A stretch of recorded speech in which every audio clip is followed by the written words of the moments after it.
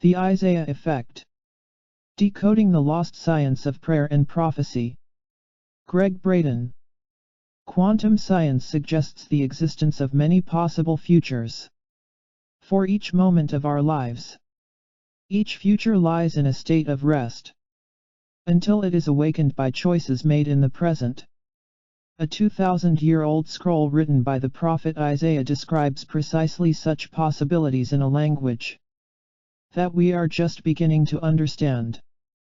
In addition to sharing his visions of our time, Isaiah described the science of how we choose which future we experience.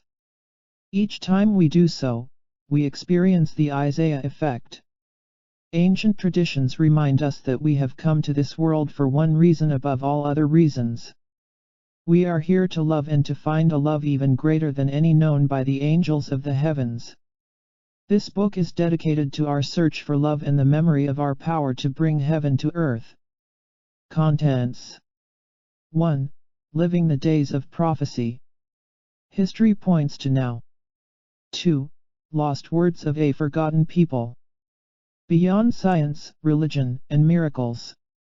3. The prophecies. Silent visions of a forgotten future. 4. Waves, rivers, and roads. The physics of time and prophecy. 5. The Isaiah effect. The mystery of the mountain. 6. Meeting with the abbot. The Essenes in Tibet. 7. The language of God. The lost science of prayer and prophecy. 8. The science of man. Secrets of prayer and healing. 9. Healing hearts, healing nations. Rewriting our future in the days of prophecy. Completions. Beginnings. I listened carefully to what the voice on the radio was saying, to be certain I had heard correctly. On the dashboard of the new van, rented only days before, the lighted buttons felt awkward and unfamiliar. I fumbled with the volume control to drown out the roar of a relentless crosswind paving the way for a winter storm that had been visible just as the sun was setting. For as far as I could see along the interstate, there was only the hint of distant lights reflected from the low clouds above. As I reached up to adjust the rear-view mirror, my eyes followed the asphalt that we had just traveled until it disappeared into the blackness surrounding us. Not even the glow of headlights announcing their arrival on the horizon was visible behind. We were alone, absolutely alone, on that county highway in northern Colorado. At the same time I wondered how many other people, in their cars or homes, were hearing what I was hearing from the man on the radio. The moderator was interviewing a guest, inviting him to share his view of the close of the present millennium and the birth of the 21st century. The guest, a respected author and educator, was invited to share what he saw in store for humankind over the next 2 to 3 years. The radio crackled briefly as the man's words described a future that was immediately unsettling. Confidently, authoritatively, he spoke of his vision of an inevitable end-of-the-century collapse in global technologies, especially those based in computers. As he developed a worst-case scenario, a future emerged in which the essentials of life as we know it would become scarce, perhaps unavailable, for months or even years. He cited limited supplies of electricity, water, natural gas, food, and the loss of communications as the first signs of a breakdown in national and local governments. The guest continued, speculating about a time in our foreseeable future when national law would be suspended, and martial law imposed to maintain order. In addition to such frightening conditions, he cited the growing threat of uncontrollable diseases and the potential of a third world war with weapons of mass destruction, all leading to the loss of nearly 2/3 of the world's population, approximately 4 billion people, within a span of 3 years. I had certainly heard such terrifying forecasts before. From the visions of biblical prophets to the prophecies of Nostradamus and Edgar Cayce, in the 16th and 20th centuries respectively, rising oceans, great inland seas, and catastrophic earthquakes have been a consistent theme in predictions for the close of the second millennium. Something was different about that night. Perhaps it was because I felt alone on the highway. Maybe it was because I knew that so many others were hearing the same message, an authoritative voice of an invisible guest carried into their homes, offices, and automobiles. I found myself immersed in a range of experiences that ran from powerful feelings of hopelessness and tears of deep sadness to equally powerful surges of anger and rage. No. I found myself screaming out loud. No, it does not have to be the way you have described. Our future has not happened yet. It is still forming and we are still choosing the outcome. Topping the crest of a hill, I descended into a valley and the reception faded. The last portion of the interview that I heard was the guest advising people to head for the hills and be prepared for the long haul. For those whose lives were immersed in poverty, living on the fringes of society or oblivious to the events unfolding as our future, the guest offered 3 words of advice: God help them. As the voices from the radio crackled and faded, the impact of their words remained. I share this story now because the perspective that echoed through the airwaves that night was precisely that, one perspective, rather than a certainty that awaits as our future. In addition to describing scenes of tragedy and despair, ancient prophets foresaw equally viable futures of peace, cooperation, and great healing for the peoples of the earth. In rare manuscripts over 2 millennia old, they left the secrets of a lost science that allows us to transcend catastrophic prophecies and predictions and the great challenges of life with grace. At first glance, the science encoded within these rare documents may sound more like fiction, or at least the subject of a futuristic film. Viewed through the eyes of 20th century physics, however, the principles contained within these ancient texts shed new light, and new possibilities, upon our role of directing the outcome of our moment in history. Tattered fragments of these texts describe a lost science with the power to bring a lasting end to all war, disease, and suffering, initiate an unprecedented era of peace and cooperation between governments and nations, render destructive patterns of weather harmless, bring lasting healing to our bodies, and redefine ancient prophecies of devastation and catastrophic loss of life. Recent developments in quantum physics support precisely such principles, bringing new credibility to the role of mass prayer and ancient prophecy. I first saw hints of this empowering wisdom in translations of Aramaic texts written over 500 years before the time of Christ. The same texts stated that records of secret traditions were taken from the homeland of their authors in the Middle East into the mountains of Asia during the 1st century AD for safekeeping. In the spring of 1998 I had the opportunity to organize a group of 22 people on a pilgrimage into the highlands of central Tibet, to witness and confirm the traditions referred to in these 2,000-year-old texts. Coupled with large-scale research carried out in Western cities, our journey adds new credibility to these ancient reminders of our power to end the suffering of countless numbers of people, avert a Third World War, and feed every child, woman, and man living today, as well as those of future generations. It is only after climbing to the monasteries, locating the libraries, and witnessing ancient practices carried into modern times that I can confidently share the subtleties of such traditions. As modern science continues to validate a relationship between our outer and inner worlds, it becomes more and more likely that a forgotten bridge links the world of our prayers with that of our experience. Perhaps this link represents the best of all that science, religion, and the mystics have to offer, taken to new levels that may have never seemed possible before. The beauty of such an inner technology is that it is based upon human qualities we already possess.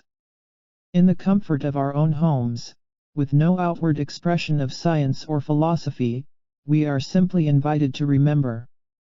In doing so we empower our families, communities, and those whom we hold dear with a life-giving message of hope from beyond the veils of time.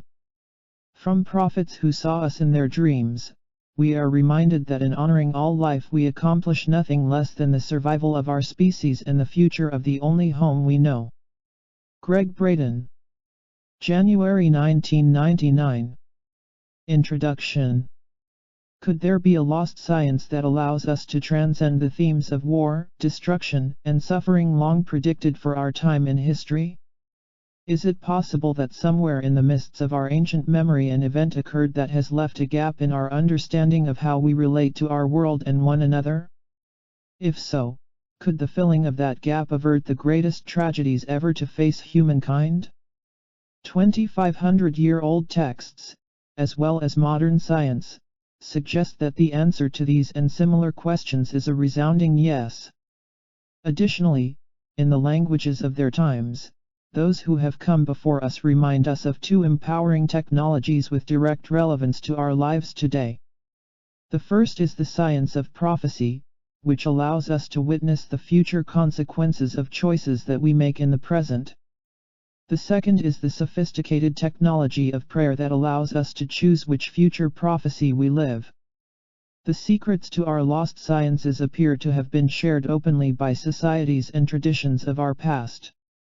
The last vestiges of this empowering wisdom were lost to Western tradition with the disappearance of rare texts in the 4th century.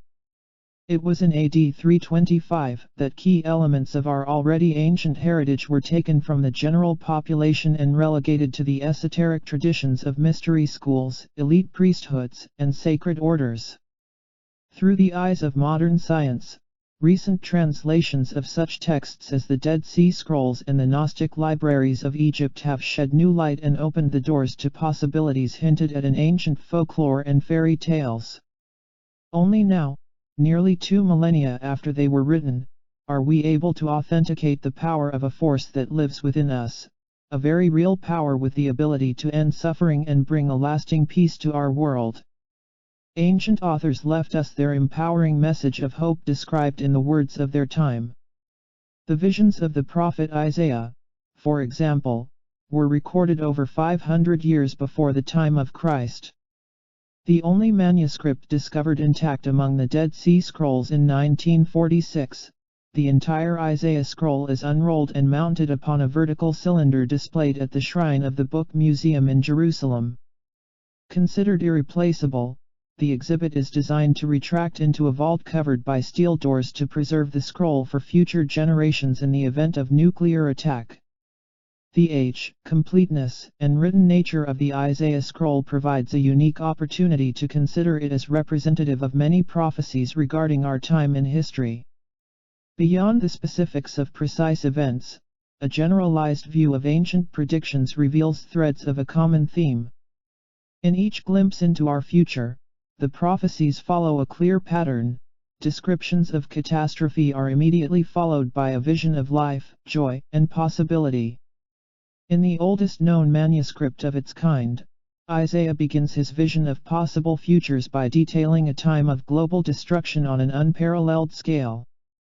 He describes this ominous moment as a time when the earth is utterly laid waste, utterly stripped. His glimpse into a time yet to come closely mirrors the descriptions of many other prophecies from various traditions, including those of the Native American Hopi and Navajo, as well as the Maya of Mexico and Guatemala. In the verses that follow Isaiah's description of devastation, however, his vision shifts dramatically to a theme of peace and healing. Streams will burst forth in the desert, and rivers in the steppe. The burning sands will become pools and the thirsty ground, springs of water. Additionally, Isaiah suggests that the deaf shall hear the words of a book, and out of gloom and darkness the eyes of the blind shall see. For nearly 25 centuries, scholars have largely interpreted such visions as a description of events expected to occur in precisely the order in which they are described in Isaiah's scroll. First the tribulation of destruction, followed by a time of peace and healing. Is it possible that these visions from another time were saying something else? Could the insights of the prophets reflect the skills of adept masters slipping between the worlds of possible futures and recording their experiences for future generations? If so, the details of their journeys may offer powerful clues to a time still to come. Echoing the beliefs of 20th-century physicists, ancient prophets viewed time and the course of our history as a path that may be traveled in two directions, reverse as well as forward. They recognized that their visions merely portrayed possibilities for a given moment in time, rather than events that would occur with certainty, and each possibility was based upon conditions at the time of prophecy. As conditions changed, the outcome of each prophecy would reflect that change.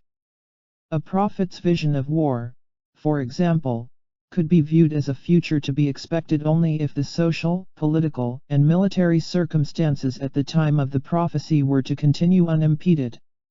The same line of reasoning reminds us that by changing our course of action in the moment, sometimes in a very small way, we may redirect our entire future. This principle applies to individual circumstances such as health and relationship, as well as to the general well-being of our world. In the case of war, the science of prophecy could allow a visionary to project his sight into a future time and alert the people of his day to the consequences of their actions. Many prophecies, in fact, are accompanied by emphatic pleas for change in an effort to avoid what the prophets have seen. Prophetic insight into distant possibilities often reminds us of an analogy to parallel roads, paths of possibility that run into our future as well as our past. Once in a while the courses of the roads appear to bend, bringing each path very close to its neighbor. It is at these points that ancient prophets believed the veils between the worlds became very thin. The thinner the veils, the easier it became to choose new courses for the future, by jumping from one path to another. Modern scientists give careful consideration to such possibilities, creating names for the events themselves, as well as the places where the worlds are connected. Through the language of time waves, quantum outcomes, and choice points, prophecies such as those of Isaiah take on powerful new meanings. Rather than being forecasts of events expected one day in our future, they are glimpses into the consequences of choices made in the present. Such descriptions often bring to mind the image of a great cosmic simulator, allowing us to witness the long-term effects of our actions. Surprisingly similar to quantum principles which suggest that time is a collection of malleable and diverse outcomes, Isaiah goes one step further, reminding us that the possibilities of our future are actually determined by collective choices in the present. By sharing a common choice, many individuals amplify the effect and accelerate the outcome. Some of the clearest examples of this quantum principle are found in mass prayers for miracles, sudden jumps from one future outcome into the experience of another. In the early 1980s, the effects of focused prayer were documented through controlled experiments in urban high-crime areas. Through such studies, the localized effect of prayer has been well documented in the open literature. Do the same principles apply over larger areas, perhaps on a global scale? On Friday, November 13, 1998, a mass prayer was implemented on a worldwide basis, as a choice of peace during a time of escalating political tension in many parts of the world. Of specific interest that day was the expiration of a timeline imposed on Iraq to comply with the United Nations demands for weapons inspections. Following months of unsuccessful negotiations for access into sensitive sites, the nations of the West had made it clear that Iraq's failure to comply would result in a massive and extended bombing campaign designed to destroy suspected weapons sites.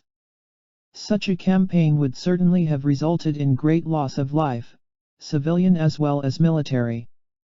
Linked through a global community accessing the World Wide Web, several 100,000 people chose peace in a mass prayer carefully synchronized to precise moments that evening. During the time of the prayer, an event occurred that many consider to be a miracle. 30 minutes into the aerial attack, the President of the United States, having received a letter from Iraqi officials stating that they would now cooperate with the requested weapons inspections, issued a rare order to U.S. forces to stand down, the military term for aborting a mission. The chances of such an event happening by coincidence in the same time window as the global prayer are small. Skeptics have viewed the synchronicity in this example as chance. However, given that similar results had been seen previously in events occurring in Iraq, the United States, and Northern Ireland, a growing body of evidence suggests that the effect of mass prayer is more than coincidence. Confirming a tenet discovered in centuries-old texts, the evidence simply states that the choice of many people, focused in a specific manner, has a direct and measurable effect on our quality of life. Though such changes appear unexplainable by ordinary means, quantum principles allow for them as a result of the inner force of collective or group choice.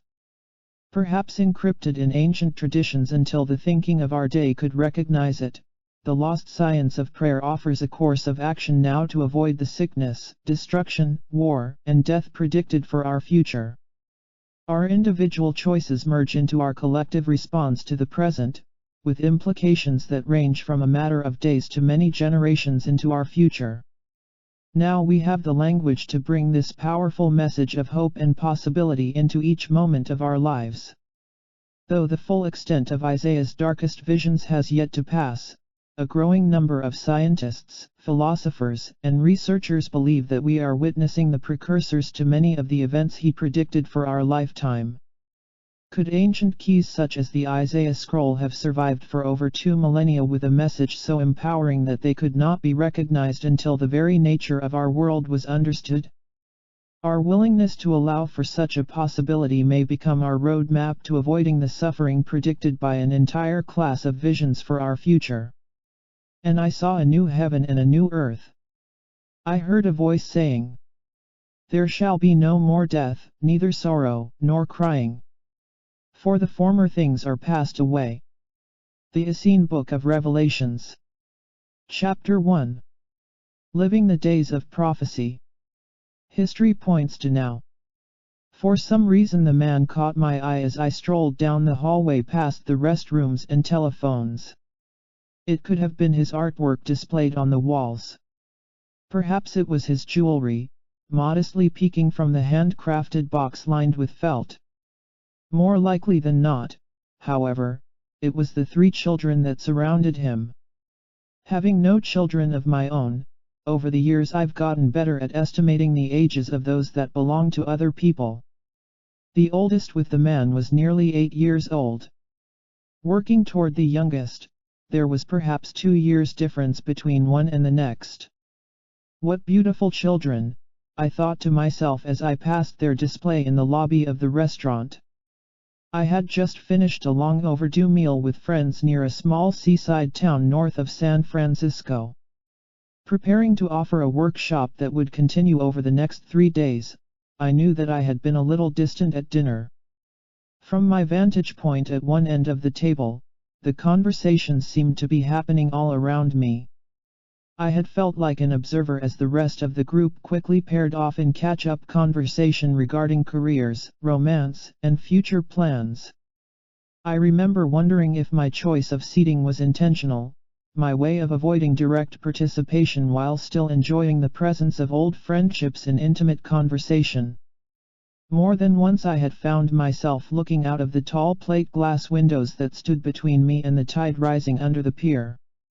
My mind was focused on the presentation that I would make the following evening. What words would I share in the opening? How would I invite an audience of mixed backgrounds and varied beliefs to follow me into an ancient message of life-affirming hope regarding our time in history? "Hey, how is it going?" the man with the children and jewelry said as I walked toward him. The unexpected greeting of a stranger jolted me into the present. I smiled and nodded. "Great," I replied, without even thinking. "It looks like you have some good helpers," I said, gesturing toward his 3 children. The man laughed, and as I stopped we quickly found ourselves in conversation about his jewelry, his wife's artwork, and their 4 children. "I was the midwife for each of my children," he said. "I was the first eyes that they saw when they came into this world. My hands were the first hands that touched their bodies." His eyes sparkled as he described how his family had grown.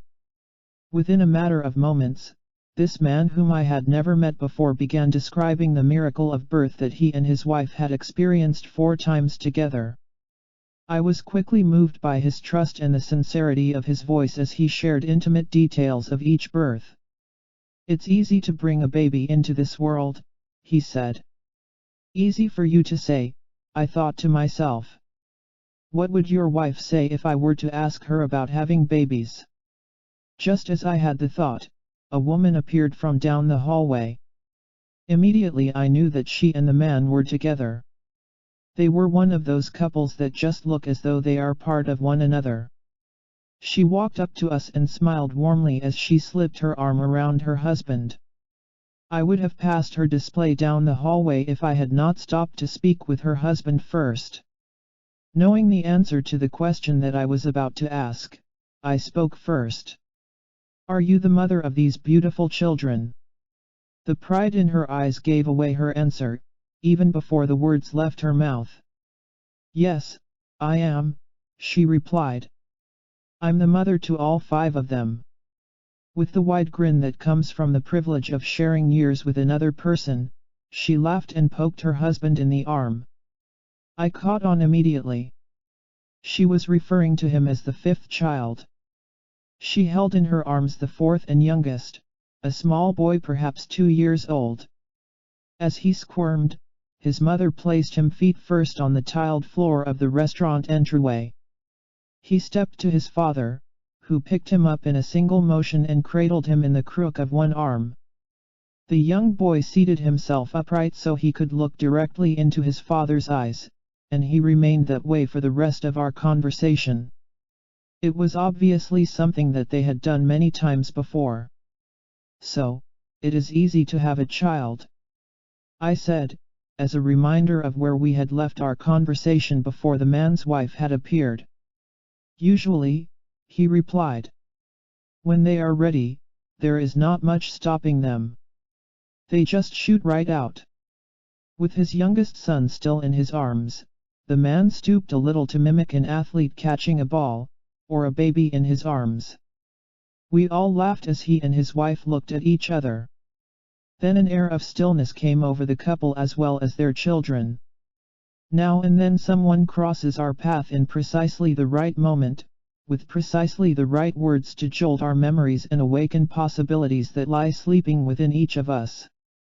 I believe that, on unspoken levels, we work together in this way. In the innocence of the unexpected, a magical moment unfolds. I knew that this was one of those moments. The man looked directly at me. The expression on his face and the feeling in my heart told me that whatever was about to happen was the reason we were together in that moment. "Usually there are no problems," the man continued. "Once in a while, though, something happens. Something goes wrong."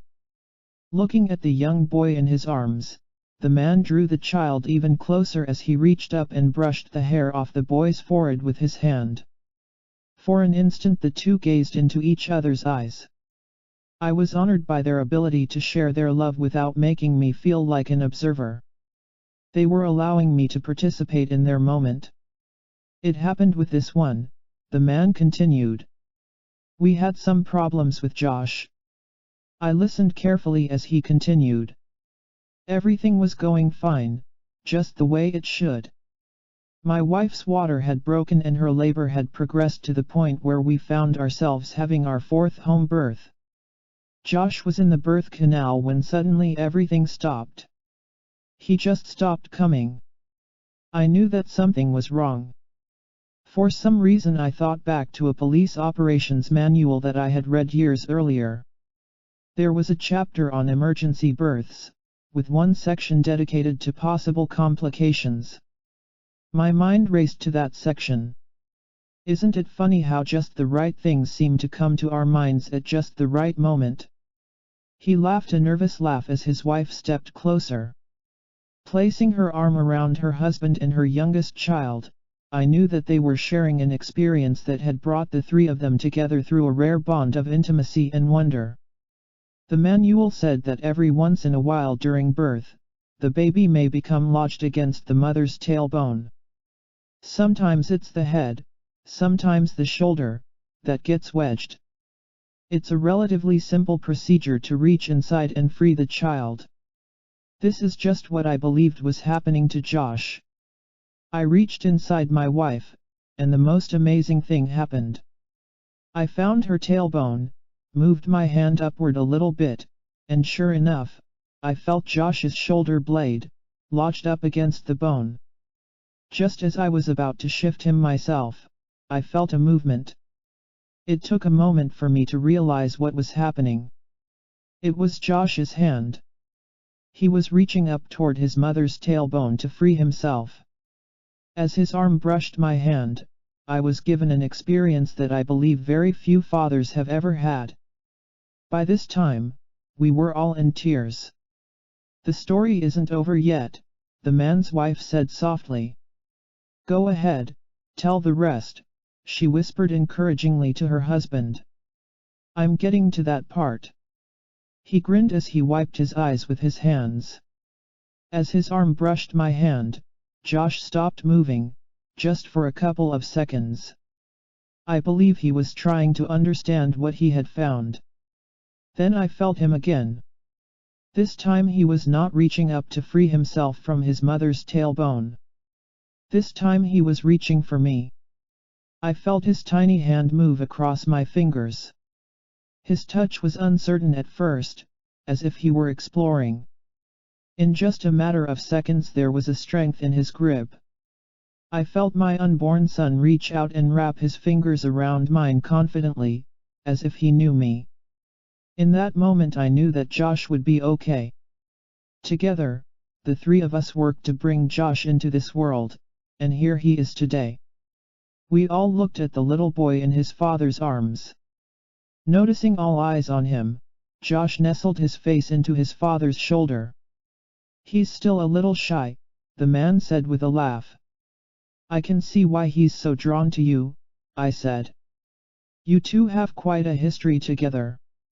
We looked at one another through the tears that had welled up in each of our eyes.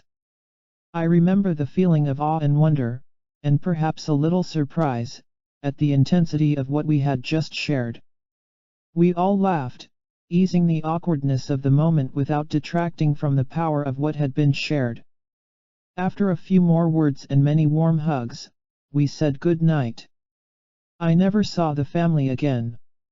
Now, nearly 3 years later, I don't even know their names. What remains is their story, their openness, and willingness to share an intimate moment of their lives.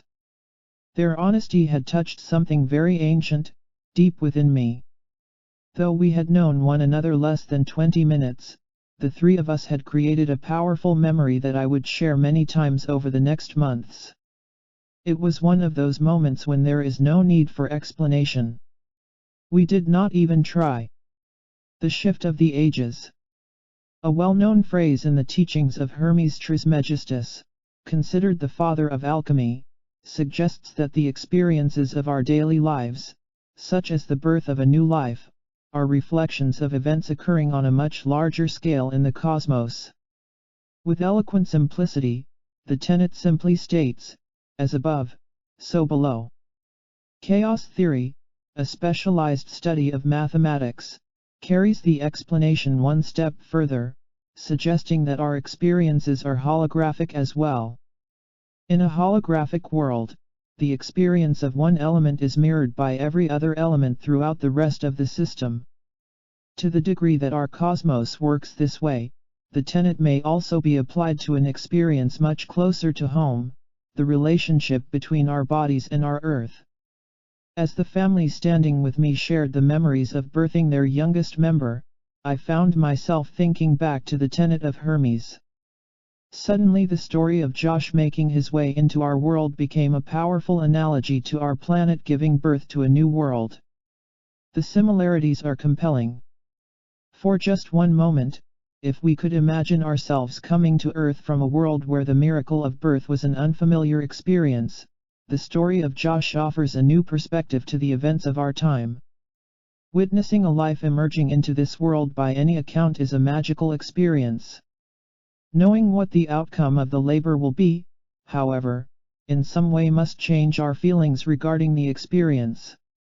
How would our perspective be different if we did not know the outcome? What if we viewed the process of labor without the privilege of understanding that a new life was being invited into our midst? We would begin by seeing a woman in obvious pain. Her face would grimace, synchronized with the screams of labor. Blood and fluids would flow from her body. For all intents and purposes, as witnesses to the labor of new life, we would see precisely the same symptoms that often accompany the loss of life in our world. How would we ever know that from the outward symptoms of pain a birth would emerge? Is it possible that we are making the same assumptions regarding the labor of a new earth that someone unfamiliar with labor might make watching a human birth? This is precisely the scenario that ancient traditions suggest is unfolding. We are witnesses to the cyclic birth of a new world. In the prophetic visions of the Gospel of Matthew, the author actually uses birth as a metaphor to describe the events that the people of our time may expect to see. There will be famines and earthquakes from place to place. All these things are the beginnings of the labor pains. During the last quarter of the 20th century, scientists in fact have documented unprecedented events for which there appear to be no points of comparison. From the innermost regions of Earth's cores to the very edges of our known universe, instruments are recording events that exceed previous measurements in strength and duration, sometimes by several orders of magnitude. In the autumn of 1997, reports of catastrophic earth and social changes began to flood the World Wide Web, magazines, and other media relating to such topics. The articles described a variety of events ranging from mega-earthquakes, rises in sea level, and near collisions with asteroids, to powerful new viruses and the breakdown of a fragile peace in the Middle East, each with the potential to wreak havoc and destruction. Many of the articles describe phenomena that follow predictions envisioned thousands of years ago for this time in history. Ancient as well as modern prophecies suggest that the events of 1997 marked the beginning of a rare period in which we may expect to see some dramatic changes. The language of change. It was the second week of July 1998. My wife and I had just returned from an extended journey comprising 3 weeks in Tibet and 5 weeks in southern Peru. Together we had led sacred journeys into some of the most pristine and isolated places remaining on Earth today.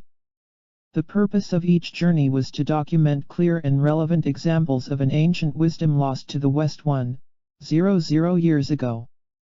In journeying to remote locations where customs have been preserved for hundreds of generations, we had the opportunity to speak with those living the practices today.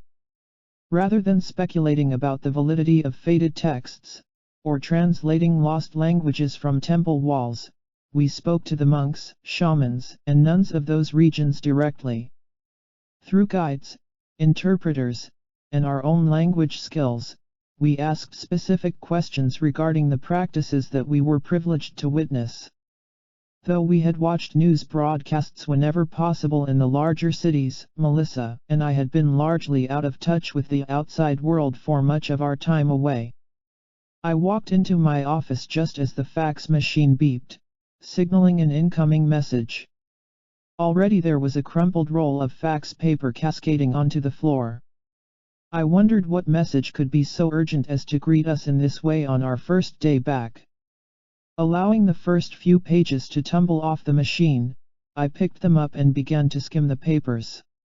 They were pages and pages of information gathered from a variety of scientific institutions ranging from the National Aeronautics and Space Administration and the United States Geological Survey to major universities and news services. Each page was covered with tables, graphs, and statistics documenting unusual events that had occurred over the last few months. Apparently researchers had been keeping me informed of these events, and I happened to walk into my office just as another update was arriving. The first sheets detailed a cosmic event of unprecedented proportions. On December 14, 1997, astronomers detected an explosion on the edge of our known universe, second in magnitude only to the primordial Big Bang. As reported in the scientific journals nearly 7 months later, researchers at the California Institute of Technology had documented the explosion as lasting from 1 to 2 seconds, with a luminosity equal to the rest of the entire universe. Since the original blast, additional explosions of similar magnitude had been detailed. Following were reports from June of 1998, when scientists had witnessed 2 comets slamming into our Sun, an event never seen or documented before. The impacts were followed within hours by a dramatic ejection of hot gas and magnetic energy known as coronal mass ejection, CME. Flares of this nature are triggers for major disturbances in the Earth's magnetic field, often knocking out communications and power over large areas. Still fresh in the minds of many scientists are the effects of similar disturbances in March of 1989, caused by flares that broke previous records of occurrence by 50%. The next papers detailed studies released in April of 1998 documenting what many had suspected regarding weather and temperature extremes in recent years. For the first time, an international team confirmed that temperatures in the Northern Hemisphere have climbed higher in the last decade than during any other period in the last 600 years. Furthermore, studies had disclosed that an error in satellite data had confused the reading of weather trends in the past by masking the signs of increasing air temperatures. Assuming a similar increase in the Southern Hemisphere, scientists from the National Snow and Ice Data Center were still in awe at how quickly a 200 square kilometer, approximately 124 square miles, mass of the Larsen B ice shelf had broken off from Antarctica and disappeared from satellite photographs. Appearing intact on February 15, it was gone 11 days later, submerged under the water. The report stated a concern that the entire Larsen B shelf, covering more than 10,000 square kilometers, approximately 6,000 square miles, could crumble in as little as 1 to 2 years. Additional studies went on to explain the significance of such events, calculating that a collapse of Antarctic ice could raise sea levels by 6 meters, nearly 19.5 feet. Beginning in early 1997, an anomalous weather pattern known as El Niño had wreaked havoc on crops, industry, and the lives of hundreds of thousands of people on a global scale. The summaries noted that more than 16,000 people had died worldwide and that damage estimates were running as high as $50 billion. Conventional climate models completely missed predicting this pattern, which resulted from a breakdown and reversal of ocean currents, until it had already begun. Additional papers noted the 1991 discovery of mysterious new signals originating from the center of our galaxy, Zero, and confirmed that Earth's magnetic North Pole has now wandered over 5 degrees since 1949-50. Accompanying the articles were commentaries from leading researchers regarding both the acceleration and rising intensity of the phenomena. Events from years past that many had viewed as isolated and anomalous, such as the solar flares in the late 1980s, were now viewed as stepping stones paving the way to these recent displays of even greater extremes.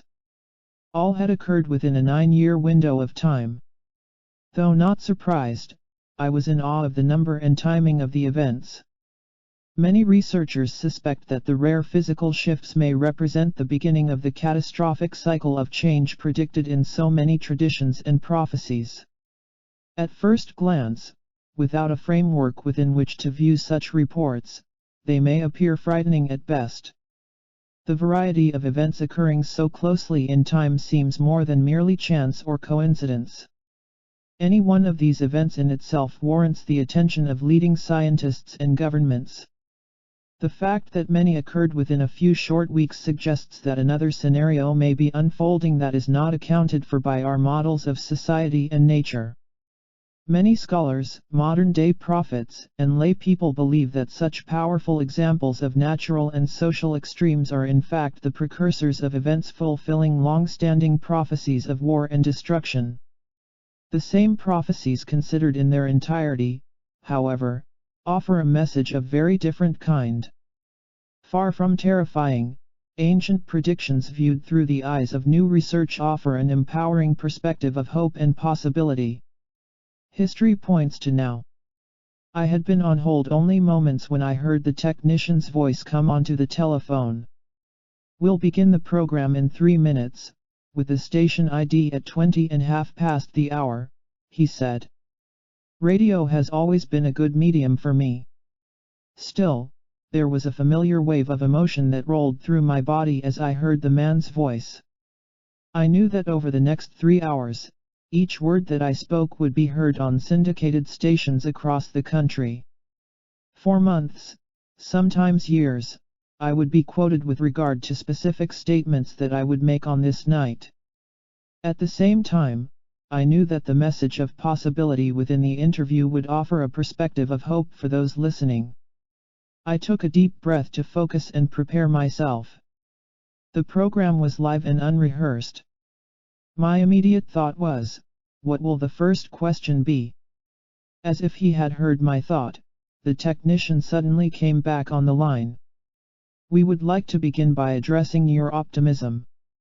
In the face of so many predictions of catastrophic destruction for the end of the millennium, why are you so positive about the future of our world?"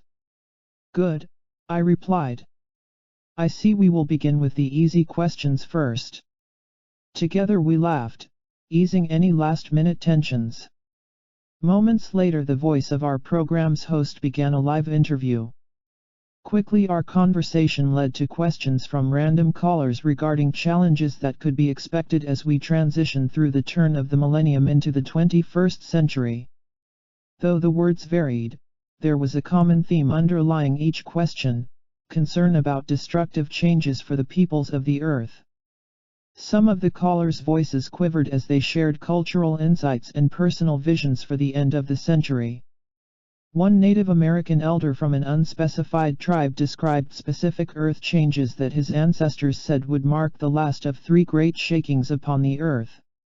They included earthquakes, alterations in weather patterns, and the collapse of certain forms of government. From his people's perspective, the changes prophesied had already begun. I listened carefully. To the best of my knowledge, each caller was accurate with regard to the predictions, detailing prophecies precisely the way I had heard them as well. At the same time the stories were incomplete. In the visions of those who have come before us, an outcome of catastrophic destruction was only one of the possibilities they saw for our future. Many prophecies also indicate another outcome. Additional futures of joy and hope, however, appear to be the visions that have become clouded, or lost altogether, as the prophecies have passed from generation to generation. Our program continued into the early hours of the next morning. The moderator and I carefully pieced together a framework within which the extremes of natural and social phenomena began to make sense. I described a lost series of revelations recently discovered in pre-Christian texts. Supported through new research validating such traditions, the source of my optimism soon became clear. While our challenges may appear more formidable with each passing day, my faith in our collective ability to become more than the events that challenge us has only become stronger. Window to the inner worlds. To many researchers, recent extremes documented in our solar system, weather patterns, geophysical shifts, and social patterns have no frame of reference in Western models of understanding. Their training asks them to view the anomalous events witnessed by science as discrete, non-related phenomena, mysteries without context. Ancient and indigenous traditions such as those of the native North and South Americans, the Tibetans, and the Qumran communities of the Dead Sea, however, offer a framework that allows us to make sense of the apparent chaos in our world. These teachings provide a unified view of creation, reminding us that our bodies are made of the same materials as our earth, nothing more and nothing less. Perhaps the ancient Essenes, the mysterious authors of the Dead Sea Scrolls, provide some of the clearest insights into our relationship with our world and the sciences of time and prophecy. Supported by modern research, those two, 000-year-old texts suggest that events observed in the world around us mirror the development of beliefs within us. 4th century documents preserved in the private Vatican libraries, for example, offer details of this relationship, reminding us that the spirit of the Son of Man was created from the spirit of the Heavenly Father, and his body from the body of the earthly mother. Man is the son of the earthly mother, and from her did the Son of Man receive his whole body. You are one with the earthly mother, she is in you and you in her. In the only words that they knew, the Essenes remind us of a relationship that modern sciences have now confirmed. The air in our lungs is the same air that glides over the greatest oceans and rushes through the highest mountain passes. The water that makes up 98% of the blood in our veins is the same water that was once the great oceans and the mountain streams. Through the writings of another time, the Essenes invite us to view ourselves as one with the earth, rather than separate from it. From such an ancient worldview, we are offered two key precepts to guide us through the greatest challenges of our modern time. First, we are reminded that imbalances imposed upon the earth are mirrored as conditions within our bodies. Such traditions view the breakdown of our immune systems and cancerous growths in our bodies, for example, as the inner expression of a collective breakdown that prevents our outer world from giving us life. Second, this line of thinking invites us to consider earthquakes, volcanic eruptions, and weather patterns as mirrors of great change occurring within human consciousness. Clearly, from such a worldview, life becomes much more than a group of daily experiences occurring on a random basis. The events of our world are living barometers showing us our progress on a journey that began long ago. As we look to our relationships within the patterns of societies and nature, we are actually witnessing changes within ourselves.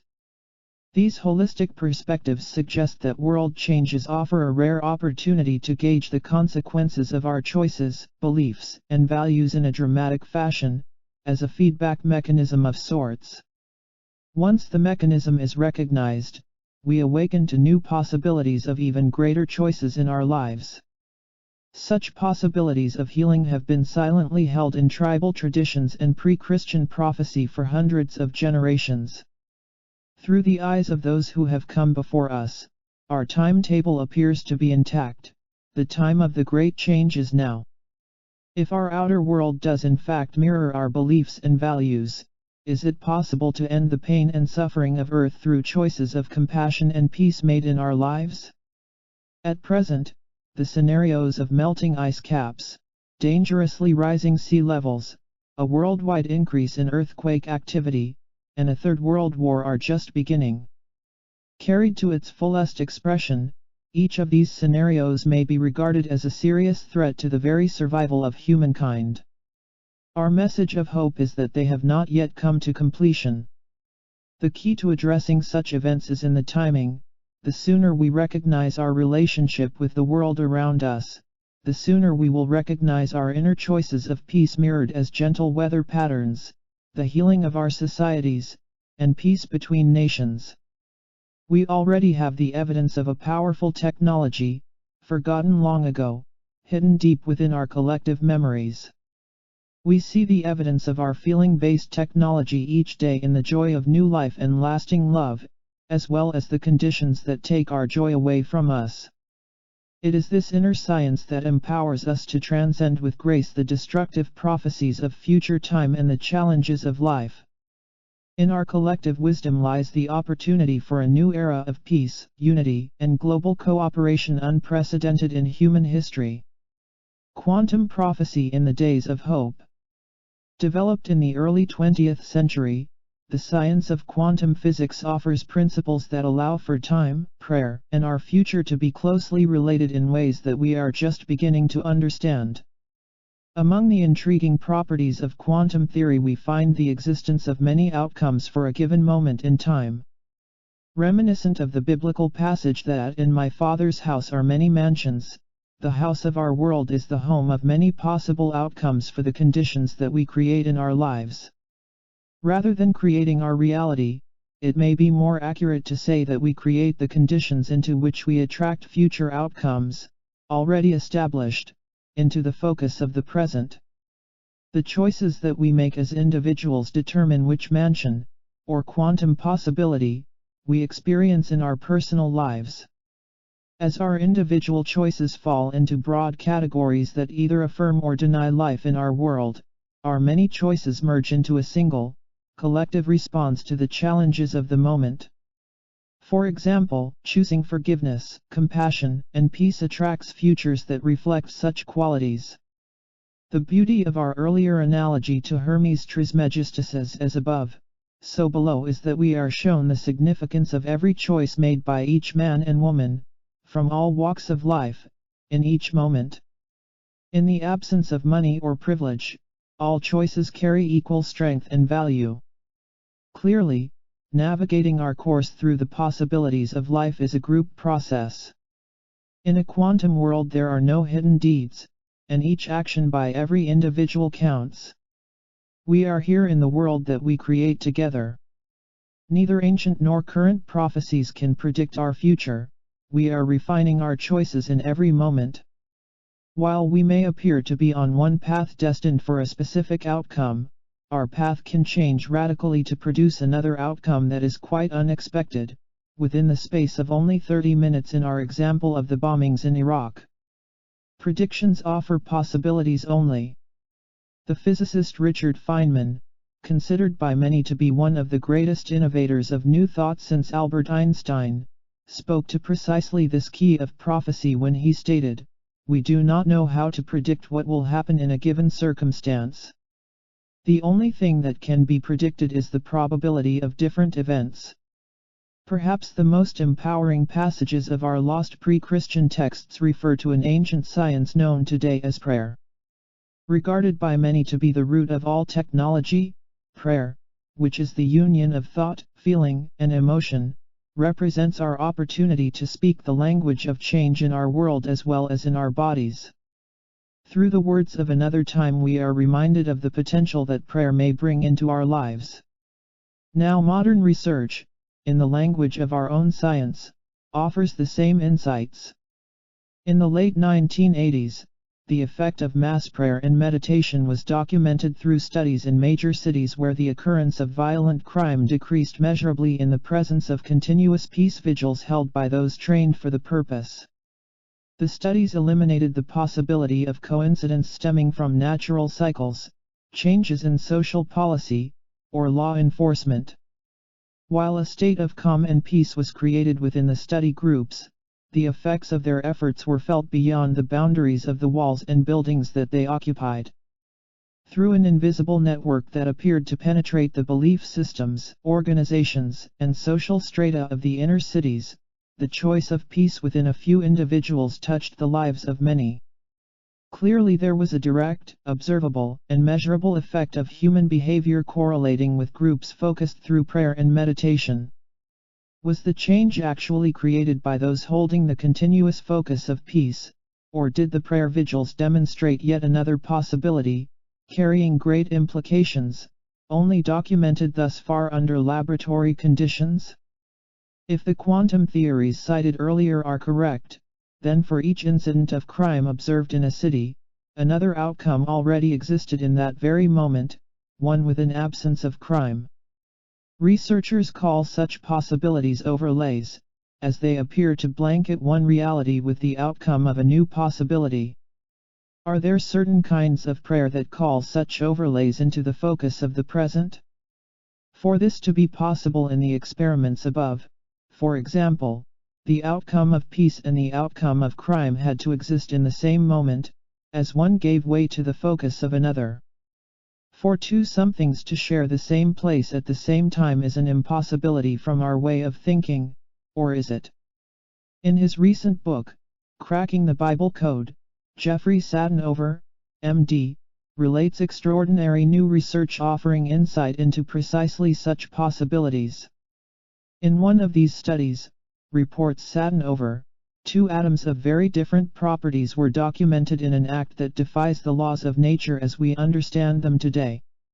Under the right conditions, the two atoms were occupying exactly the same place at precisely the same time. Until these studies were verified, such a phenomenon had been believed to be impossible. Now we know that it is not.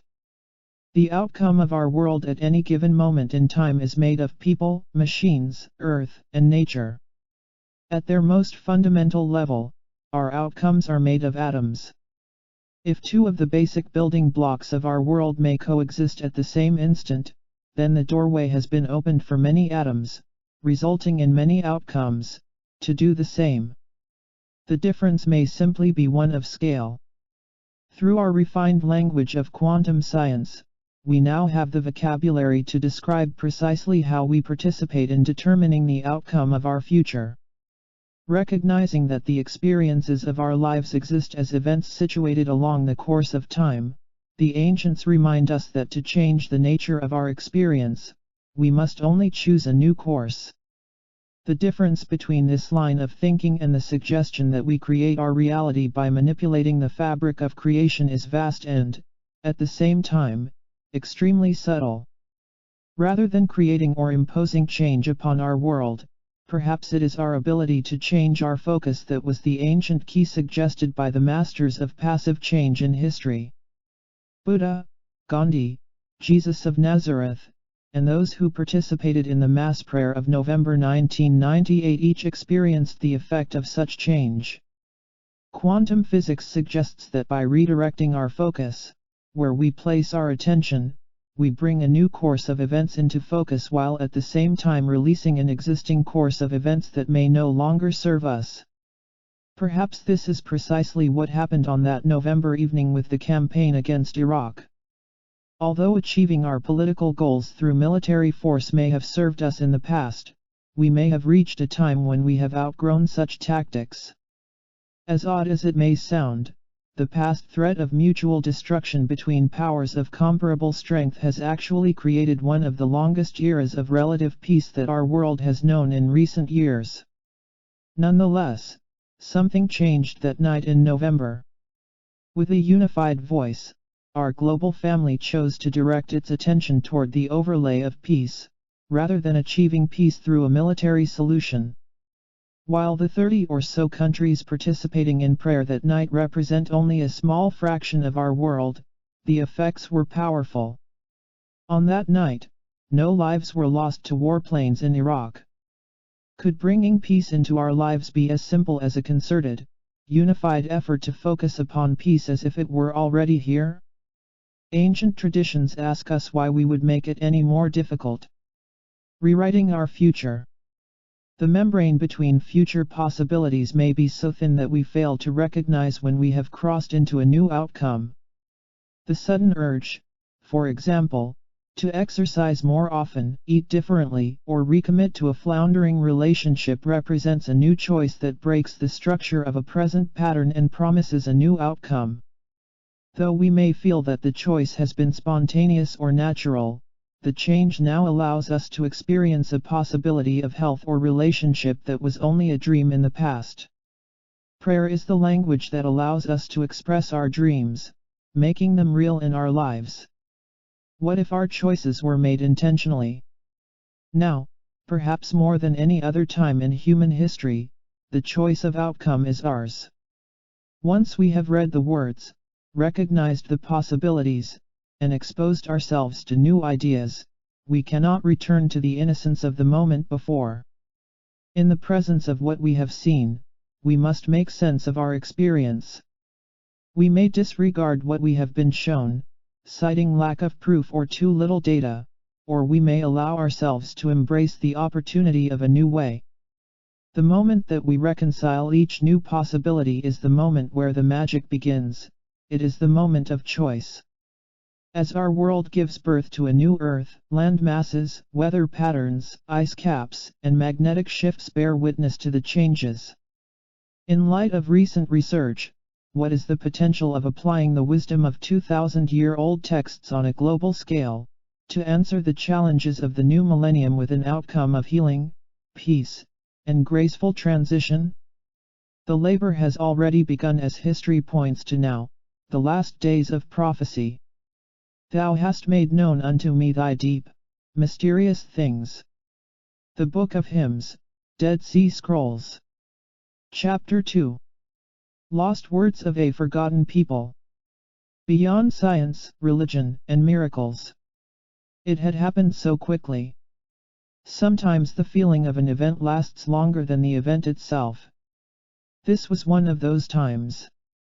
I played the scene over in my mind, again and again. In slow motion I could freeze frame each act. Poised safely as an observer, I studied the details, searching for an answer, something in my knowing world to make sense of what I had just witnessed. Only moments before, I had noticed the elderly gentleman as I strolled across the parking lot toward the seaside restaurant.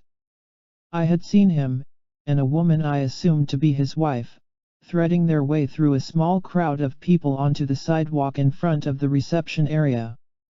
Together they had just passed through the swinging doors into the hot, thick air of a summer night in coastal Georgia. His stainless steel walker preceded each step, securing a stable position from which he could shuffle through his next movement. Suddenly the rhythm changed. Unexpectedly, he had reached a curb that dropped 6 inches or so, to the surface at street level.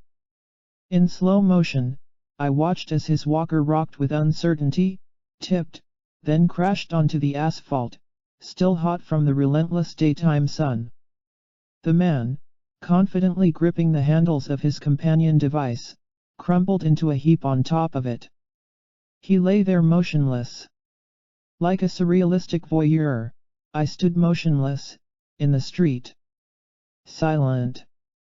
Witnessing. The wind seemed to tease my ears, carrying away fragments of terrified screams from the man's wife. Help us. Please, someone help us. The power of her voice betrayed her thin, frail body. Within seconds I was there beside them in the street. As quickly as I had moved, however, I was not the first. In my silent witnessing, I had not noticed anyone nearby, nor had I seen anyone approach. Already kneeling at the fallen man's side, however, cradling his head in her lap, was another woman. A zigzag trail of red glistened along the base of the man's head, just below his ear. Gently she tilted his body in the overhead light, searching for the source of blood. In the faint glow of lobby lights from the restaurant, I could see the folds of his skin, overlapping one another, hiding whatever injury was at the source of the bleeding. Carefully the woman separated each fold until she found the wound. The blood took on an odd color in the glare of the mercury vapor street lamp overhead. At first it looked like another layer of skin. Then I could see a darker place, a deep shimmer, as she parted the fold. Without saying a word, the woman touched the broken tissue, then began to stroke the wound as if she were petting a tiny animal. I looked into her face. Her eyes were closed as she tilted her head upward toward the sky. Seeing the incident from inside the restaurant, a group of people had gathered around us. Except for an occasional whisper from someone just arriving, not one word was spoken. The entire crowd stood motionless and quiet, as if a silent cue had been given. Later that evening, some of the onlookers said that they had sensed a kind of sacredness in that moment. Some went so far as to suspect that a holy act was occurring. Together, we were entranced by what we saw. At first we were uncertain what was happening. While our senses suggested one thing, our logic dictated something else. There, in the poorly lit parking lot of this little restaurant, I witnessed what modern science would consider a miracle. In full view of a dozen or so witnesses, as the woman silently stroked the tear in the man's flesh, it began to disappear. Within moments his wound had healed without any trace of the injury from his fall just moments earlier. Someone in the restaurant had called 911, and the paramedics arrived within moments. As their flashing lights signaled their arrival, the crowd separated, allowing the attendants into the small circle where the man was still lying in the woman's lap. Still cradling the man's head and shoulders, the woman made room for the EMT. We watched as he examined the bloodstains on the man's shirt. Expertly the technician traced them to the back of the fallen man's head, then to the place just below his ear. Just as the woman had done moments earlier, the paramedic carefully separated the folds of skin where blood had pooled. To the amazement of the paramedics and the awe of the onlookers, there was no wound. The blood seemed to have just appeared at a point on the elderly man's neck, run its course, and spilled onto the collar of his shirt. There was no trace of wound, opening, or scar. Still wet on the man's skin, the blood appeared to have no source. The questions flashed into my mind as I watched. How was this possible? In the presence of a science so advanced that it can peer into the world of an atom and build machines that travel to the edge of our galaxy, why does the same science consider the healing that I had just witnessed a miracle? Lost words. Though in Western science we have no frame of reference for such an event, it falls well within the scope of indigenous traditions and ancient texts. Additionally, the same traditions remind us that it is now, during the convergence of many cycles of time, that we will recognize the importance of such miracles. As we witness events that are beyond the scope of accepted science, we rekindle the memory of a power that has lived within each of us for hundreds of generations. For nearly 2 millennia, our power has slept while we have tested ourselves through the challenges of human history. The same traditions suggest that now we will awaken our gifts to meet even greater challenges within our lifetime. In doing so, we open the door to an unprecedented era of peace and cooperation, while ensuring a future for generations still to come. Why, then, are the extremes of nature and social unrest in our world today such a mystery to Western understandings? As well as our explanations of natural processes have worked thus far, could our understandings be incomplete? Is there something missing? Is it possible that in the recesses of our collective wisdom, we lost the knowledge that allows us to make sense out of the seemingly senseless? The last half of the 20th century has uncovered documents that shed light on this frequently asked question. Centuries-old manuscripts of Aramaic, Ethiopian, Coptic Egyptian, Greek, and Latin origin support indigenous traditions and confidently suggest that the answer to this question is yes. Forgotten technology. 1700 years ago, key elements of our ancient heritage were lost, relegated to the elite priesthoods and esoteric traditions of the day. In an effort to simplify the loosely organized religious and historic traditions of his time, early in the 4th century AD the Roman Emperor Constantine formed a council of historians and scholars. What would later be known as the Council of Nice fulfilled the directive of its charter and recommended that at least 25 documents be modified or removed from the collection of texts. The committee found many of the works under consideration to be redundant, with overlapping stories and repeated parables. Other manuscripts were so abstract and in some cases so mystical that they were believed to be beyond any practical value. Additionally, another 20 supporting documents were removed, held in reserve for privileged researchers and select scholars. The remaining books were condensed and rearranged, to give them greater meaning and make them more accessible to the common reader. Each of these decisions contributed to further confusing the mystery of our purpose, possibilities, and relationship to one another. Following the accomplishment of their task, the Council produced a single document in AD 325. The result of their labor remains with us as perhaps one of the most controversial texts of sacred history. It is known today as the Holy Bible. 1700 years later, the implications of the Nicene Council's actions continue to mold the politics, social structure, religious understandings, and technology of our lives. Although we live in a sophisticated world based in science, the assumptions that led to our technical achievements are firmly rooted in our beliefs of how we relate to our world. Such understandings, developed over thousands of years, have become the very foundation of our science. For example, How would the petroleum technology that drives our economy today differ if we had instead recognized the laws of harmony and powered our machines by simply tuning them to the 7 cm bandwidth of energy that permeates our world? Such technology is only possible in the presence of a belief system that understands the holistic laws of nature, the very tenets that disappeared from our sacred traditions nearly 2 millennia ago. Perhaps our failure to recognize these relationships is mirrored in a technology that believes we must harness burning or exploding forms of energy to power our world. Such outward expressions of technology may mirror our inner sense of separateness. Clearly, these implications could not have been seen by the council members of Nice nearly 2,000 years ago, or even by the translators of such texts hundreds of years later. For example, a statement attributed to the Archbishop of Canterbury Wake suggests an innocence with respect to the Nicene edits when, asked why he chose the drudgery of translating texts rather than the creative freedom of publishing his documents, the Archbishop replied, "Because I hoped that such writings as these would find a more general and unprejudiced acceptance with all sorts of men than anything that could be written by anyone now living."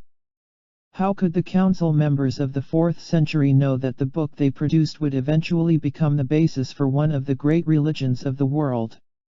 In recent years, individual documents and entire libraries lost after the death of Christ have been recovered, translated, and made available to the general public. To the best of my knowledge, there is no single compilation containing all of the information, as the translations are products of different authors working in different languages over the centuries. There have, however, been groups of translations from time to time. It is through the work of modern scholars that one such compilation of lost biblical books was published earlier in the 20th century. Among the documents identified as being edited out of our modern Bible are these books. Below is a partial summary of supporting texts removed during the 4th century edits. These texts have typically been reserved for scholars. The consequences of removing, or in some cases altering, these 41 books, and possibly others detailing our heritage and relationship to the cosmos, remain with us today. The absence of such key texts may explain the sense many individuals have expressed that our biblical records are scattered and incomplete. For serious researchers and casual historians alike, knowing the existence of these documents offers a sense of resolution. Much like a modern mystery, it is only now, nearly 2,000 years after they disappeared from our open literature, that we may at last complete our history. While each of the lost books contributes to understanding our past, there are some that are certainly of greater consequence than others. Among the most significant are those describing the lives of the people that time has come to view as more than human in their accomplishments. The biblical book of Mary, the mother of Jesus, offers just one example. For centuries, scholars have speculated that Mary played a much greater role in the life of Jesus than we can see in the abbreviated descriptions of her life in our modern Bible.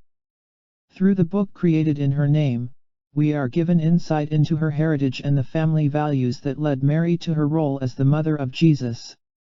In the texts that follow the book of Mary, we are shown how she guided her son, instilling in him the values that would allow his gifts of healing and prophecy to better serve the people of his world and beyond.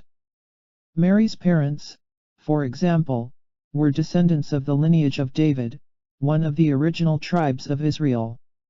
Her father and mother, Joachim and Anna, had been married approximately 20 years before they conceived their first and only daughter. Mary's spirit came into Anna's womb following a dream that both she and Joachim shared from different locations, on the same evening. In the presence of an angel of the Lord, they agreed to a vow that their daughter would be devoted to the Lord from her infancy, and be filled with the Holy Ghost from her mother's womb. Their daughter's name would be Mary, and it would be through her purity that she would agree to a rare conception in her 14th year. Additional books go on to describe the time leading up to and immediately following the birth of Jesus, as well as previously unreported miracles performed throughout his childhood. Perhaps the books of Adam and Eve offer some of the greatest insights into our role in history and our present-day beliefs. The first book of Adam and Eve begins after the time of creation, with a description of the location of the garden, implied to be the Garden of Eden. Planted in the east of the earth, the garden was located on the border of the world eastward, beyond which, toward the sun rising, one finds nothing but water, that encompasses the whole world, and reaches unto the borders of heaven. And to the north of the garden there is a sea of water, clear and pure to the taste, like unto nothing else. Following the time when Adam and Eve were driven from the garden, a rare timetable was given to them, describing the duration of their exile, extended to all of their descendants, until a specific moment in time. In what may be the first of the great prophecies, Adam and Eve are told by their Creator that He has ordained on this earth days and years, and thou and thy seed shall dwell and walk in it until the days and years are fulfilled. This time of the fulfillment is envisioned following the great 5 days and a half, further defined as 5,500 years. It would be then, at the close of a great cycle of time, that one would then come and save Adam and his descendants. For nearly 2,000 years we have speculated about the missing time and obvious gaps in the biblical records. Now the recovery of the Bible's lost books has shed new light, and possibly opened the door to even greater questions regarding our understanding of the world. What we know is that, at best, our view and interpretation of history, as well as our role in creation, are incomplete. Is it possible that the very foundation of our society and culture, our language, religion, science, technology, and even the way we love one another is built upon an incomplete understanding of our most sacred and ancient history? What have we forgotten about our relationship with the forces of our world that prevents us from understanding the healing that occurred in the parking lot of the restaurant that evening in Georgia? Perhaps the gap in our understanding may be filled at last, in light of new revelations from a wisdom that forms the basis for the world's major religions, the teachings of the ancient Essenes. The mysterious Essenes. 500 years before the birth of Christ, a mysterious group of scholars formed communities to honor an ancient teaching that began before history as we know it. Collectively known as the Essenes, these were various sects that included the Nazarenes and the Ebionites. Roman and Jewish scholars referred to the Essenes as a race by themselves, more remarkable than any other in the world.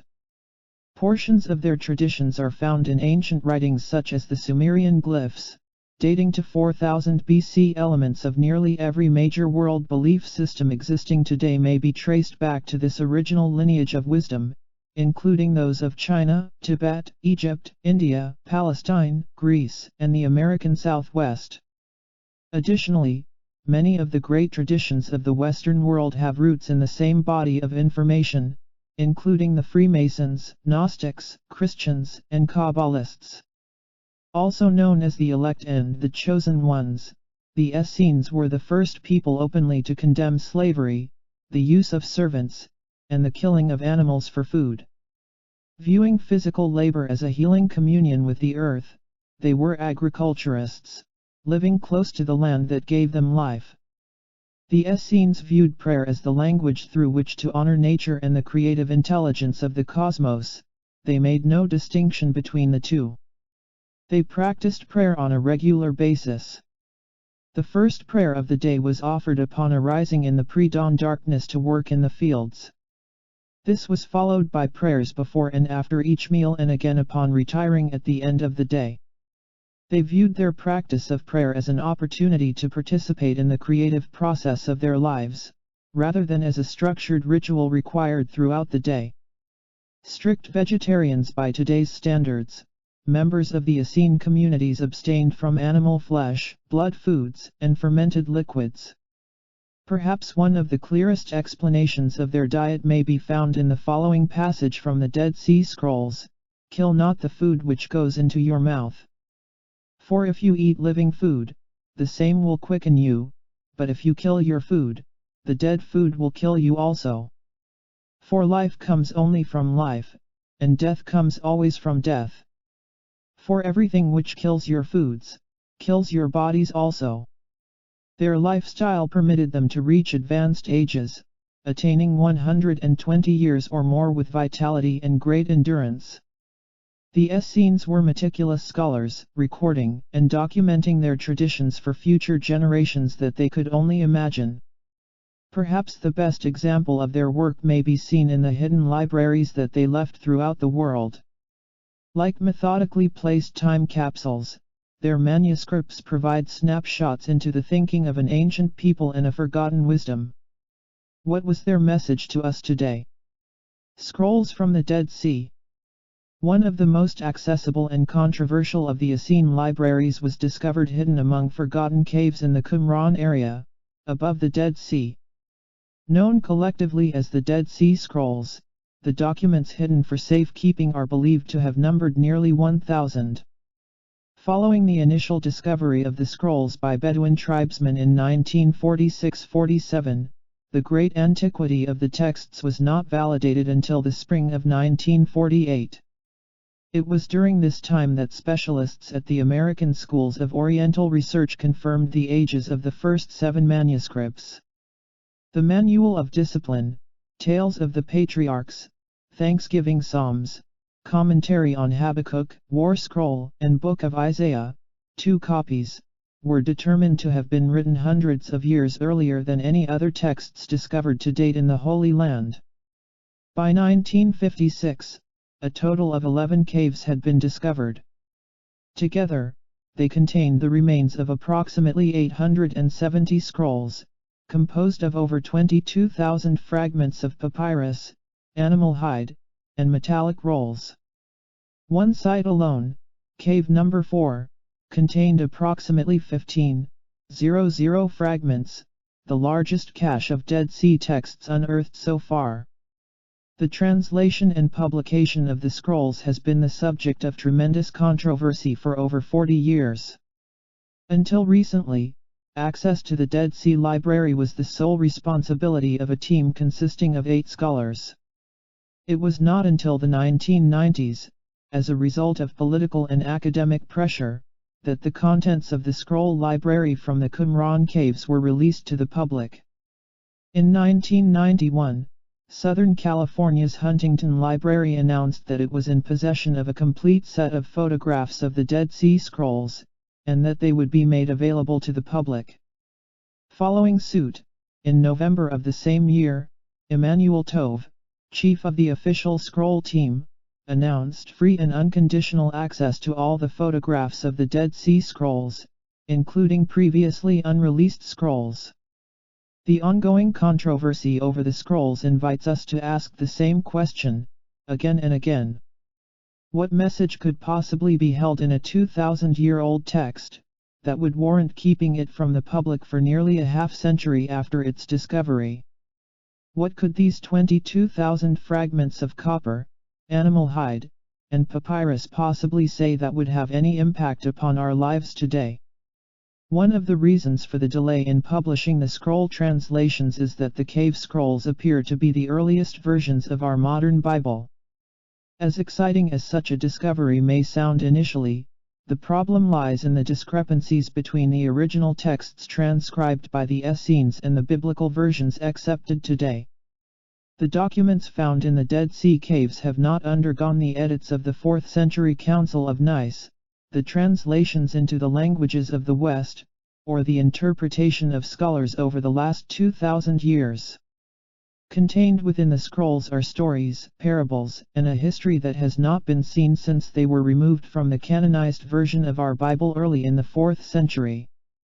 Written in Hebrew and Aramaic, the scrolls include writings said to have come, in some cases, from the angels themselves.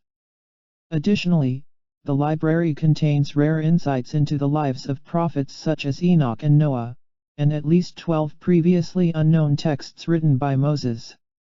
None of these documents is included in our Bible today.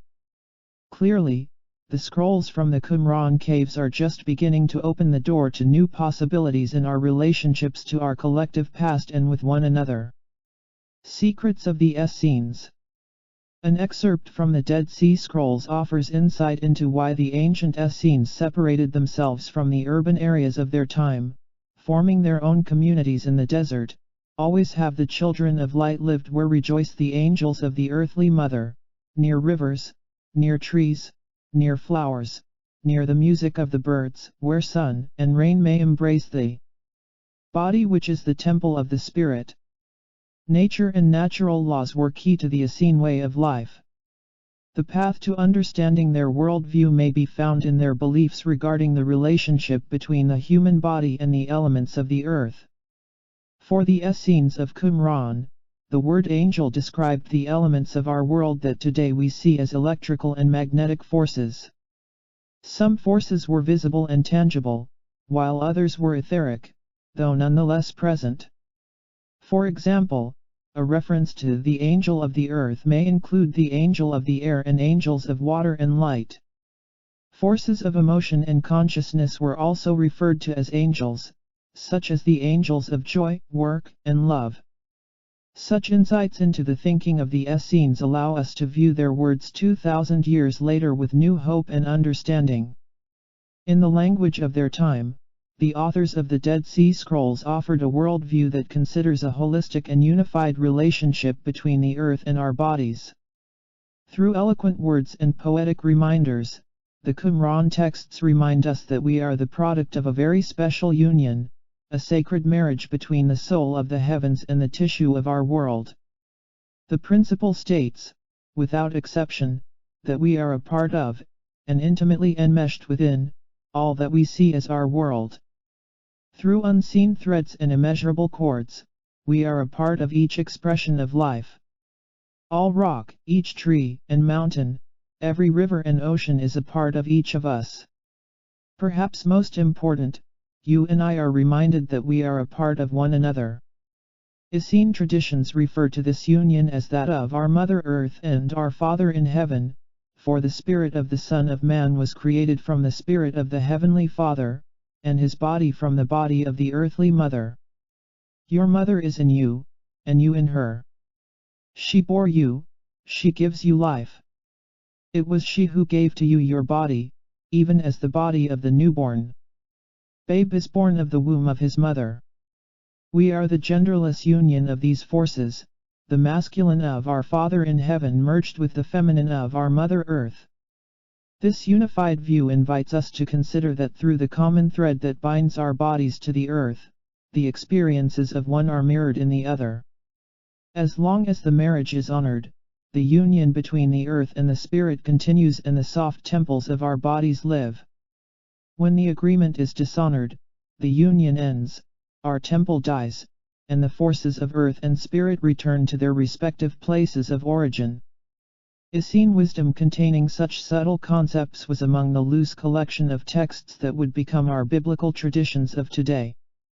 Those very texts, among other documents, were removed by the Nicene Council during the 4th century edits.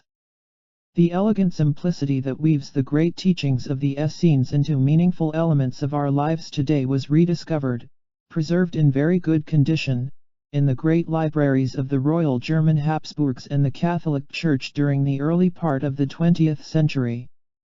The Vatican manuscripts, held for over 100 years, were key in the documents that led Edmond Bordeaux-Secley to publish revised translations of the rare Essene texts.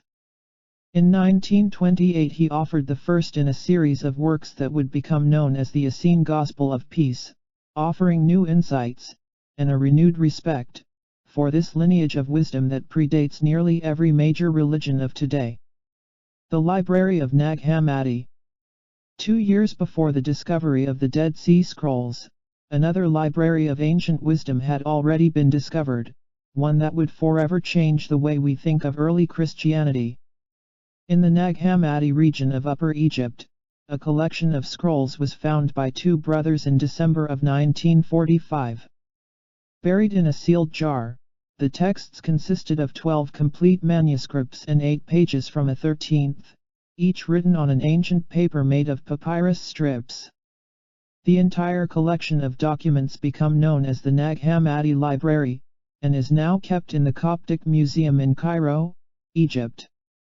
The library of Nag Hammadi passed through an amazing number of hands before its volumes were recognized, authenticated, and entered into the museum register on October 4, 1946.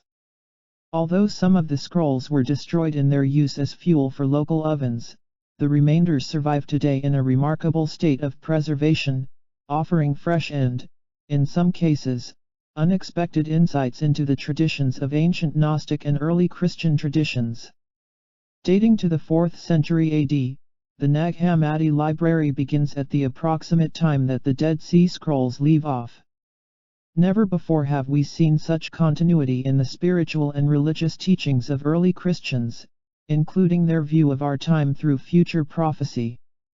The Gnostic traditions originated during a time when early Christian doctrines were being reshaped and were taking on a new identity. Gnostics identified with the central teachings of Christianity, in their original form, and chose to separate, rather than follow the tide of change that was leading Christian traditions from the original basis of their belief. As the Roman Empire converted to conventional Christianity, Gnostic followers were first relegated to the status of a radical sect and eventually eradicated from the consideration of Christianity entirely. Books such as the Gospel of Mary, the Apocalypses of Paul, James, and Adam, and the Book of Melchizedek survive today as a testament to the Gnostic wisdom of preserving rare teachings for future generations. The Apocalypse of Adam. Because Gnosticism is generally acknowledged to have originated within the traditions of early Christianity, many of the Gnostic texts have counterparts in the stories, myths, and parables of early Christian texts. Of special note among the Nag Hammadi documents is a rare text known as the Apocalypse of Adam. A collection of teachings that were divinely inspired and transmitted, this book is the account of the Adam that we read of in the book of Genesis. What makes the Apocalypse of Adam so unique is the apparent absence of any relationship to earlier material. It appears that this particular text was already complete and well established as an earlier form of Gnosticism long before the time of Christian literature. Adam began his account by describing the presence of 3 visitors from heaven, guides that led him through his visions into the futures of humankind. Shortly before his death, he dictated his revelations to his son, Seth. Similar to the teachings of the prophet Enoch, who dictated the secrets of creation to his son, Methuselah, at an advanced age, the text begins with Adam teaching his son in the 700th year, establishing a brief history of his life with Eve, Seth's mother. Adam shares his visions of events that are yet to occur. Now then, my son Seth, I will reveal to you the things which those men whom I saw before me at first revealed to me. Adam tells of the time of the great flood of Noah, still to come in his future, complete with accurate references to Noah's family and the ark that saves them. Perhaps the most significant in the revelations of Adam is his description of a Savior whom he calls the Illuminator. Adam tells of an earth continuously ravaged by floods and fires until the Illuminator appears for the 3rd time. After his appearance, the great powers of the world question his power, authority, and abilities in disbelief. Through a series of 13 scenarios, Adam describes 13 kingdoms that falsely identify the Illuminator as originating from sources as varied as 2 illuminators, a great prophet, and from another time, the eon which is below. It is the generation in Adam's future without a king over it that correctly identifies the origins of the Illuminator as being divinely chosen from all time, past and future, and brought into the present. God chose him from all the eons.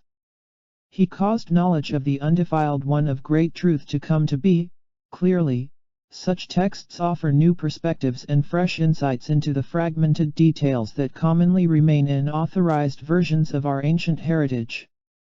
The Thunder, Perfect Mind.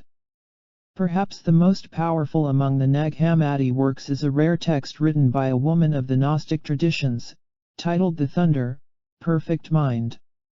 In the words of one of the text's translators, George W. McCrae, this work is virtually unique in the Nag Hammadi library and very unusual.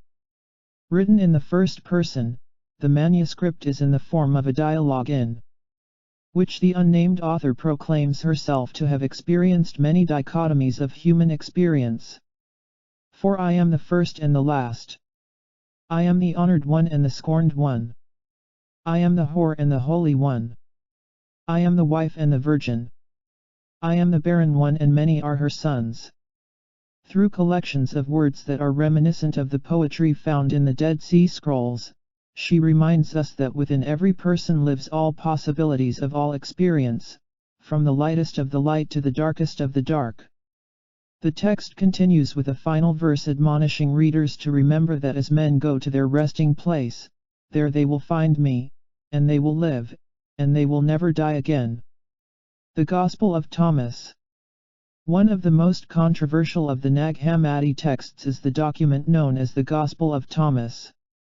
At least a portion of this manuscript is identified as being translated from Greek into Coptic Egyptian, the language used in Christian monasteries of Egypt early in the first millennium. The Gospel of Thomas is a rare collection of sayings, parables, stories, and direct quotes from Jesus, believed to have been recorded by the brother of Jesus, Didymus Judas Thomas. This is the same Thomas who later founded Christian churches in the East. Portions of the Gospel are very similar to the manuscript of the Gospel Q, a source manuscript, believed to date to the 1st century. The Q texts, so called from the German word Quelle, meaning source, are known to have been used as a reference by New Testament authors. There are, however, many portions of the Gospel of Thomas that are not found in the Gospel Q, suggesting that it is an independent resource that may confirm and validate other texts dating from the same time. The words of Thomas's Gospel are some of the most mystical of the Gnostic texts. At the same time, in light of the rich context provided by the Dead Sea Scrolls, the same words take on new meaning, and offer new understandings. For example, in response to a question from his disciples regarding their eventual fate in this world, the Gospel of Thomas records Jesus as answering with a parable, "For there are 5 trees for you in paradise which remain undisturbed summer and winter and whose leaves do not fall. Whosoever becomes acquainted with them will not experience death." 0 In the absence of a frame of reference for the 5 trees, these words offer a little more than a mystical proverb to ponder. Within the context offered by the Essene angels of life, however, these words become a source of confirmation for the ancient science of eternal life, the 5 keys of thought, feeling, body, breath, and nutrient. Texts confirming that Jesus was a master of the Essene traditions lend additional credibility to the interpretation of this mystical reference to eternal life. Beyond science, religion, and miracles. The same texts that preserved the prophecies suggest that it is possible to transmute such predictions of catastrophic change, even those that appear to be imminent. Texts such as the Essene Gospels and the Nag Hammadi library detail a wisdom that allows us to pool our individual life-affirming visions into a collective will to reshape our future. In doing so, we redefine ancient visions of rising sea levels, devastating earthquakes, life-threatening solar flares, and the threat of global war. As different in some respects as the details of our lost heritage may appear to be, there are common themes that bind the same texts into a meaningful source of knowledge for today. Throughout the wisdom that predates history, we are reminded that choices affirming life in the world of our thoughts, feelings, and emotions are mirrored as times of peace and forgiveness in the larger world of our families and communities. In the same manner, choices that deny the gift of life in our bodies are mirrored as unrest, oppression, and warfare in our cities, governments, and nations. Once again we are invited to remember that our inner and outer worlds are mirrors of each other. It is the simplicity of this single memory that allows the miracles, such as the healing recounted at the beginning of this chapter, to be expected rather than hoped for. Perhaps the most empowering of the elements lost in the 4th century edits of the Nicene Council are the sciences of prophecy and prayer. Regarded by many as the most ancient of all sciences, These inner technologies represent our opportunity to first identify the future consequences of present-day choices, then to choose our future with confidence and trust. I read therein what had always been, what was now, and what would come to pass. The Essene Gospel of Peace. Chapter 3. The Prophecies. Silent visions of a forgotten future. Almost universally, centuries-old traditions remind us that our lifetime is no ordinary time in the history of humanity or the earth. Those who have come before us left their prophetic messages encoded in sacred texts, oral traditions, and systems of time-keeping. Written to a people that they could only imagine in dreams, their messages keep alive the memory of visions that in some instances predate the earliest moments of our recorded history. Over time, the themes of their visions have been incorporated into a variety of religious traditions and spiritual practices. As diverse as they appear, hints of similarity in such traditions offer clues to the meaning of these sacred words today. Only recently, with the aid of computers and other 20th century science, have references of ancient visions into future time been confirmed and validated. Keepers of time, the mysterious Maya.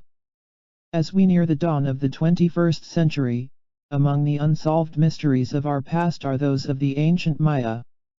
Almost as sudden as their appearance in the remote areas of the Yucatan Peninsula, nearly a millennium and a half ago, these architects of massive temples and celestial observatories suddenly vanished around AD 830.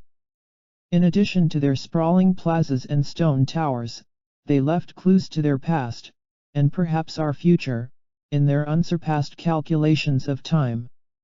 The calendar of the Mayan people may be one of the oldest and most sophisticated systems of timekeeping known to mankind.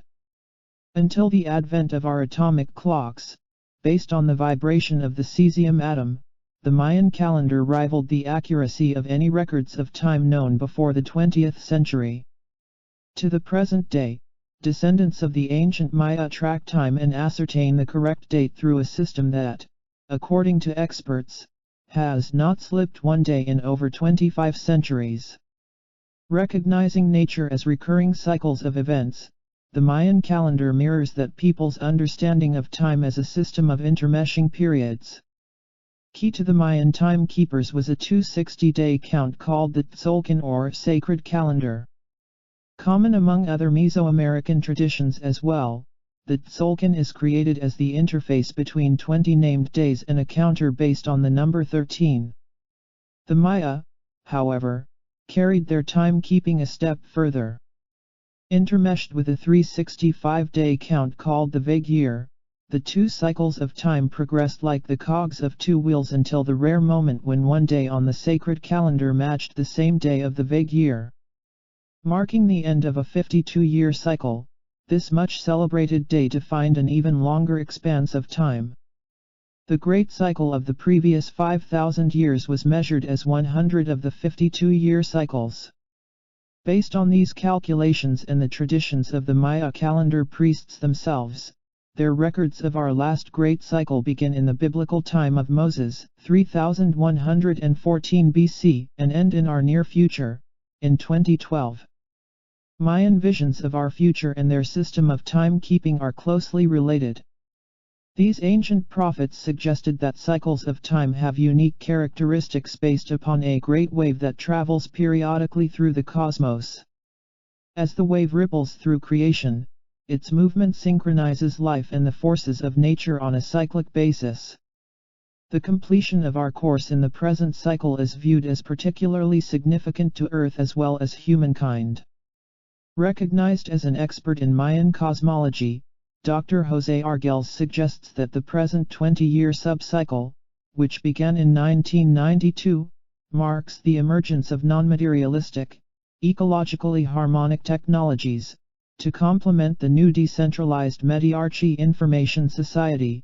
The Mayan elders of today believe that the close of this great millennial cycle will occur within our lifetime, in 2012, and has been anticipated for over 3,000 years.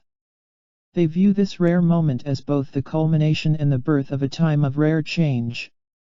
Referring to specific attributes assigned to the Cycles. Dr. Argels echoes the Mayan belief, suggesting that with the convergence of the Mayan cycles, our purpose to gather whole the mind of Earth, and seal it with the star-seed harmony is fulfilled. In a similar fashion, the Aztec traditions of central Mexico track the great expanses of Earth's history as cycles called suns. Their history tells of a time of the first sun, named Nahui-Ocelotl, when our world was inhabited by giants living within the earth. Reminiscent of biblical references to a similar world, the pre-Nicene Book of Enoch describes the days when the women conceiving brought forth giants, whose stature was each 300 cubits. These devoured all which the labor of men produced until it became impossible to feed them. This period ended when the animal kingdom overcame the human kingdom. There are no indications of survivors from this unusual time in Earth's history. The second sun, or next great cycle, named Nahui-Hecatl, was noted as the time when new humans began to cultivate and crossbreed plants. The completion of this period was marked by a great wind that swept across the surface of the earth, clearing everything in its path. During the third sun, Nahui-Quetzalcoatl, Earth's populations constructed great temples and cities. Tremendous openings within the earth and a rain of fire are said to have marked the end of this cycle. We can see in the geological record that there was, in fact, a time when portions of the earth appeared to be covered with fire. It is generally believed that the scorching was the result of a direct hit by an object, possibly an asteroid, nearly 65 million years ago. The ending of the fourth sun, in ice, and a great flood, is confirmed geologically as well as in oral and written tradition common the world over. The Aztec calendar indicates that today we are living the last days of the fifth Sunday. The close of that fifth world is predicted to occur in our lifetime, coinciding with the last Mayan cycle and making way for the next great cycle, the birth of the sixth Sunday. With the past as a template, many ancient traditions describe the days of change as times of tribulation and purification. During these times we are invited to consider the rare and, in some instances, destructive displays of nature as an opportunity to strengthen and prepare us for even greater changes yet to come in our world. Themes common to the prophecies for this time in history include unusual weather phenomena and the loss of coastlines due to sea level increases, famines, droughts, earthquakes, and the breakdown of global infrastructures. 20th century prophets, such as Edgar Cayce, have foreseen massive earth changes predicted to redefine the geography of North America throughout the late 1990s and into the 21st century. These include visions of a great inland sea connecting the Gulf of Mexico with the Great Lakes, for example, and the submerging of much of the eastern and western seaboards. Graphic descriptions of our future, sometimes created hundreds or thousands of years in our past, have set a new standard for the possibilities of inner technology and prophecy. How could our ancestors have glimpsed events still to come in our time? Perhaps more important, how accurate are their visions of our future? Remote viewing, 20th century prophets. The word prophet conjures up images of ancient seers draped in hooded robes, embarking upon open-eyed dream quests into a time yet to come. In the traditions of biblical prophets, this may well be the case. The science of prophecy, however, has continued into the present as a respected profession clad in the mystery of a new name. Based on research conducted at the prestigious Stanford Research Institute, SRI, during the early 1970s, the ability to witness events from a distance has been called remote viewing. Though the specifics for remote viewing may vary from person to person, the general procedure is similar for each viewer. Often beginning in a mild, closed-eye state of relaxation, the receiver works with sensory impressions regarding events that may be occurring anywhere on the planet, in the next room or at a desert outpost halfway around the world. Trained to distinguish among the many kinds of sensations, the viewer then assigns identifiers to the experience, refining the impressions to greater levels of detail. Sounds, smells, tastes, and sensations, as well as images, may accompany such a journey. The training that teaches remote viewers to accept and record such impressions without bias is the expertise that sets them apart from the casual dreamer. With obvious implications for secrecy and intelligence, such capabilities suggest an entire new realm of intelligence gathering with fewer risks. Remote viewing now plays a viable role in the security and defense of nations in the free world. In 1991, for example, remote viewers working under the auspices of Science Applications International Corporation, SAIC, were asked to narrow the search area for a particular kind of missile in western Iraq, confining the search to specific portions of the Iraqi desert. Held the potential to save time, fuel, and lives, as well as money. Clearly, remote viewing, the ability to project the awareness of an individual from one location to another, had become the subject of serious study. Ironically, it is only now, in the last years of the second millennium, that modern science has confirmed the principles of such intertechnology, understood by prophets 2,000 years ago. For many people, their first exposure to the science of viewing real-time events from a distance has come about through guests on late-night radio talk shows. Sparked by the approaching millennium, a variety of experts in the field of future and remote vision claim to have ventured into the world of a post-millennial Earth, sometimes with disturbing, yet not surprising, results. Similar to the descriptions of other millennial prophecies, remote journeys into our future have generally fallen into one of two categories of experience. Some viewers found that they could see no further than the year AD 2012, the familiar year of the Mayan calendar and the close of our Great Cycle. In 2012, the time travelers reported seeing a very different Earth. From their present-day vantage point, the world appeared to have experienced some form of cataclysm. They reported no buildings, no sign of commerce or normalcy by today's standards. The viewers of AD 2012 may well have found themselves in the presence of an outcome that has been described by seers and prophets alike, the post-war destruction of much of our world as we know it today. Other viewers peering into our future in recent times report a similar scenario, with the addition of a great wave of fire and heat. This scenario is reminiscent of theories anticipating cyclic waves of proton flux and plasma that travel through the cosmos over tremendous cycles of time, occasionally finding Earth in their path. With either scenario, the reports of the remote viewers describe a future that appears to be something less than inviting. Following a common theme of many millennial prophecies, there may be an alternative to such outcomes. Nostradamus. For over 400 years, the word prophecy has been nearly synonymous with the name of a great seer whose visions extended hundreds of years into the future. Born on December 14, 1503, Michel de Nostradam became known as Nostradamus, perhaps the most illustrious prophet of recent memory. His gift of second sight allowed him to peer into the future of his time, witnessing events with extraordinary detail and accuracy. As he studied ancient oracles, he developed his own techniques for navigating the waves of time as an observer, often bringing future technologies seen in his visions back into his time. Eventually, Nostradamus became a physician, incorporating many of the ideas from his prophecies into his practice. His techniques, appearing as common sense today, were revolutionary for 16th century Europe during the time of the Black Plague, and included the use of herbs, fresh air, and clean water. Additionally, he prescribed mixtures of aloe and rose petals, rich in vitamins unknown in his time. One of the best-known reports of Nostradamus's ability to peer into the future began unexpectedly as he met a group of friars walking along a road. Immediately kneeling at the feet of one man, Nostradamus kissed the robe of the friar.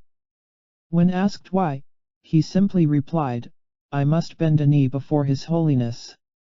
It was not until 40 years later, 19 years after the death of Nostradamus, that the mysterious event on the lonely road made sense. In 1585, the friar whose robes the prophet had kissed became Pope Sixtus V.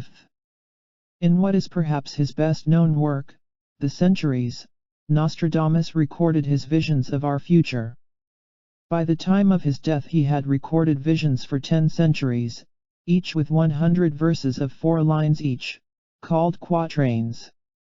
Remaining in print consistently since the time of his death, the prophecies of Nostradamus extend into the year 3797 and, depending upon interpretation, perhaps beyond. Foreseeing social, political, and scientific events of global magnitude, many of his visions appear to be exceedingly accurate. Without specific dates, others are nebulous at best and subject to interpretation.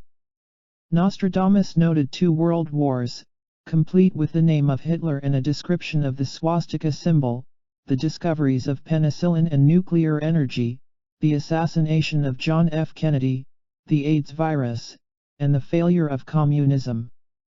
Though dates and events may be subject to interpretation, there is a thread of agreement among scholars of Nostradamus that the prophet foresaw cataclysmic change, on a global scale, for the close of our millennium. Although the precise timing of an event could certainly be calculated by his readers from key phrases, it was only when he felt that a particular event was critical that Nostradamus offered the actual date. It is of particular interest, then, that one of these dates occurs within our lifetime. Centuries 10, Quatrain 72, reads, "In the year 1999, and 7 months from the sky will come the great king of terror. He will bring to life the great king of the Mongols. Before and after, war reigns happily." Additional insight into this ominous quatrain may be found in the Epistle to Henry II, verse 87, where Nostradamus writes that, "This will be preceded by an eclipse of the sun, more obscure and tenebrous than has ever been since the creation of the world, except that after the death and passion of Jesus Christ." A solar eclipse, visible from much of the European continent, did occur on August 11, 1999. Nostradamus's visions also foresaw cataclysmic earth changes reminiscent of those found in Native American and biblical traditions. Continuing in verse 88 of the Epistle to Henry II, specifics are offered down to the actual month. "There will be omens in the spring, and extraordinary changes thereafter, reversals of nations and mighty earthquakes. And there shall be in the month of October a great movement of the globe, and it will be such that one will think the earth has lost its natural gravitational movement and that it will be plunged into the abyss of perpetual darkness." Looking farther into our future, Nostradamus saw a much happier time following the days of Earth's darkness. In a passage from Centuries 2, Quatrain 12, scholars interpret Nostradamus's vision as depicting a time of spiritual renewal. The body without a soul is no longer at the sacrifice. At the day of death it comes to rebirth. Centuries 3 further describes this time in our future in Quatrain 2, "The divine word will give the substance containing heaven and earth. Body, soul, and spirit are all powerful. Everything is beneath his feet, as at the seat of heaven." Certainly less than scientific and open to much interpretation, nevertheless these 16th century visions of our future share common threads with those of other prophets, both older and more recent. Edgar Cayce. Edgar Cayce is the man who came to be known as the sleeping prophet of the 20th century. Born in March 1877, Cayce's formal education ended when he completed the 9th grade. Though he reported paranormal experiences as a child, he did not develop his gifts of clairvoyance and healing on a large scale until adulthood. Limiting his healing sessions to 2 per day, Cayce often journeyed into the past experiences of his clients in an effort to understand their present conditions. Though he did not remember the contents of his readings when he awakened from the trance-like state in which he conducted them, Cayce's secretary, Gladys Davis, was always present to record the sessions.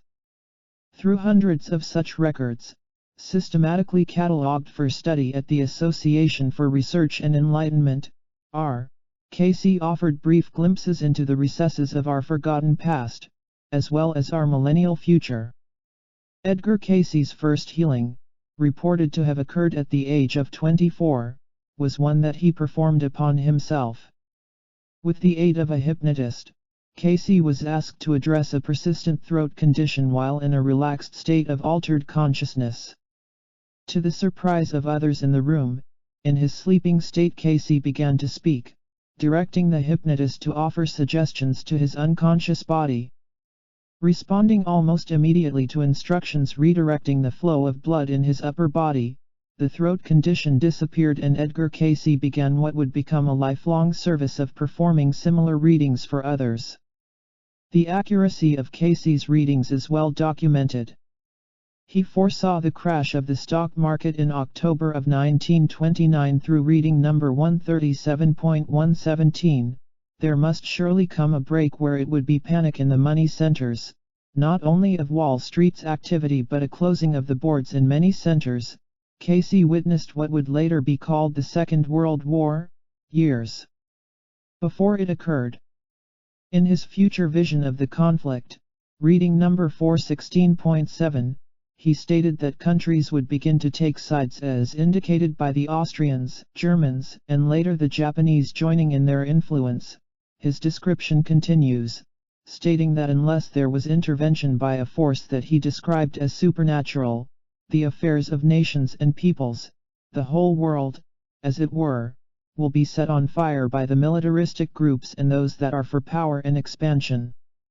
In what were to become some of his best-known yet confusing prophecies, Cayce suggested that the final years of the 20th century and the early years of the 21st would be a time of unprecedented earth changes. As with past seers, he envisioned global changes falling into two broad categories: a future brought about by gradual change, and a time of tumultuous shifts that may be described as nothing short of catastrophic. Interestingly, both kinds of prophecy occur for the same period in time. In reading number 826.8, dated August 1936, Cayce is asked specifically about changes that he sees for the actual years of the millennium, 2000 to 2001. Far from the vagueness of many such prophecies, his response is a direct statement regarding a tangible shift of measurable change on the earth. There is the shifting of the pole, or a new cycle begins. Fluctuations of the Earth's magnetic poles of over 5 degrees in the last 40 years, considered with the rapid decrease of magnetic intensity preceding such polar reversals in Earth's history, have brought a renewed respect to such visions. In a series of readings that culminated in January of 1934, Cayce described geographic and geophysical changes that he saw beginning within a 40-year period between 1958 and 1998. One key to interpreting these indicators is that they were prophesied to begin, rather than happen, by 1998. Such changes could conceivably extend well into the next century. Mark Thurston, a leading expert in the teachings and philosophies of Edgar Cayce, summarizes Cayce's descriptions as follows. 1. There will be a breaking up of the landmass of the western portion of America. 2. The larger part of Japan will go into the sea. 3. There will be certain changes to the northern parts of Europe that will happen so quickly that it might be called in the twinkling of an eye. 4. Lands will rise up out of the Atlantic Ocean off the coast of America. 5.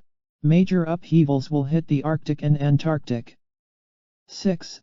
Volcanoes will erupt, especially in the tropics. 7. A shifting of the poles will alter climatic conditions. For example, certain frigid and semi-tropical areas will become tropical. As Thurston points out, several of these changes appear to be connected directly to a magnetic pole shift. Although a complete shift has yet to occur, a growing body of scientists and researchers believe that recent shifts of Earth's magnetic fields are the precursors to precisely such an event. Although a number of Casey's earlier predictions regarding millennial prophecies appear to be catastrophic in nature, later readings note an interesting though subtle change. In a reading dated 1939, Casey's view into the close of the century describes gradual changes rather than the sudden shifts described earlier. Casey states that in 1998 we will find a great deal of activity that has been created by the gradual changes that are coming about. He continues speaking about the millennial shift by stating that as to the changes, the change between the Piscean and the Aquarian age is gradual, not a cataclysmic one. In offering two different views of the change of centuries, Casey may additionally have offered a new insight into the value of prophecy in our lives today.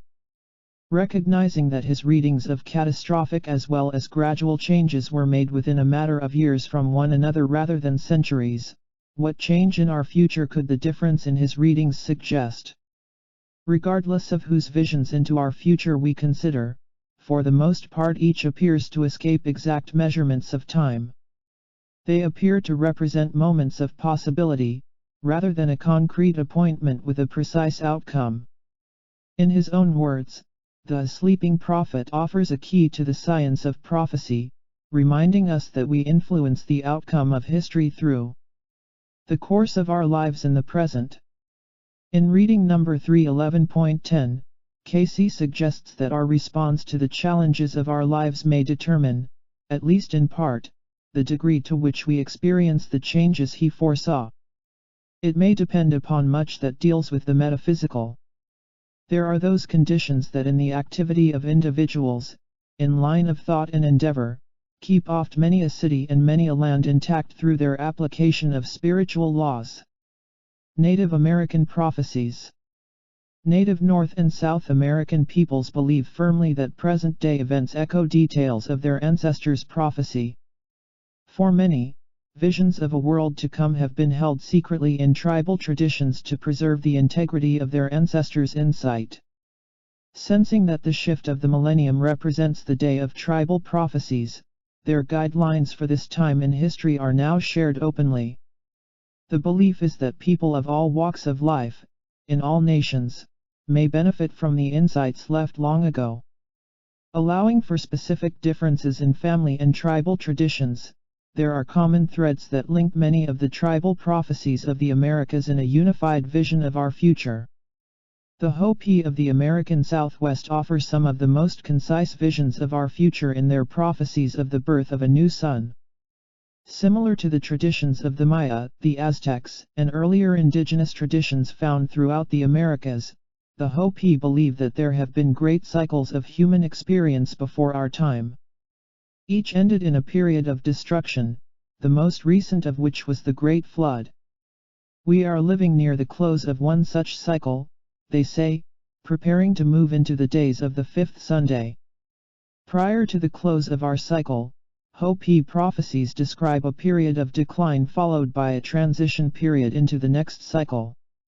From their perspective, the time of decline is a time of great challenge, often called the time of purification.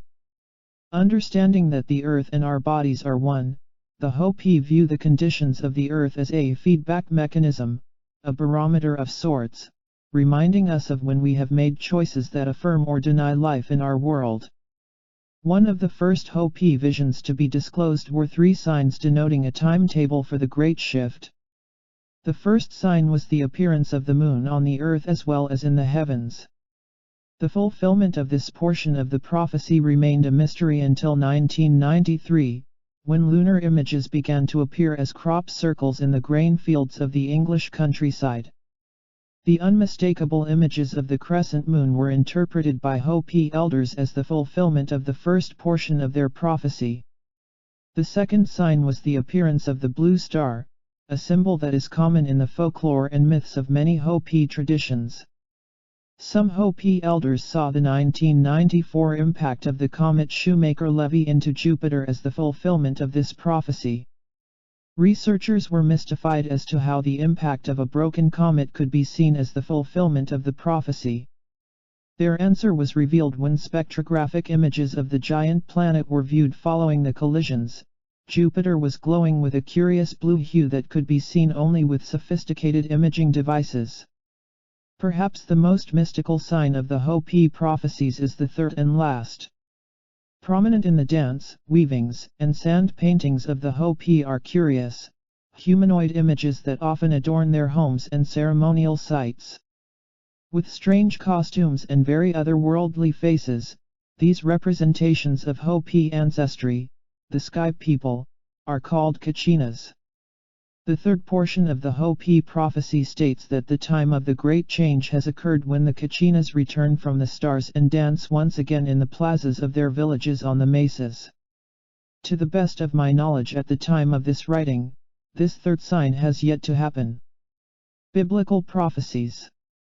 As documented in Chapter 2 of this book, a number of books related to the modern Bible were deemed inappropriate for official acceptance by the Catholic Church in the 4th century. Relegated to the obscurity of church vaults and private libraries, one of the most fascinating, and perhaps most mystical, is the ancient book of the prophet Enoch. Containing eloquent descriptions of the creation, human lineage, and astronomical information so detailed that it could only be verified with 20th century technology, this ancient text came to be known as the Book of the Secrets of Enoch. We find direct references to this now rare text in the work of the 2nd century theologian Tertullian. In recently recovered letters he explains that the scripture of Enoch is not treated in the same way as other scriptures, because it is not included in the Hebrew canon. Such references confirm that the Book of Enoch was regarded as a viable work by scholars before the 4th century edits of the Nicene Council. The prophecies of Enoch bear a remarkable resemblance to those of subsequent biblical prophets such as Isaiah and, later, John in the Book of Revelation.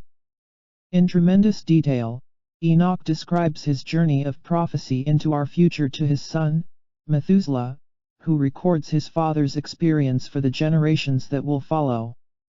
From an Ethiopian manuscript discovered in the Bodleian Library in 1773, Enoch shares his vision of weather and celestial changes that he foresaw during the close of our century. Identified as the seventh son after Adam, Methuselah characterizes his father's prophetic experiences very differently from those of the sleeping Casey. For example, when he says that Enoch spoke while his eyes were open, and while he saw a holy vision in the heavens. Following his great visions of our future, Enoch stated that he had heard all things, and understood what he saw, that which will not take place in his generation, but in a generation which is to succeed at a distant period, on account of the elect. In those days, the rain shall be restrained, the fruits of the earth shall be late, and not flourish in their season, and in their season the fruits of the trees shall be withholden, heaven shall stand still. The moon shall change its laws, and not be seen at its proper period. Immediately following the tribulation that he describes for the earth, Enoch describes an additional sequence of events embodying a time of beauty, hope, and possibility. In this sequence, appearing as if it originates from a different vision describing a different time, Enoch sees the former heaven depart and pass away, and declares that a new heaven shall appear. This odd pattern of tribulation, appearing to be followed by redemption, is common throughout the visions of Enoch, as well as other prophecies that we will examine. Perhaps the most emotionally charged insights into future times may be found as a collection of prophetic visions in the modern biblical texts. Ranging from the fate of specific leaders and heads of state to global visions of the end of time, prophecies of the Bible continue to elicit powerful responses from those who read them, thousands of years after the visions themselves occurred. Ranging from ceaseless curiosity to adamant fervor, clues into the power, as well as confusion surrounding such visions may be found in tracing their modern interpretations to the roots of the original visions themselves. It is not uncommon to discover, for example, that many of the prophecies referenced today were not even recorded until years, sometimes hundreds of years, after an original prophecy was received. Because they were handed from mouth to mouth, from generation to generation, it is uncertain whether some prophetic books were written by the prophets themselves or by others using the name of a prophet as a metaphor in the stories. The Book of Daniel offers such an example. In the St. Joseph edition of the New American Bible, the preface to the Book of Daniel states that this book takes its name, not from the author, who is actually unknown, but from its hero, a young Jew taken early to Babylon, where he lived at least until 538 B.C. The introduction goes on to say, the book contains stories originating in and transmitted by popular traditions which tell of the trials and triumphs of the wise Daniel and his 3 companions. This interpretation directly contradicts that of other biblical scholars, such as John Walvoord, who states that it is clear that the book itself claims to be a product of Daniel as he is referred to in the first person in numerous passages in the second half of the book. Daniel is also mentioned in Ezekiel, which would be quite natural as Ezekiel was a contemporary of Daniel. Even today, nearly 2 millennia after the texts were compiled, experts have yet to reach a consensus regarding even the basics of some of our most sacred texts. Adding to the confusion of deciphering biblical prophecies is the question of the precision with which the wording has, or has not, been translated through the centuries. Unlike portions of the Hebrew Bible, known to be translated letter for letter with exacting precision for at least the last 1,000 years, the Western Bible has undergone many changes.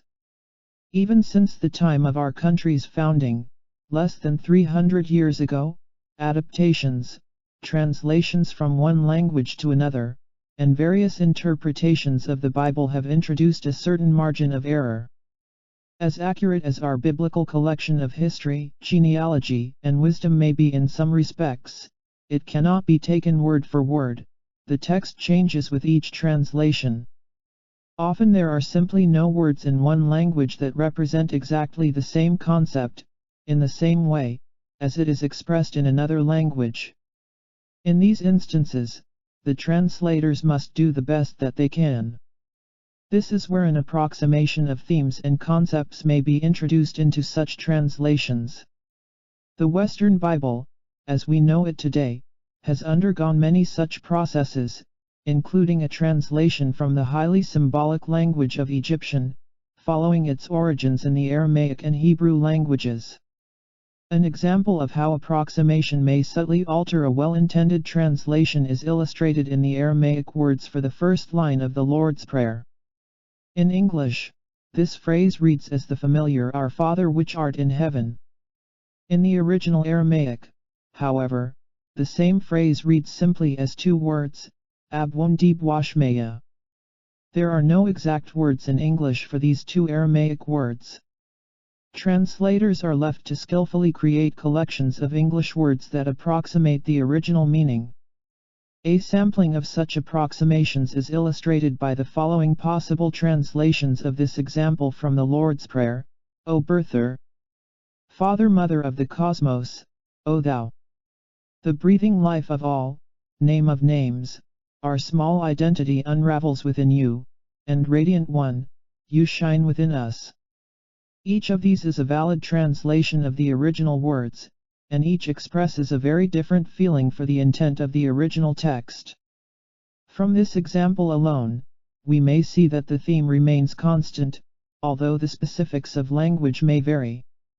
As in photocopying the original of a text today, many copies down the line the final outcome may bear a resemblance to the original, though it has lost clarity. In the last century of biblical history, there have been many such opportunities to introduce error into the original intent of the ancient prophets. Today we may choose from a variety of interpretations and translations, each meeting a special need and serving a particular application for its reader. A student of biblical studies may choose from the King James Version of the biblical texts or a host of others, such as the New International Standard Version, the New Living Bible, and the St. Joseph Edition.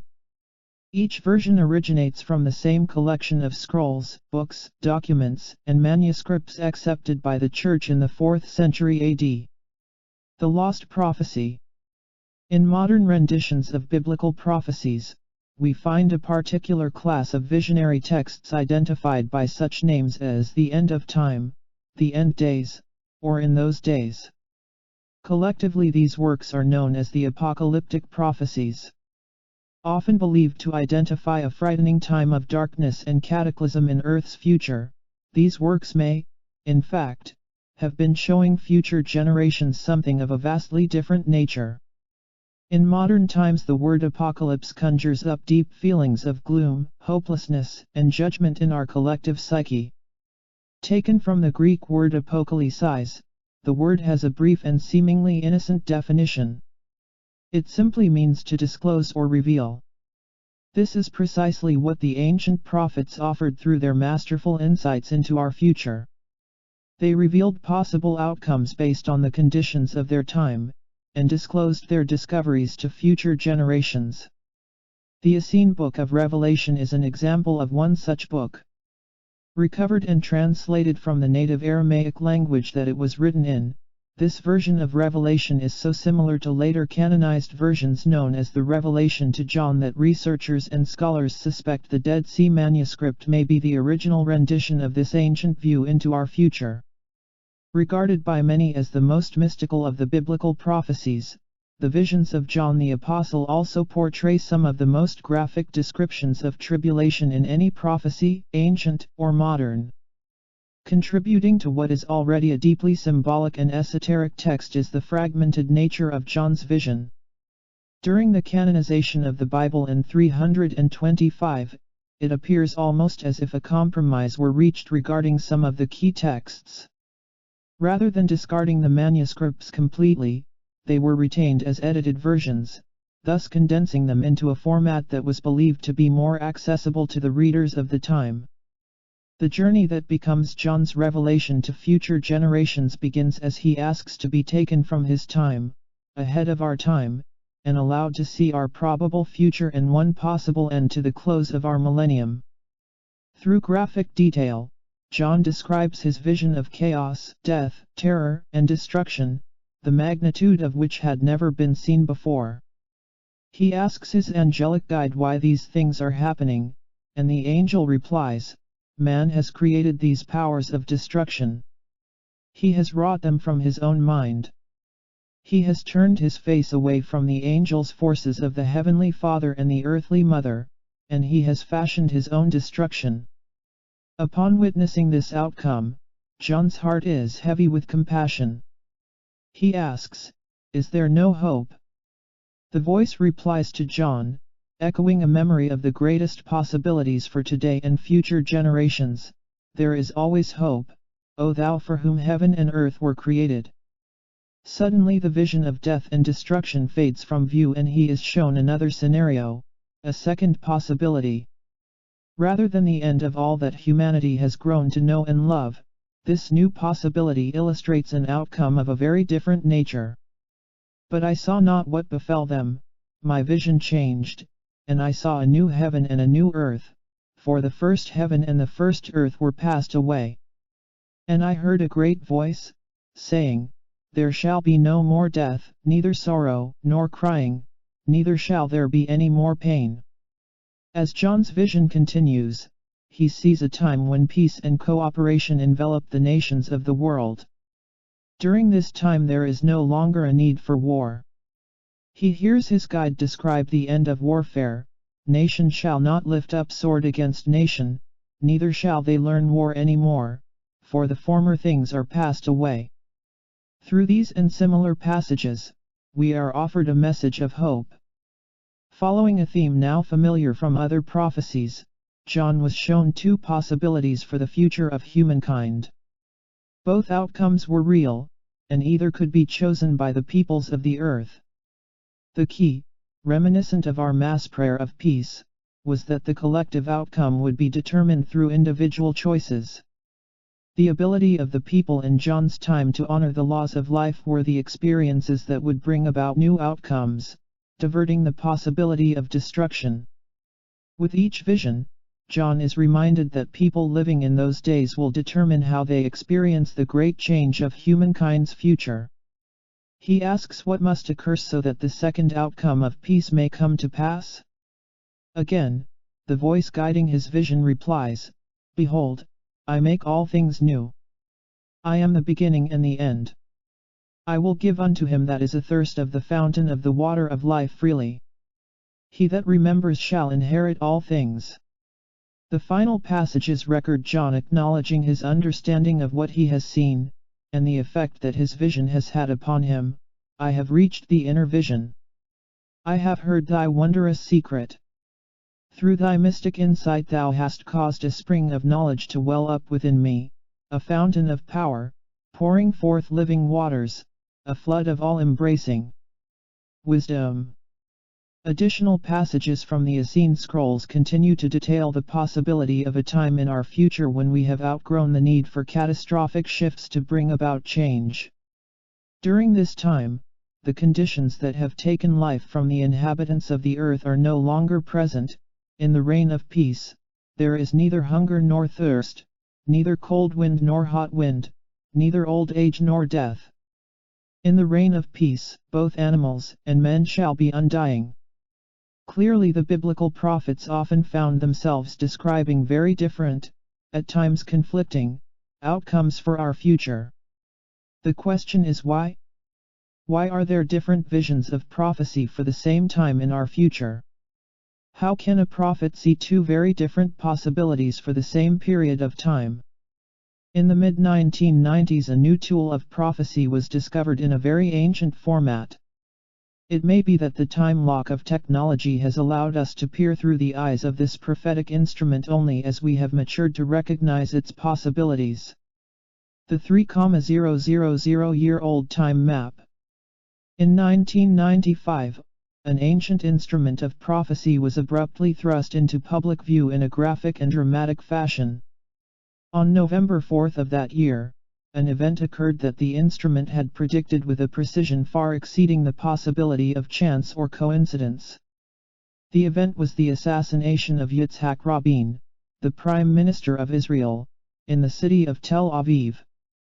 The assassination had been prophesied with such accuracy that the Prime Minister's name, the date of the assassination, the name of the city, and even the assassin's name, Amir, were no secret. Each had been encoded into a document over 3,000 years ago. The irony was that the document was not a rare manuscript held by a secret organization or privileged individual. The coded map of our future was the same map that has provided comfort and guidance for at least 75 generations and is held sacred today by several hundred million people worldwide. The map of time was discovered as a hidden code encrypted into the Bible at the time of its origin. Specifically, the code was found in the first 5 books of the Hebrew Bible, known as the Torah, the one version that is said to have been unaltered since it was given to man over 3,000 years ago. Discovered by an Israeli mathematician, Dr. Eliyahu Rips, the key, known as the Bible Code, has been reviewed and validated by mathematicians in leading universities worldwide, as well as agencies specializing in encryption, such as the U.S. Department of Defense. For over 200 years, scholars have suspected that biblical texts were more than an assemblage of words to be read in a strictly linear fashion. An 18th-century scholar, known as the Genius of Vilna, stated that the rule is that all that was, is, and will be unto the end of time is included in the Torah, from the first word to the last word. And not merely in a general sense, but as to the details of everything that happened to him from the day of his birth until his end. The encrypted messages of our past and future may be studied by creating a matrix from the letters of the first 5 books of the Hebrew Bible. Beginning with the first letter of the first word, all spaces and punctuation are removed until the last letter of the last word is reached, leaving a single sentence hundreds of characters in length. Using sophisticated search programs, the remaining matrix is examined for patterns and intersections of words. For example, in the book of Genesis, the word Torah is spelled out with sequences of 50 Hebrew characters between each of the letters of the word. The same sequence is found in the books that follow, Exodus, Leviticus, Numbers, and Deuteronomy. The observation of this sequence by Rabbi H. M. D. Weiss-Mondel in the 1940s became the key to unraveling the patterns of words encoded in the text. In his book of the same name, Michael Drosnin describes the precision and accuracy of the Bible code in predicting past events.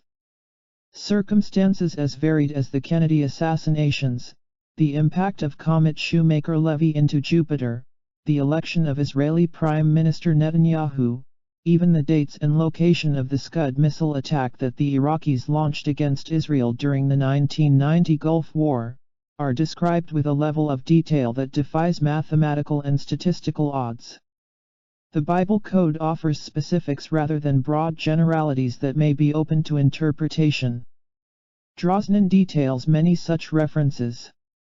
In the prediction of World War II, for example, the code spells out words such as World War End Final Solution, accompanied by the names of leaders during the time: Roosevelt, Churchill, Stalin, and Hitler.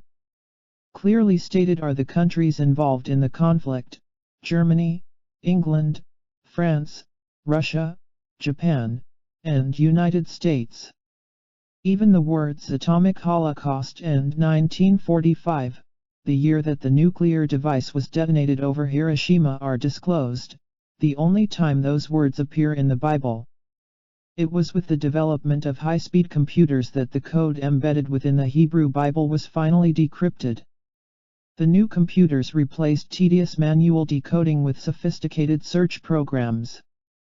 Running against control groups of other texts and 10 million test cases created by the computer, only the Bible was found to have the puzzle-like encryptions. Vertically, horizontally, and diagonally, names of countries, events, dates, times, and persons intersect with one another, providing a snapshot into the events of our past and the possibilities of our future. While the actual mechanism of such an extraordinary predictor is discussed in Chapter 7, perhaps more relevant to the question of prophecy is how this seemingly miraculous book of time relates to our future. In light of the Bible code's accuracy for detailing our past, how accurate could the same matrix be in peering into a time yet to come? In his discussions with Drosnin, Dr. Rips suggests that the entire Bible code had to be written all at once as a single act, rather than in a series of writings that took place over time. Such a statement infers that all possibilities of all futures are already in place. We experience it like we experience a hologram. It looks different when we look at it from a new angle, but the image, of course, is pre-recorded. The key to applying this ancient time code to the events of our future may be in viewing it through the eyes of a quantum physicist. In modern physics there is a tenet stating that it is impossible to know the when of something and the where of the same thing, at the same time. If you measure where something is, you lose information about how fast it is moving. If you measure how fast it is moving, then you cannot know with certainty where the something is. This key to the quantum world was developed by the physicist Werner Heisenberg, and is known as the Heisenberg uncertainty principle. Demonstrating the unpredictable behavior of nature in the quantum world, it may be that our sense of time follows precisely this kind of behavior. If so, the possibilities portrayed in the Bible code may exist as just that, possibilities. The events stated, both past and future, are the end result of a sequence of conditions that may have begun days, or even hundreds of years, before the actual event plays out. Stated as we would a modern equation, if we choose a particular course of events, then we may expect to see such and such an outcome. Viewing any prediction tool as a lens into possibilities sheds new light on the role of prophecy in our lives. Coinciding with many biblical, Native American, and other prophecies for our future, the Bible code alerts us to a series of apocalyptic scenarios. Beginning in our near future, such occurrences as a Third World War originating in the Middle East, catastrophic earthquakes, and the devastation of major population centers all appear as possibilities. The threat of a direct collision with a comet at the end of the 20th century or early in the 21st appears to be one of the most immediate concerns. In 1992, astronomer Brian Marsden of the Harvard-Smithsonian Center for Astrophysics announced the return of the Swift-Tuttle comet, originally discovered in 1858.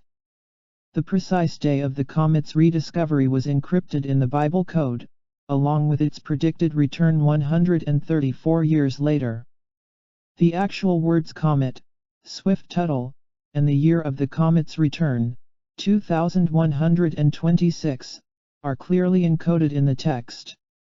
Initially thought to be on a collision course with the Earth at the time of its return, revised calculations now suggest that the comet will pass a safe distance away. Astronomers do, however, warn of a series of near misses leading up to the time of Swift-Tuttle in 2126, the first occurring in 2006. Intersecting the 2006 dateline in the Hebrew text are the words, "Its path struck their dwelling," accompanied with the phrase in an associated line, "Year predicted for the world." Following this warning are similar words leading up to the year 2010. The words "Days of Horror" cross this date with additional descriptions of darkness, gloom, and comet. Perhaps the most unsettling sequence of words regarding our future is found above the year 2012. It is here, coincidentally in the same year that the Mayan calendar ends, that we see the words "Earth annihilated." This glimpse into an ancient possibility for our future provides an intriguing example of an element found throughout the Bible code.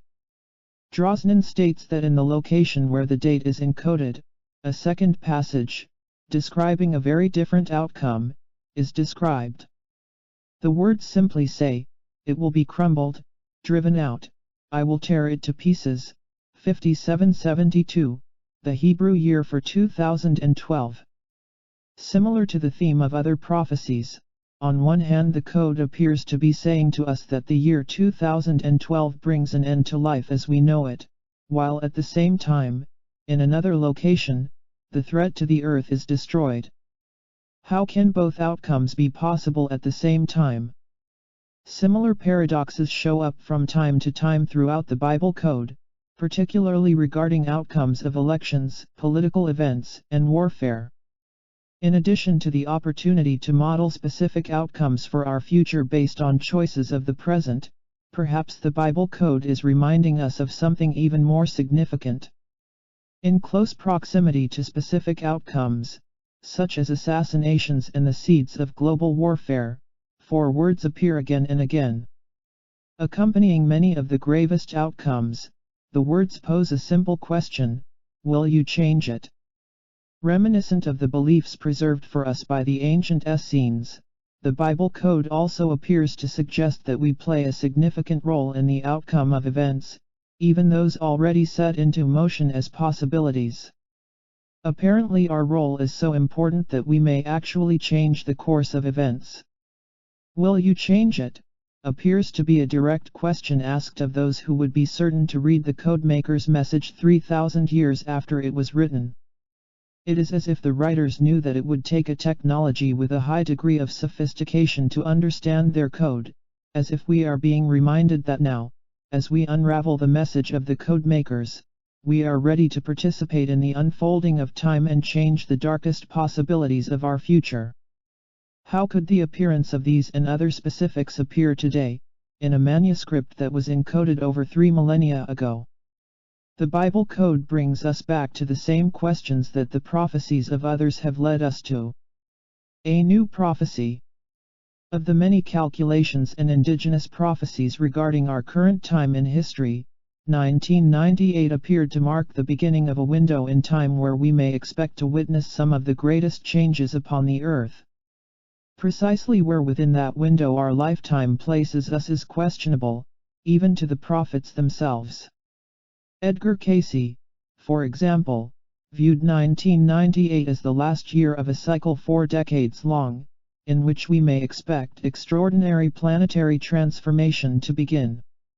Nostradamus, on the other hand, placed 1998 at the beginning of a cycle of cataclysmic changes that he foresaw from that point to over 300 years into our future. Beyond the discrepancies of exact dates, Prophecies for our time almost universally reveal a common theme. They point to the birth of the new millennium as a time when we may expect to see great change upon the earth and within our bodies. Along with insights into our possible future, ancient seers reminded us of a great mystery. This mystery is particularly fascinating in light of the sophistication of calendars and the precision of systems tracking time. As accurate as the oral, written, and prophetic traditions appear to be, each stops short of detailing precisely how this great cycle of time will end and the next great cycle will begin. In addition to outlining possibilities for our future, those who have come before us acknowledged a potent force with the power to choose which possibility we experience.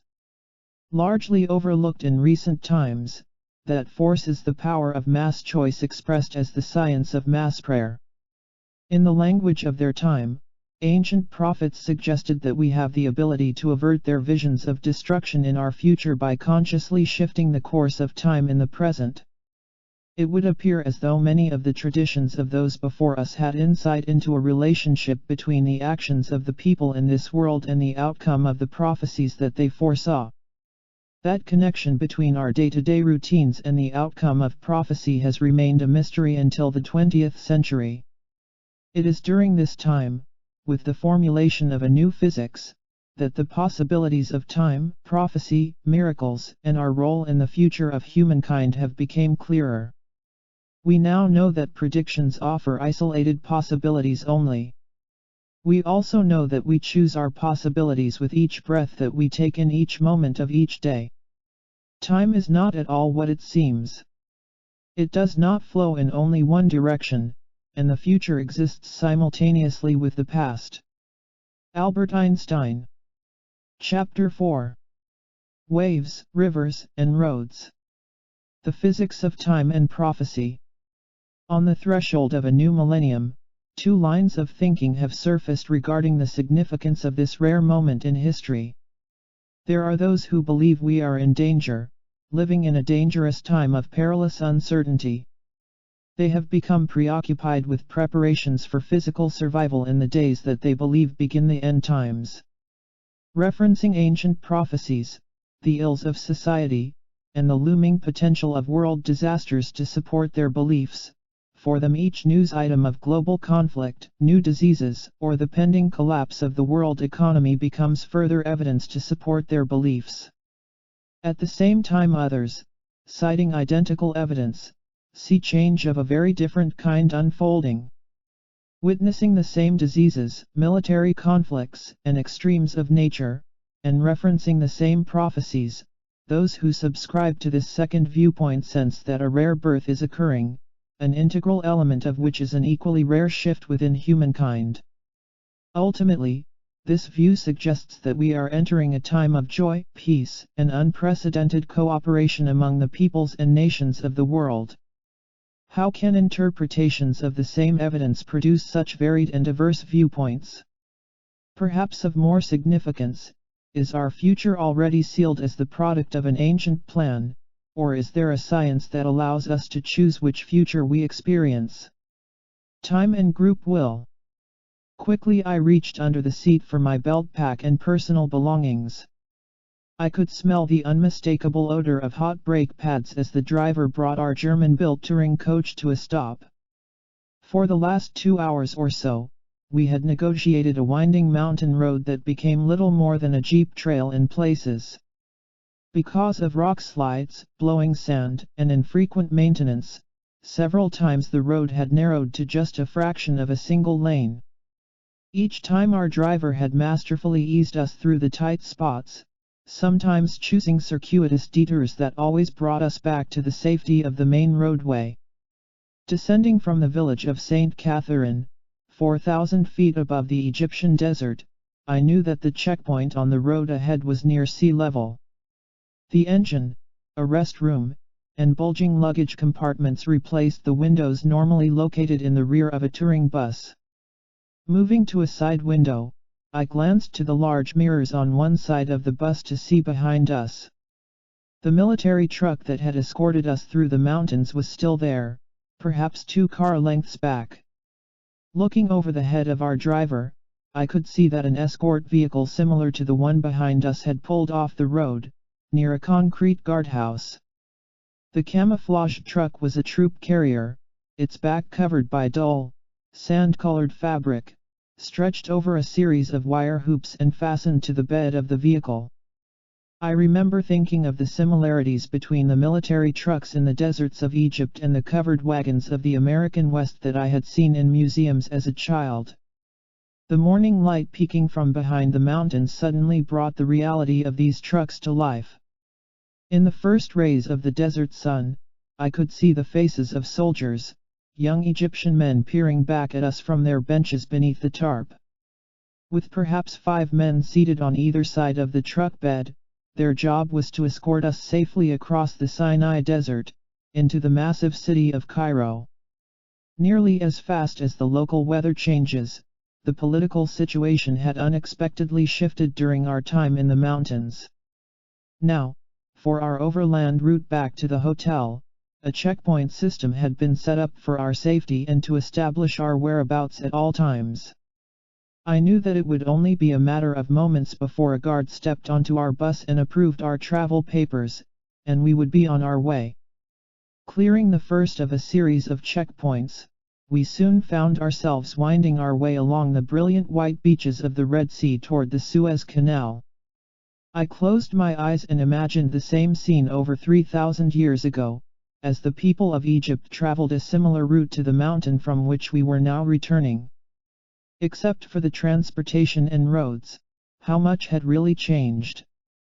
In the warmth of the late morning sun, I soon found myself in conversation with members of our group, anticipating our entrance into the ancient chambers of the Great Pyramid that evening. Suddenly I looked up as our bus came to a halt along a busy boulevard.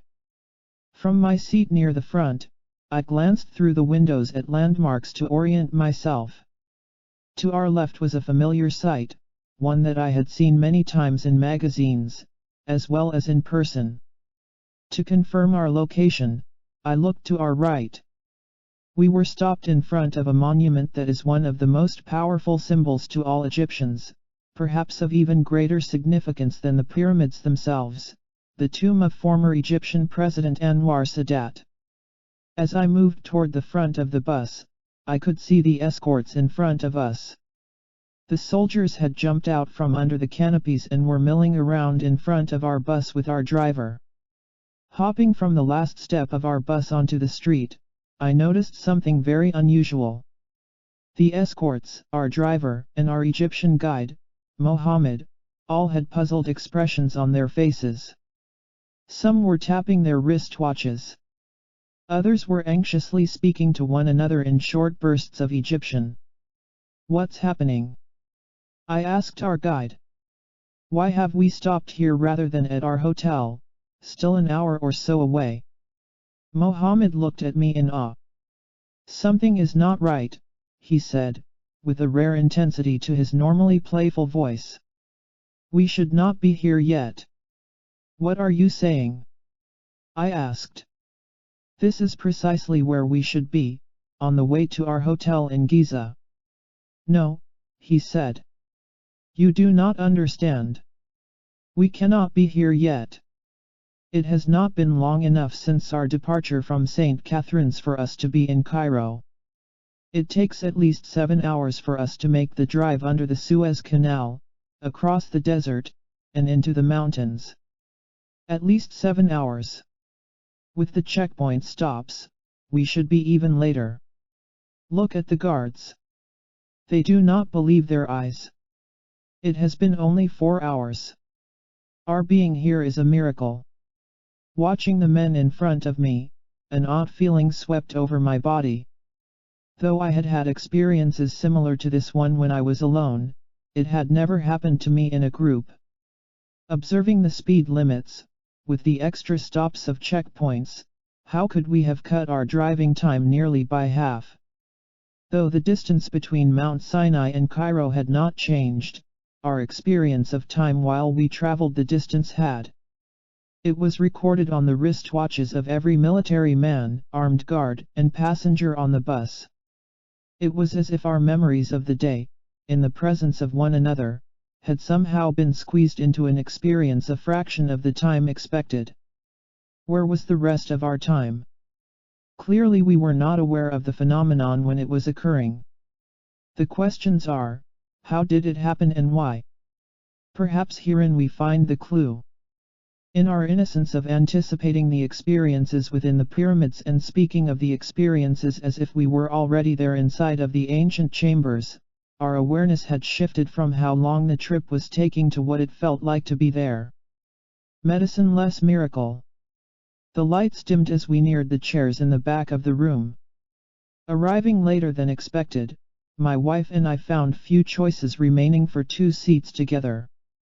Facing generally toward a table at the opposite end of the ballroom, the stainless steel chairs appeared to have been arranged rather haphazardly by the hotel staff. Within moments of finding our seats, the class began with the usual formalities and introductions. While studying at a specialized clinic outside of Beijing, our instructor had documented on video the effects of an ancient healing art based on techniques of movement, breath, thought, and feeling. He began by preparing us for what we were about to see. The video would show a phenomenon from Asian traditions that Western science could not explain. Anomalous experiences of this kind are often classified as miracles. For people who had turned to this clinic as a last resort, the choice of love, specialized movement, and the development of life force, qi, over medicine and surgery was the answer to their prayers. Just as the light in our room disappeared, a television near our instructor came alive. My wife and I gripped the steel legs underneath our seats and scooted forward, vying for a better view of the screen. The videotape that we were seeing had been recorded at the Huaxia's Hainan Qigong Clinic and Training Center, the medicine-less hospital in the city of Qinhuangdao, China. The footage began by showing a female patient lying on her back in a clinical setting. She appeared to be fully awake and conscious, not anesthetized, and there were no indications that an anesthetic would be used. The woman was loosely clothed, and her shirt had been modestly drawn up to expose her lower abdomen.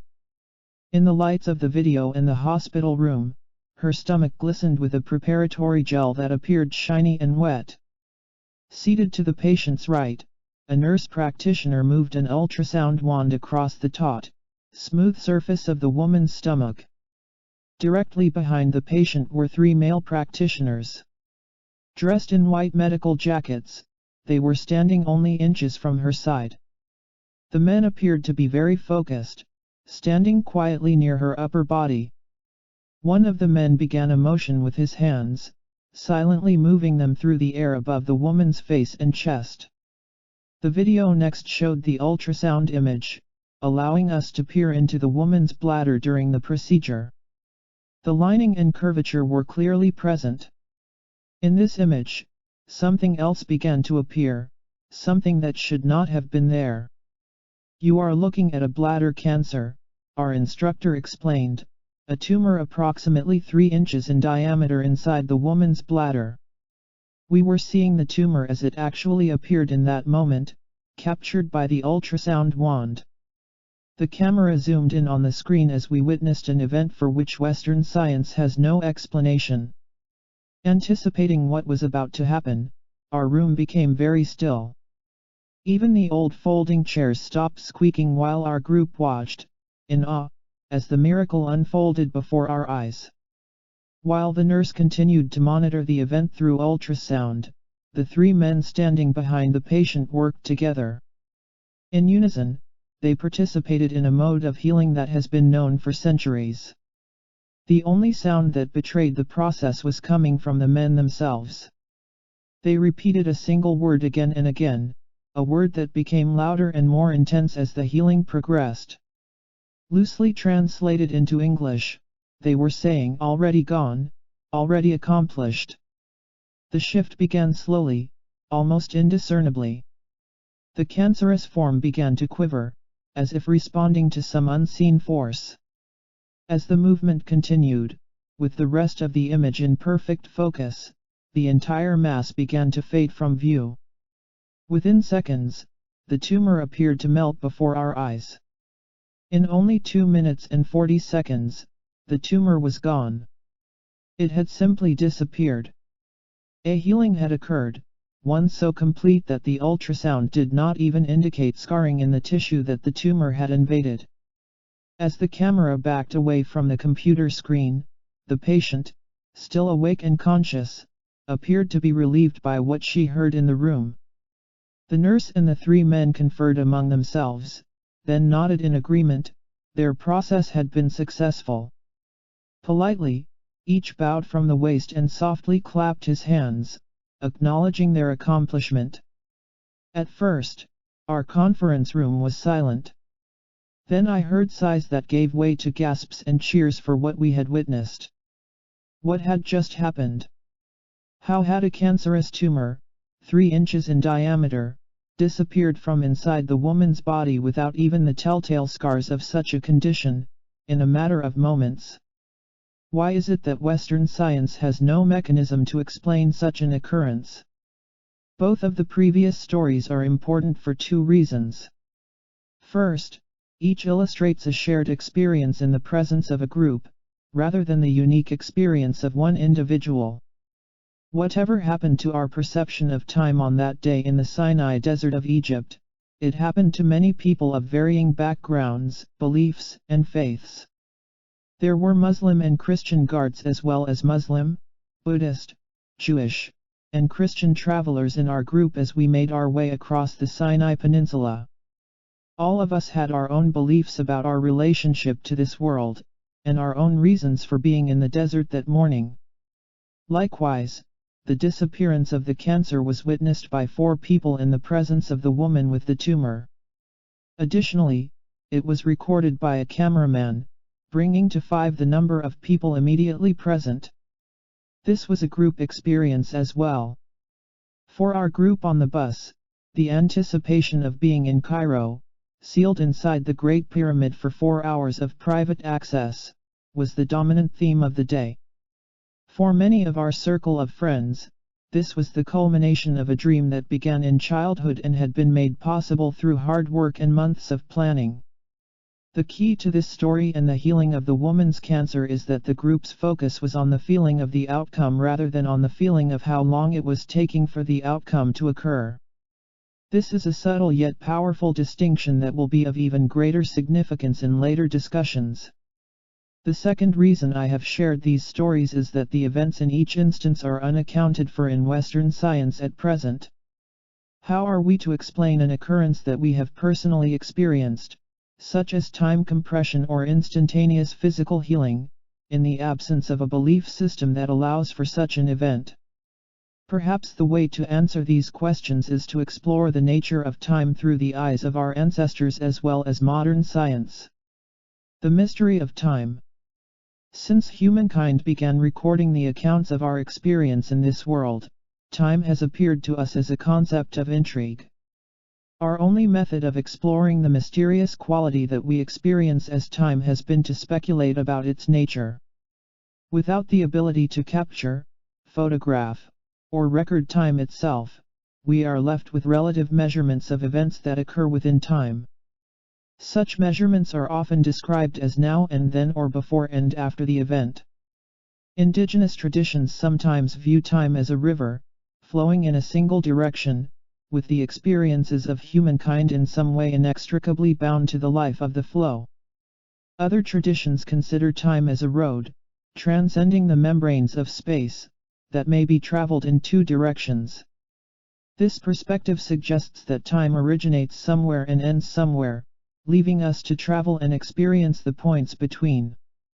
Regardless of how we perceive the space between then and now, time has become the dominant factor in the way we view our lives.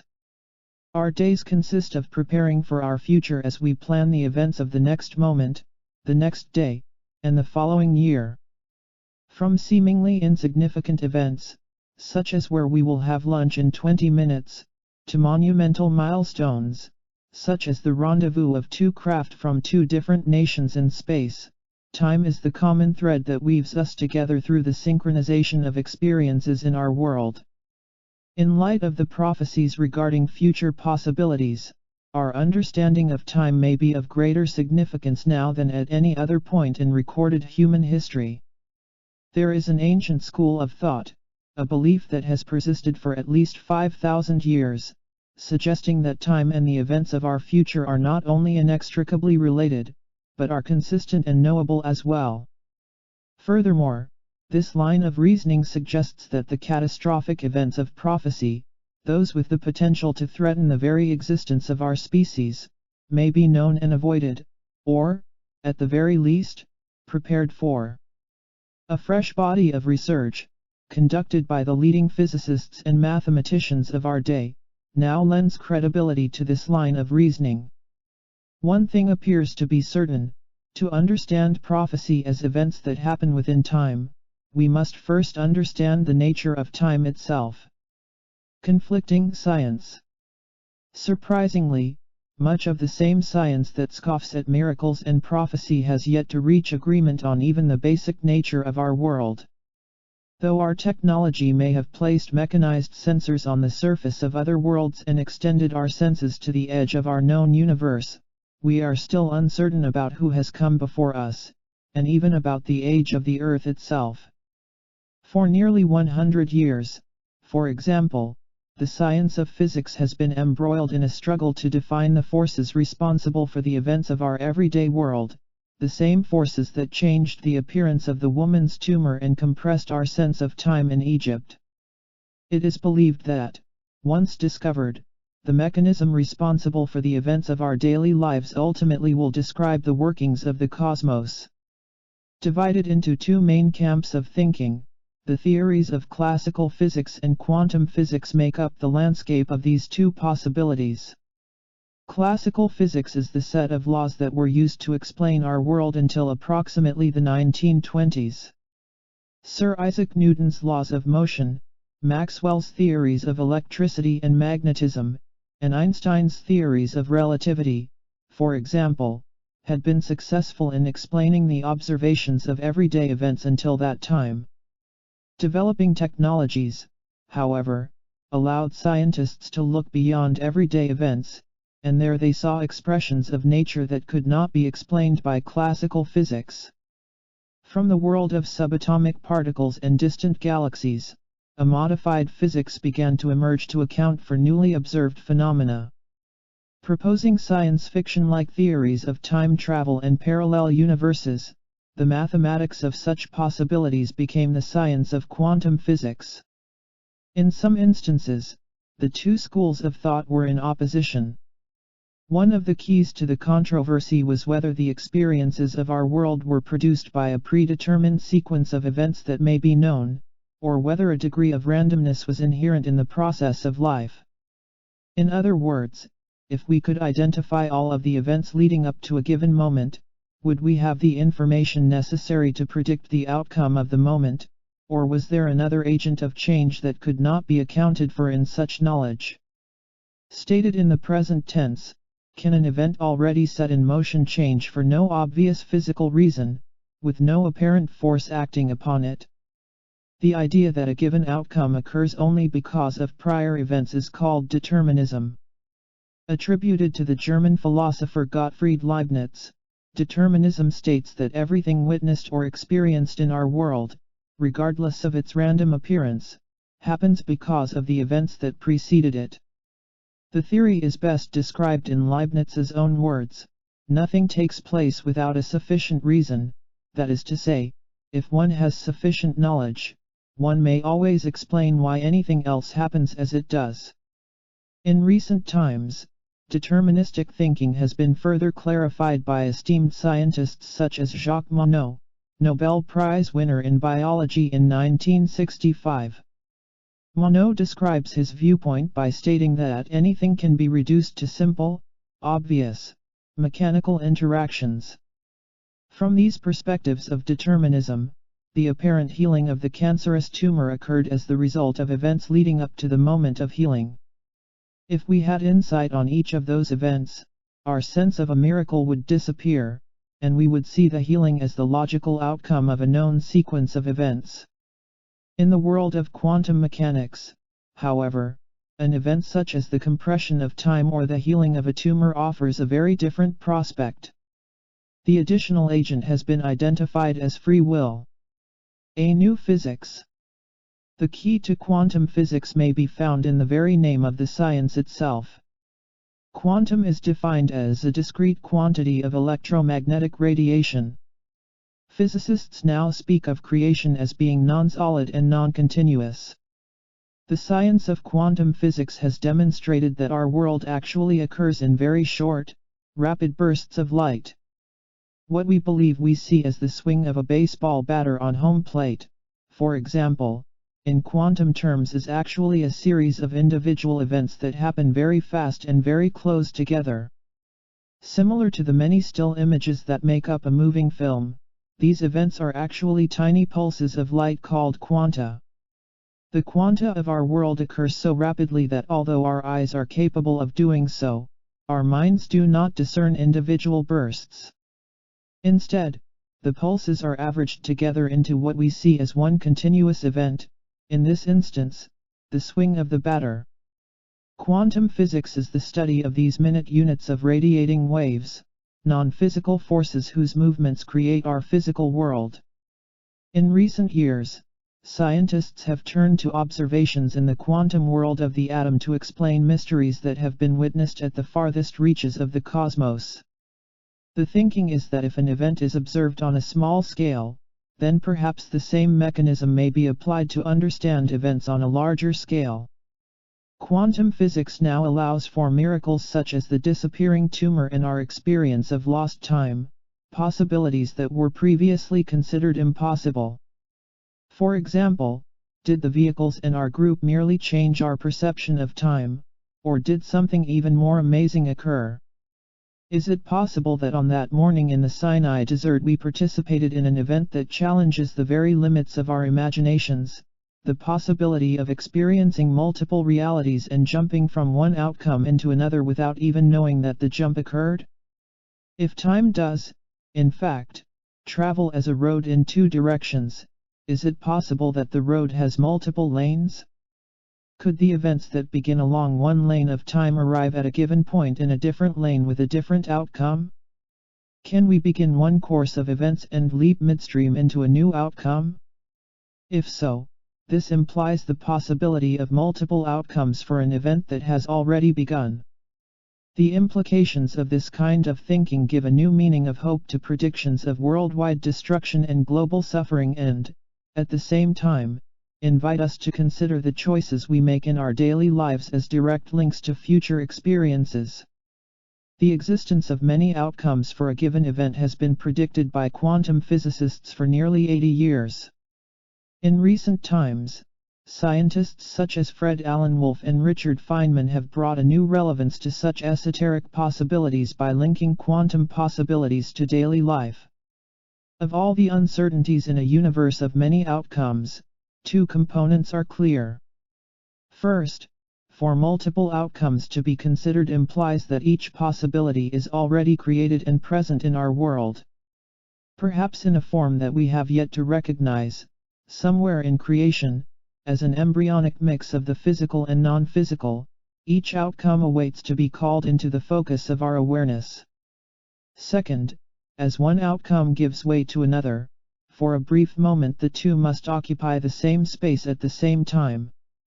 As one event is brought into the focus of our senses, it must be capable of overlapping a second event, if only for the fraction of a second that it takes the two to slide past one another. Quantum physics has a name for the reality that occurs during the time that two atoms occupy the same point, in the same space, at the same time. Such an outcome is called a Bose-Einstein condensate, honoring the authors of the equations that predict such an occurrence. These condensates have now been observed and documented under laboratory conditions. Jeffrey Satinover reports that Bose-Einstein conditions have occurred with condensates of up to 16 million merged beryllium atoms formed in the laboratory in the late 1990s. Moreover, Satinover reports that the material created from the experiments is large enough to see with the naked eye and has been photographed. From these studies alone, although the events experienced in the Egyptian desert and witnessed on our videotaped healing appear contrary to the laws of nature, they fall within the predicted behavior of natural laws suggested by quantum physics. Perhaps the consideration of multiple possibilities offers insight into one of the great mysteries of the creation sciences, why much of our universe appears to be missing. Using supercomputers to trace the steps of creation back to the Big Bang at the beginning of time, a mysterious phenomenon quickly develops. Shortly after the instant that scientists believe our universe began, approximately 90% of it disappears, leaving only 10% of the universe accounted for within the models. At the same time, researchers in the life sciences ask us to consider a second mystery.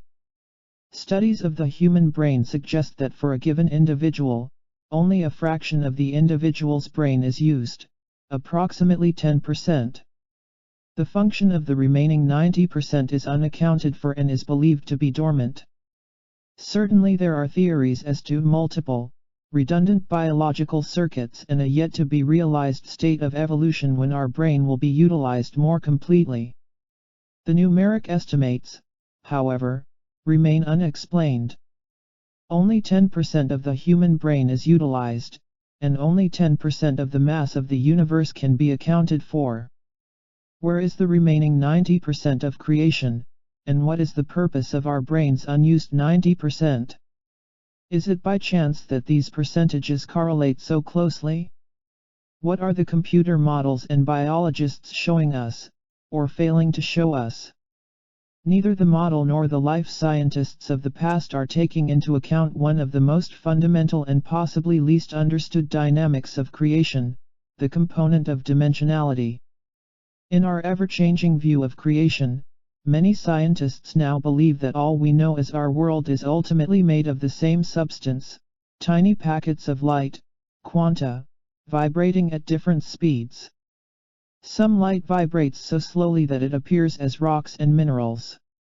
Other forms of light vibrate more rapidly to appear as the living material of plants, animals, and people, while even faster vibrations make up our television and radio signals. Ultimately, each may be reduced to a quality of vibrating light. The observations of the physicists and the life scientists fail to take into account the parameters of dimensionality, events occurring at such high vibratory rates that they appear beyond our range of physical perception. New research suggests that our world does not end with the vibrations noted on conventional charts of cosmic waves, vibrating at over 1022 cycles per second. Cosmologists now suspect that shortly after the moment of creation, the universe was expanding so rapidly that its vibration could no longer express within the laws of three-dimensional experience. According to this theory, 90% of the universe literally vibrated itself into higher states of expression. It is this 90% that may represent the place where the parallel universes of quantum theory live. In and out of time, choice points. Often referenced in discussions of parallel possibilities are the theories of Hugh Everett III, a pioneering physicist from Princeton University. Everett developed the ideas of parallel universes as an answer to the puzzles of quantum realities. In a 1957 paper titled Relative State Formulation of Quantum Mechanics, Everett went so far as actually to give a name to the moments in time where the course of an event may be changed. He called these windows of opportunity choice points. A choice point occurs when conditions appear that create a path between the present course of events and a new course leading to new outcomes. The choice point is like a bridge, making it possible to begin one path and change course to experience the outcome of a new path. From this perspective, in the moment that the three practitioners and the patient chose the view affirming that the tumor did not exist, they were moving through a choice point into a new outcome. By changing their belief system, they went beyond any attempt to heal the physical expression of an event that had already occurred. Rather, they addressed the non-physical origins of the tumor and assumed the thought, feeling, and emotion from a place where it never existed. Their actions became the attractor for a choice point, allowing the quantum leap from a course of events already underway, to a new course with a different outcome. The tools that make such a jump possible are found in their beliefs, the thoughts, feelings, and emotions that the new reality was already in place. Contrary to the suggestion that such change occurs slowly, over long periods, the new possibility was brought into focus, and the original released, in 2 minutes and 40 seconds.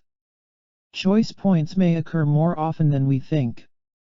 In our definition of quanta as the small pulses of light that create our reality, we opened the door to a tremendous possibility, a new definition of time. Just as physicists now believe that matter is made of many short bursts, rather than being one continuous field, the ancients believed that time occurred in a similar fashion. It is during each burst of light that we experience the events of our world. The more bursts of light we string together, the longer the duration of our experience becomes. Conversely, the fewer the bursts, the briefer the overall experience. For there to be an end to one pulse of light before the next pulse begins, there must, by definition, be a space in between. Viewing our experience on Earth as a small metaphor for the large-scale experience of the cosmos, as above, so below, the Essenes made similar reference to the breath of our lives and the breath of the cosmos. In the Essene Gospel of Peace, for example, we are reminded that in the moment betwixt the breathing in and the breathing out is hidden all the mysteries. In Essene philosophy, the spaces between quantum bursts may be viewed as small expressions of the stillness between each breath. It is in the spaces between, in the silence between the pulses of creation, that we have the opportunity to jump from one possibility to the next. This space is where the miracles occur. When time slows down. The winter of 1977 seemed to have arrived suddenly in Missouri. Having been accepted at a university in northern Colorado to complete my degree in the earth sciences, nothing had prepared me for the seemingly endless flow of errands and paperwork that filled each day before my departure. Perhaps it is for this very reason that one event remains clear, standing out from all others in those very full days of preparation. In the week before my classes were to begin, I witnessed 3 separate auto accidents on the roads and highways near our home. Though never directly involved in any of the accidents, I was the first on the scene at all 3. In each instance, I could see what was about to happen and felt powerless to do anything about it. During the third of the 3 incidents, I was stopped at a traffic light entering a 4-way intersection. Suddenly, from my left, I saw a small blue car accelerate while the surrounding vehicles were slowing to honor the signal. I glanced at the light and immediately knew what was about to happen. The woman driving the car was attempting to squeak through a yellow light. Suddenly the light changed, and I saw something that I had not seen earlier. Another vehicle was in the same turn lane, traveling in the opposite direction, toward the woman's car. As the light changed to red, the car waiting in the intersection began the turn, just as the blue car raced through. In an instant, the whole scene had played out. Though the entire event lasted only seconds, my experience of the moment was much longer. A strange mixture of helplessness and fascination came over me as I watched from the safety of my own vehicle. In slow motion, I saw the 2 cars touch and then merge into one another. The woman driving the blue car had an infant in the back seat, apparently with no harness or seat belt. My fascination turned to horror as I saw a tiny child, clothed in a down jacket, with her head covered in a stocking hat, become airborne and sail limply over the front seats.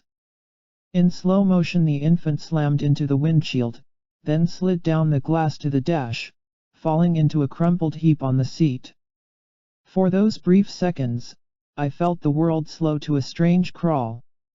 Like a video playback, advancing frame by frame, the scene was so vivid, so lucid, so real.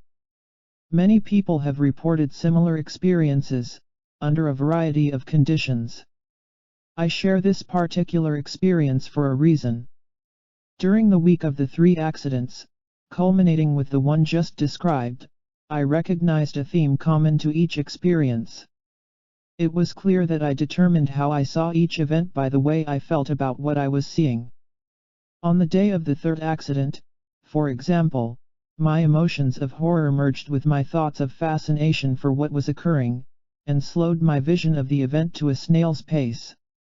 It was as if someone had shown me the entire scene imprinted upon a deck of cards, with each image slightly different from the one before it.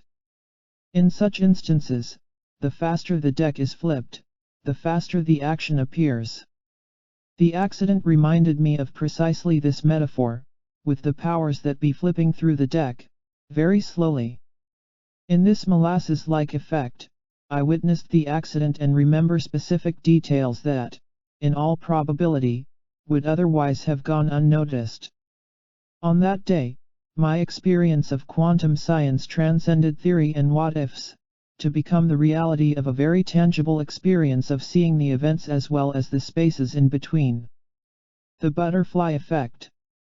As strange as the ideas of quantum theories may sound, they account for observations in subatomic experiments with such success that they have been unmatched in nearly 8 decades. It is such experiments that pave the way for new considerations of our role in history and the fate of humankind. From reports in the open literature, it is obvious that researchers have seriously studied the possibility of observing time and influencing outcomes. What are we to do with such information? How does knowledge of this magnitude affect our lives, day in and day out? To bring such abstract information into a meaningful role in our lives, we must, at the very least, have a conceptual understanding of how the principles work. Applying our new physics to the ancient gift of prophecy, we now have an expanded vocabulary to describe the visions of ancient seers and the role of their visions in our lives. Without the benefit of such language and conceptual models, ancient prophets were often left with little more than a glimpse into a future so far ahead of their time that they did not even have the words to describe what they had seen. Perhaps our consideration of time as a roadway, moving in 2 directions, may help in applying the concepts of prophecy previously suggested. A prophet standing in the middle of such a roadway might apply his gift of prophecy by projecting his senses along the road to the front, or in the opposite direction behind. Rather than looking to the horizon for as far as the eye can see into time, the prophet's perceptions actually travel the road into another experience of space and time. While his body may appear in the present moment, sitting in the chair before the fireplace of Nostradamus's study in 1532, for example, the awareness of the prophet has actually navigated the road of time into the reality of a distant future. The key to understanding prophecy is that the future being observed is the logical outcome of the circumstances at the time of the prophecy. Between the moment of the present and the time of the future, if anything were to change, then the outcome of the prophecy must reflect that change. Quantum physics has given rise to a wonderful new vocabulary to describe precisely such experiences. Descriptions that may at first appear to have very little to do with the science being discussed have an eloquent way of making complex ideas easy to understand. The butterfly effect is one of those descriptions. Used to describe the relationship between the moment of change and the possible outcomes stemming from that change at a later time, the butterfly effect is formally known as sensitive dependence on initial conditions. Briefly, the effect states that tiny changes in initial conditions can lead to big changes in a later outcome. Similar to the way complex ideas were described by simple stories in the past, a parable is used today to illustrate the butterfly effect. The single sentence suggests, if a butterfly flaps its wings in Tokyo today, a month later it may cause a hurricane in Brazil. Reminding us of how significant thoughts and actions of the moment may become, the power of the butterfly effect may be graphically illustrated as a localized error with global consequences. Is it possible that one seemingly insignificant mistake, such as a wrong turn by the driver of a foreign dignitary, for example, could ignite a global war? History witnessed precisely such an effect in the early part of the 20th century. The year was 1914, and the dignitary was Archduke Francis Ferdinand of Austria. A documentary film about the origins of the First World War noted, a wrong turn by the Archduke's driver brought the heir to the Austrian throne face to face with his assassin Gavrilo Princip. What if the driver had turned down another street, or perhaps not even driven on that day? Although the Archduke's assassination may well have come about at another point in the timeline of history, it probably would not have occurred on that day, in that manner. Perhaps the same mistake at a later time would have found our world in a political climate where such a mistake would have remained precisely that, just a mistake. Such perspectives may serve as reminders not to underestimate the power of the butterfly effect because of the gentleness of its namesake. Viewing prophecies from thousands of years in our past, the butterfly effect may explain why some appear to have been accurately fulfilled, while others seem to have missed the mark entirely. When we consider that any change within the lifetime of the prophecy affects its outcome, it is amazing that visions of our time seen thousands of years ago have any resemblance whatsoever to the original vision of the prophet. Continuing with our road analogy, what the ancient prophets may or may not have known is that running in a parallel path beside each time road that they navigated is another road, moving at the same time, in the same direction. Next to that road is another, and beside that another. Each road is transparent to the others. Each road is occupied by an overlay, subtle copies of the same places, events, and people in the same cities, countries, and continents. The difference between the roads is that the experience of each one changes slightly in relation to its neighbor. The farther the roads become from the one the prophet is standing on, the greater the changes. For those close by, the differences may be so slight that one road of time is nearly indiscernible from another. The important thing here is that, however subtle, a difference exists. Referencing passages from the prophets of the Dead Sea Scrolls and the Bible Code, we are reminded that to change the outcome of any prophecy for the future, we must change the expression of our lives in the present. Quantum physics suggests that the opportunity to redefine outcomes may come only at specific intervals where the roads of time bend their courses and approach other roads. Sometimes the roads move so close that they touch one another. These points of touch are the choice points discussed earlier. In light of ancient as well as present-day prophecies, this concept of jumping from one road to another at key choice points becomes the solution to our mystery of miracles, healing, and time compression. Additionally, this ancient science, now well based in modern physics, offers new hope in the presence of catastrophic predictions for our future. The outcome previously described in the Bible Code for the year 2012, for example, is accompanied by the words, "Will you change it?" In a matrix of possibilities that began playing out over 3,000 years ago, the possibility of redirecting a potentially tragic outcome was recognized even then. The change it of the Bible Code, the tragic readings from Nostradamus, Edgar Cayce, and the prophets before them, followed by apparently conflicting scenarios of peace and redemption, are the markers of choice points along the road of time. Quantum futures of the Hope. In terms that may seem more relevant to modern times, the Hope relates similar visions of our future, with similar opportunities to choose which outcome we experience. Discussed briefly in an earlier chapter, Hope traditions of peace, viewed through the eyes of quantum understandings, offer new possibilities for our lives today. Long ago, the Hopi, whose name means people of peace, were given the diagram of a life plan that would guide them through this time in history. Eloquently simple, their plan consists of two parallel paths, parallel possibilities representing the life choices of humankind. In the beginning, both paths appear very similar.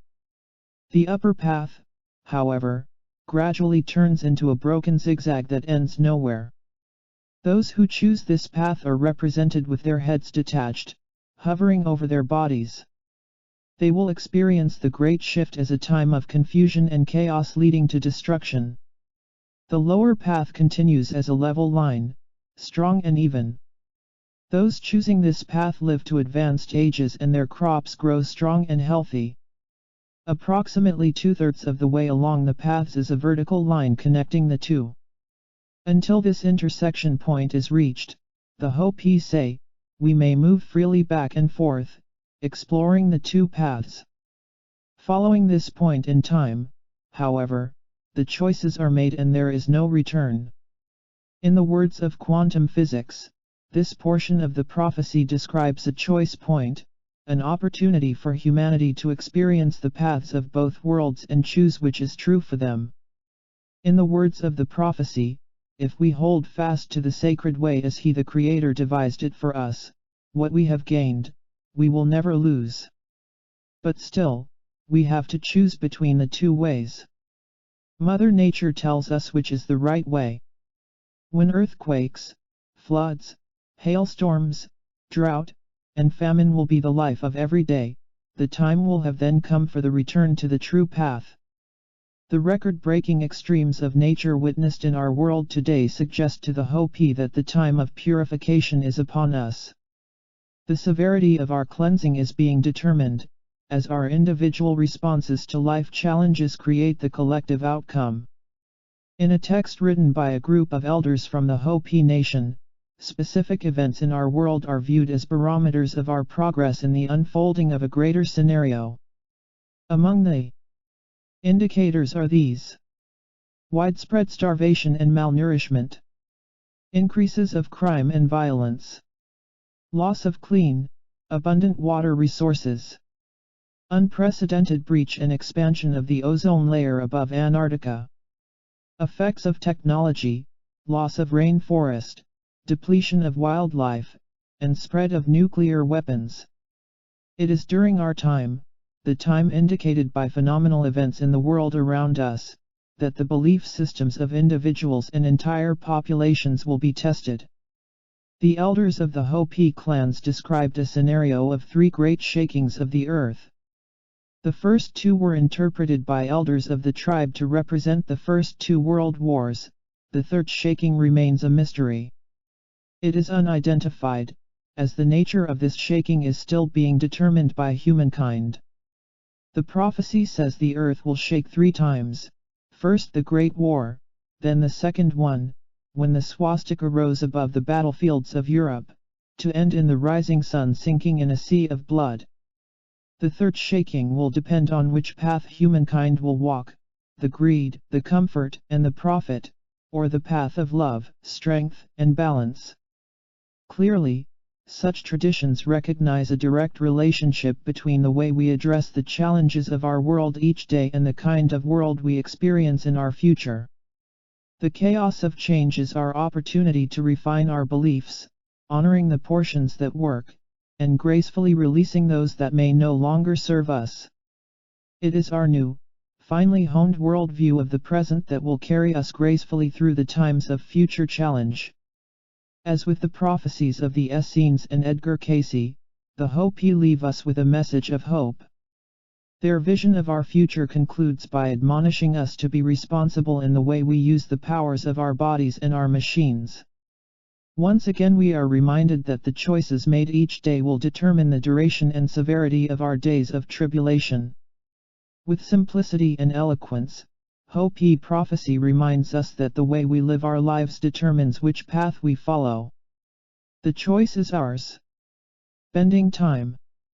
A common denominator in considering many possibilities and multiple outcomes is the reference to a substance that makes up the very fabric of creation and the force that acts upon this substance. If there are parallel worlds of possibility, precisely what are these worlds made of? The Nobel Prize-winning physicist Max Planck shocked the world with his references to the unseen forces of nature. In accepting the Nobel Prize for his study of the atom, he made a remarkable statement: as a man who has devoted his whole life to the most clear-headed science, to the study of matter, I can tell you as the result of my research about the atoms this much: there is no matter as such. All matter originates and exists only by virtue of a force which brings the particles of an atom to vibration and holds this most minute solar system of the atom together. We must assume behind this force the existence of a conscious and intelligent mind. This mind is the matrix of all matter. It may be that Planck's force is the key to redirecting the outcomes postulated by science and predicted by ancient prophets. Perhaps Nobel laureate Richard Feynman best described the potential of predicting our future in his now famous quote, "We do not know how to predict what will happen in a given circumstance. The only thing that can be predicted is the probability of different events. We can only predict the odds." In light of this kind of thinking, it is clear that science is seriously investigating the relationship between non-physical forces of the cosmos and their effect upon our physical world. The way that we attune to our possible outcomes is through our viewpoint on life. From this perspective, every life-threatening condition of each body is already healed, peace is already present, and every child, woman, and man of our world is already fed. Now we are invited to choose the quality of thought, feeling, and emotion that allows us to bend the waves of time and bring these conditions into the focus of the present. And one day the eyes of your spirit shall open, and you shall know all things. The Essene Gospel of Peace. Chapter 5. The Isaiah Effect. The Mystery of the Mountain. In modern biblical texts, the first visions into our future are described by the Old Testament prophet Isaiah. In the Dead Sea Scrolls, the completeness of the Great Isaiah Scroll allows us to view the works of Isaiah as a template for understanding the apocalyptic prophecies of other traditions as well as glimpses of our future from the biblical prophets. In doing so, we eliminate the tedious task of examining in their entirety each of the 4 major and 12 minor books of biblical prophecy. This generalized approach makes it possible to view these ancient traditions from a high level and search for patterns of ideas, rather than focusing upon the specifics of each individual vision and how they compare to one another. As we do so, an interesting, and perhaps unexpected, possibility surfaces. In earlier chapters we hinted at a pattern in the prophecies of Isaiah that forecast a time of destruction, catastrophic changes, and nearly unfathomable loss of life, followed by a time of peace and healing. The elements of such a forecast are clearly present. A specific portion of his prophecies, named the Apocalypse of Isaiah, offers even greater insight into the dual nature of the prophet's visions. He describes a time in his future when the earth is polluted because of its inhabitants, who have transgressed laws, violated statutes, broken the ancient covenant. Therefore they who dwell on earth turn pale, and few men are left. Isaiah goes on to describe violent movement on earth as well as unusual behavior of our sun and moon. The foundations of the earth will shake. The earth will burst asunder, the earth will be shaken apart, the earth will be convulsed. Then the moon will blush and the sun grow pale. Following the darkest moments in his vision of Earth's future, the Apocalypse of Isaiah takes an interesting and unexpected turn. With little indication of the change that is about to occur, Isaiah abruptly begins to describe a very different time in his future vision, a time affirming joy, peace, and life. In the next portion of his insight, still considered by scholars to be apocalyptic in nature, he describes a time when a new earth is created, along with new heavens. It is during this time that the things of the past shall not be remembered or come to mind. Instead there shall always be rejoicing and happiness, no longer shall the sound of weeping be heard, or the sound of crying. Following this sequence of events, we are led to believe that the joyous events follow the tragic events, that one must precede the other in the order suggested by the text. Why do the prophecies of Edgar Cayce, Nostradamus, the Native American elders, and others appear to be so contradictory at times, offering what may be perceived as a mixed message of hope and possibility along with terrifying glimpses of death, decay, and catastrophic destruction for the same period of time? Is it possible that such ancient glimpses into our future offer another possibility so empowering and so overwhelming that even the prophets did not realize the implications of their own visions? This is precisely the sense we get as we review the prophecy of Daniel in a later chapter of the Old Testament. Having been offered a rare glimpse into the future of a distant time, it appears as though Daniel did not fully understand what he had been shown. With no frame of reference for the things that he witnessed in his future, how could he? Toward the completion of his excursion through time, the guide that has led him into the future simply suggests to him, "As for you, go your way till the end. You will rest, and then at the end of the days you will rise to receive your allotted inheritance." As he shared his visions, was Isaiah forecasting actual events that would occur with certainty, or was he describing insights into a quantum possibility with a meaning so unexpected that it has remained hidden until the 20th century? When viewed through the eyes of our new physics, Isaiah's description of vastly different futures for the same point in time correlate surprisingly well with modern descriptions of quantum outcomes. In such discussions, the futures envisioned by Isaiah become waves of possibility rather than factual outcomes. Additionally, quantum science allows for individuals in the present to change such catastrophic outcomes of the future. The key is to understand when and how the opportunities for change present themselves. The example given in Chapter 1 of the Mass Prayer of Peace on the eve of an airborne military campaign against Iraq offers a wonderful example of such choices.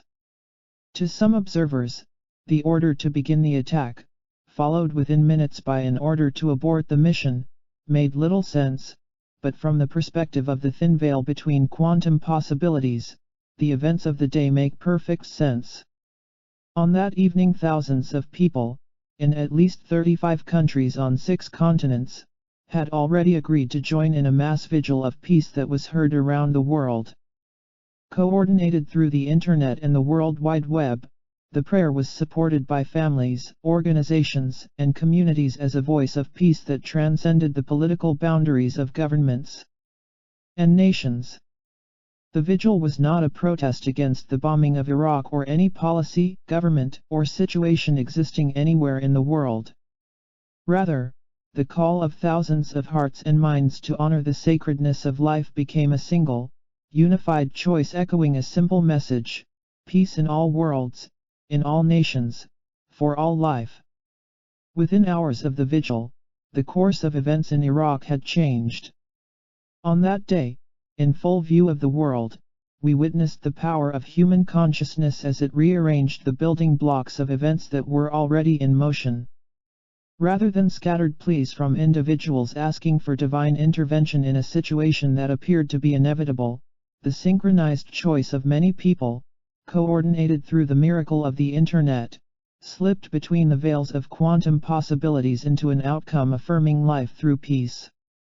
In our uniqueness as nations, families, and individuals, on Friday, November 13, 1998, we shared a common experience.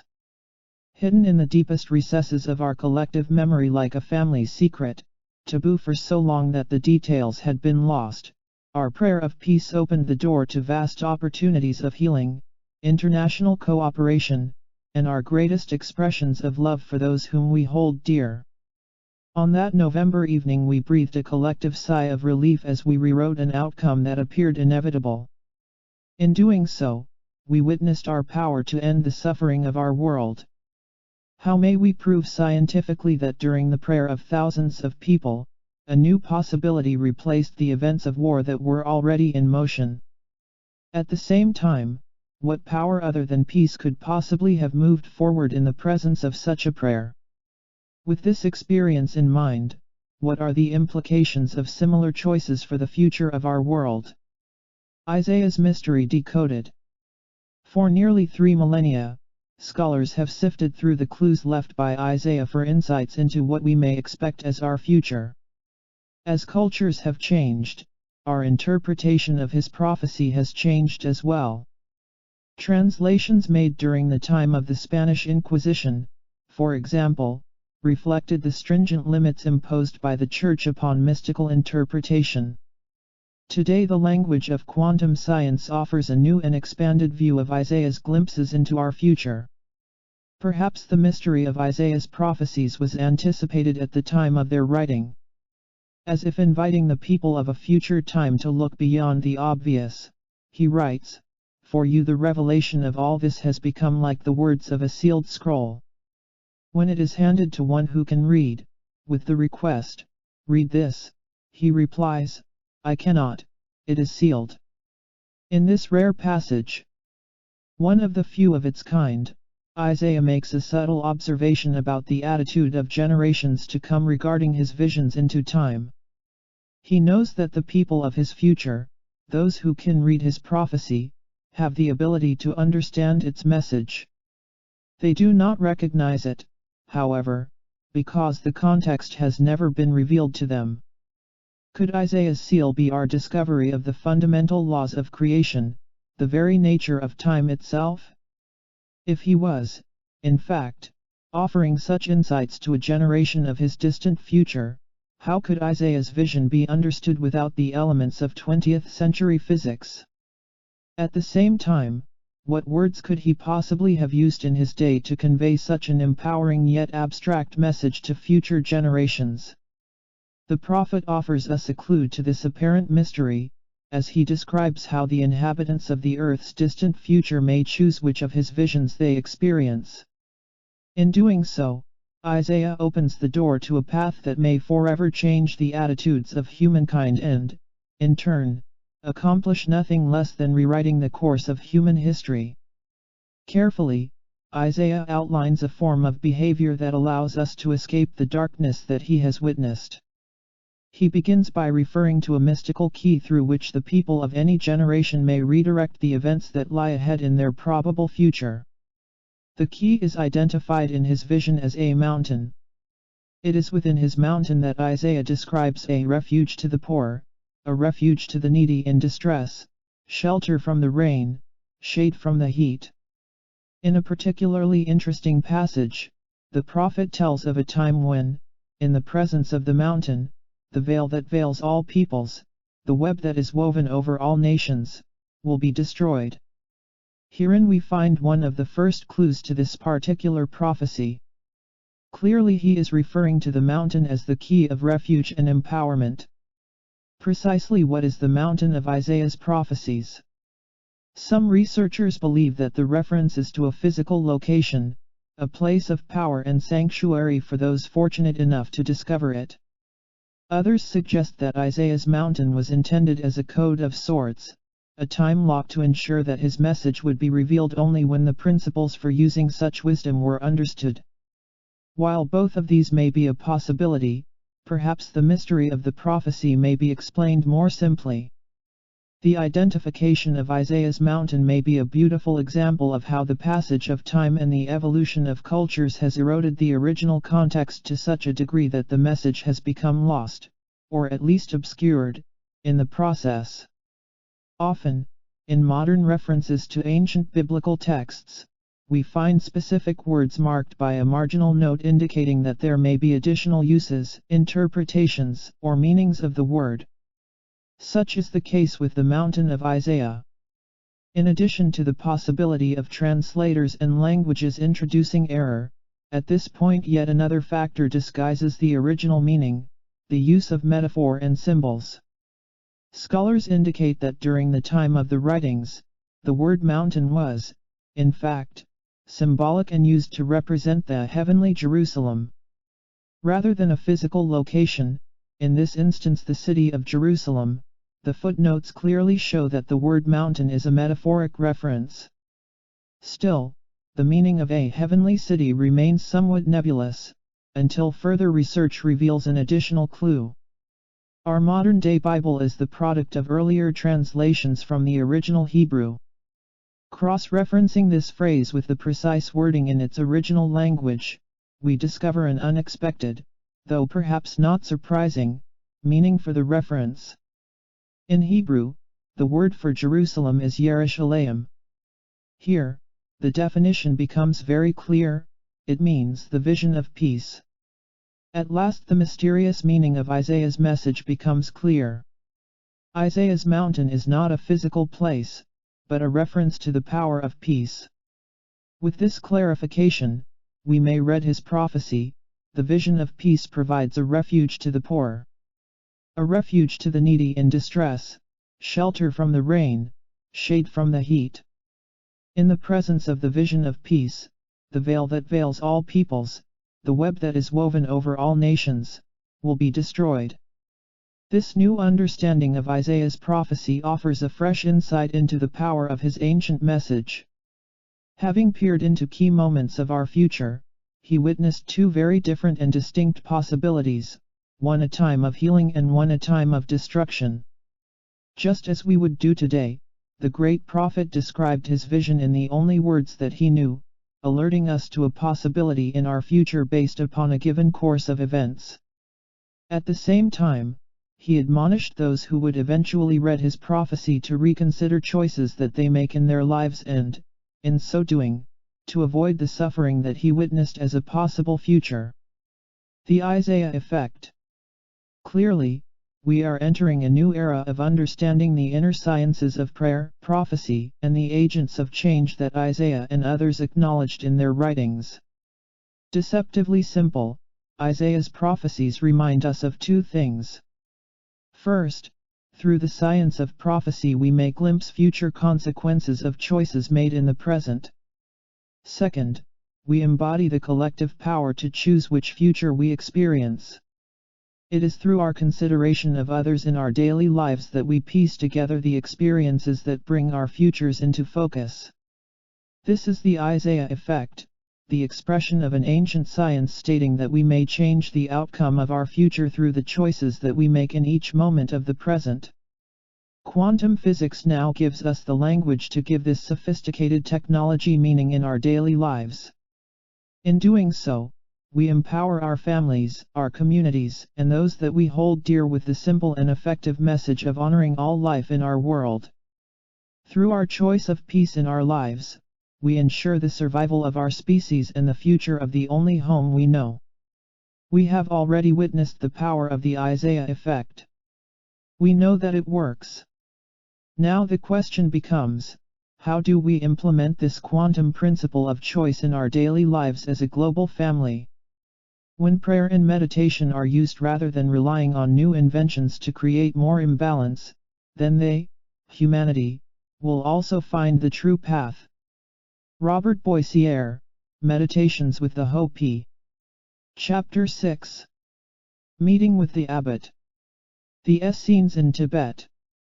In my studies of esoteric traditions from Peru, Tibet, Egypt, the Holy Land, and the American Southwest, a theme arises that is both fascinating and curious. Prophecies from each of these cultures appear malleable, like soft clay in the hands of a sculptor.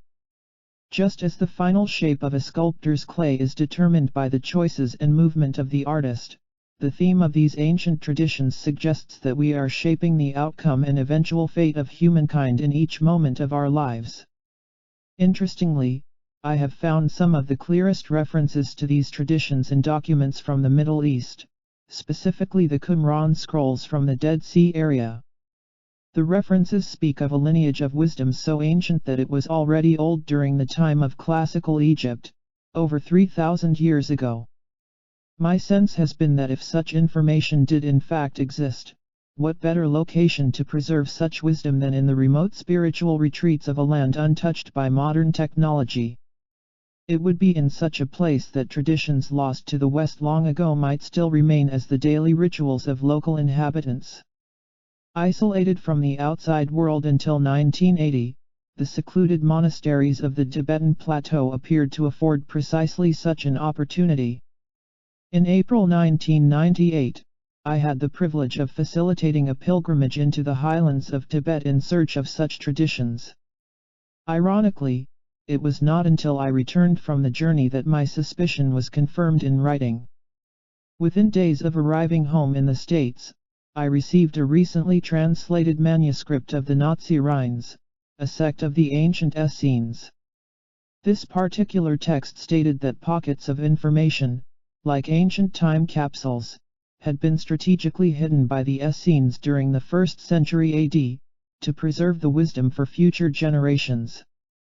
Among the places clearly mentioned as a repository for such texts were the remote monasteries and nunneries of Tibet.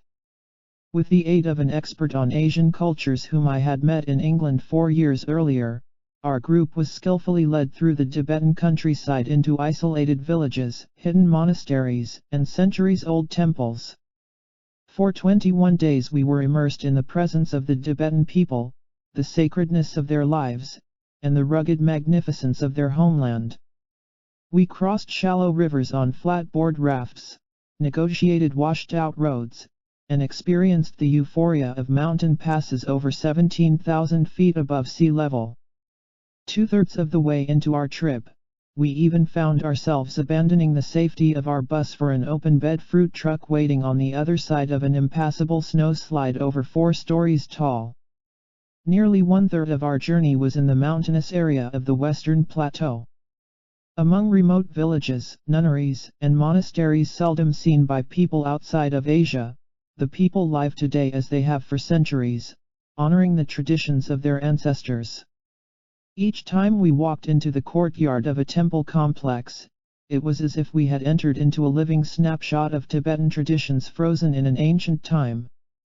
With each step of our journey, we were greeted with an openness and warmth exceeding any that we could have imagined in the strange beauty that imbues such desolation. The purpose of our pilgrimage was to witness, experience, and document living examples of an inner technology that I suspected was lost to the West nearly 2 millennia ago. Today we know a fragment of this science as the inner technology of prayer. Blessed by the abbot. A shaft of light beamed from somewhere high above the temple floor. The single ray had a curious three-dimensional quality, as if I could close my hands around it and climb to its source.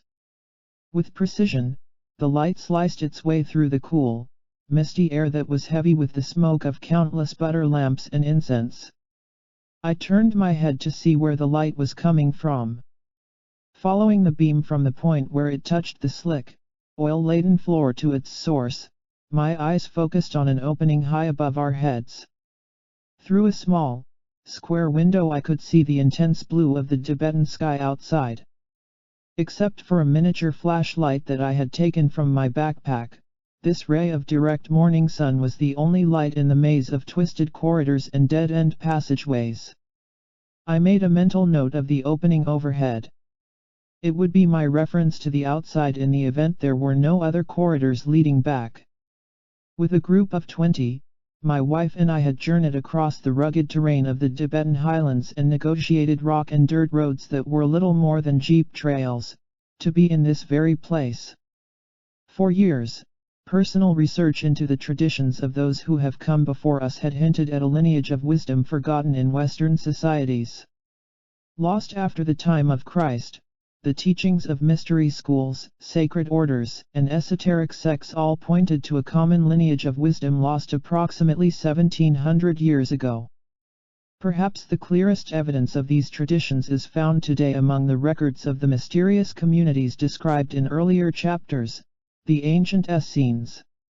Persistent references to the Essenes eventually led me to a series of journeys in search of direct, tangible evidence of their teachings and their relevance in our world today.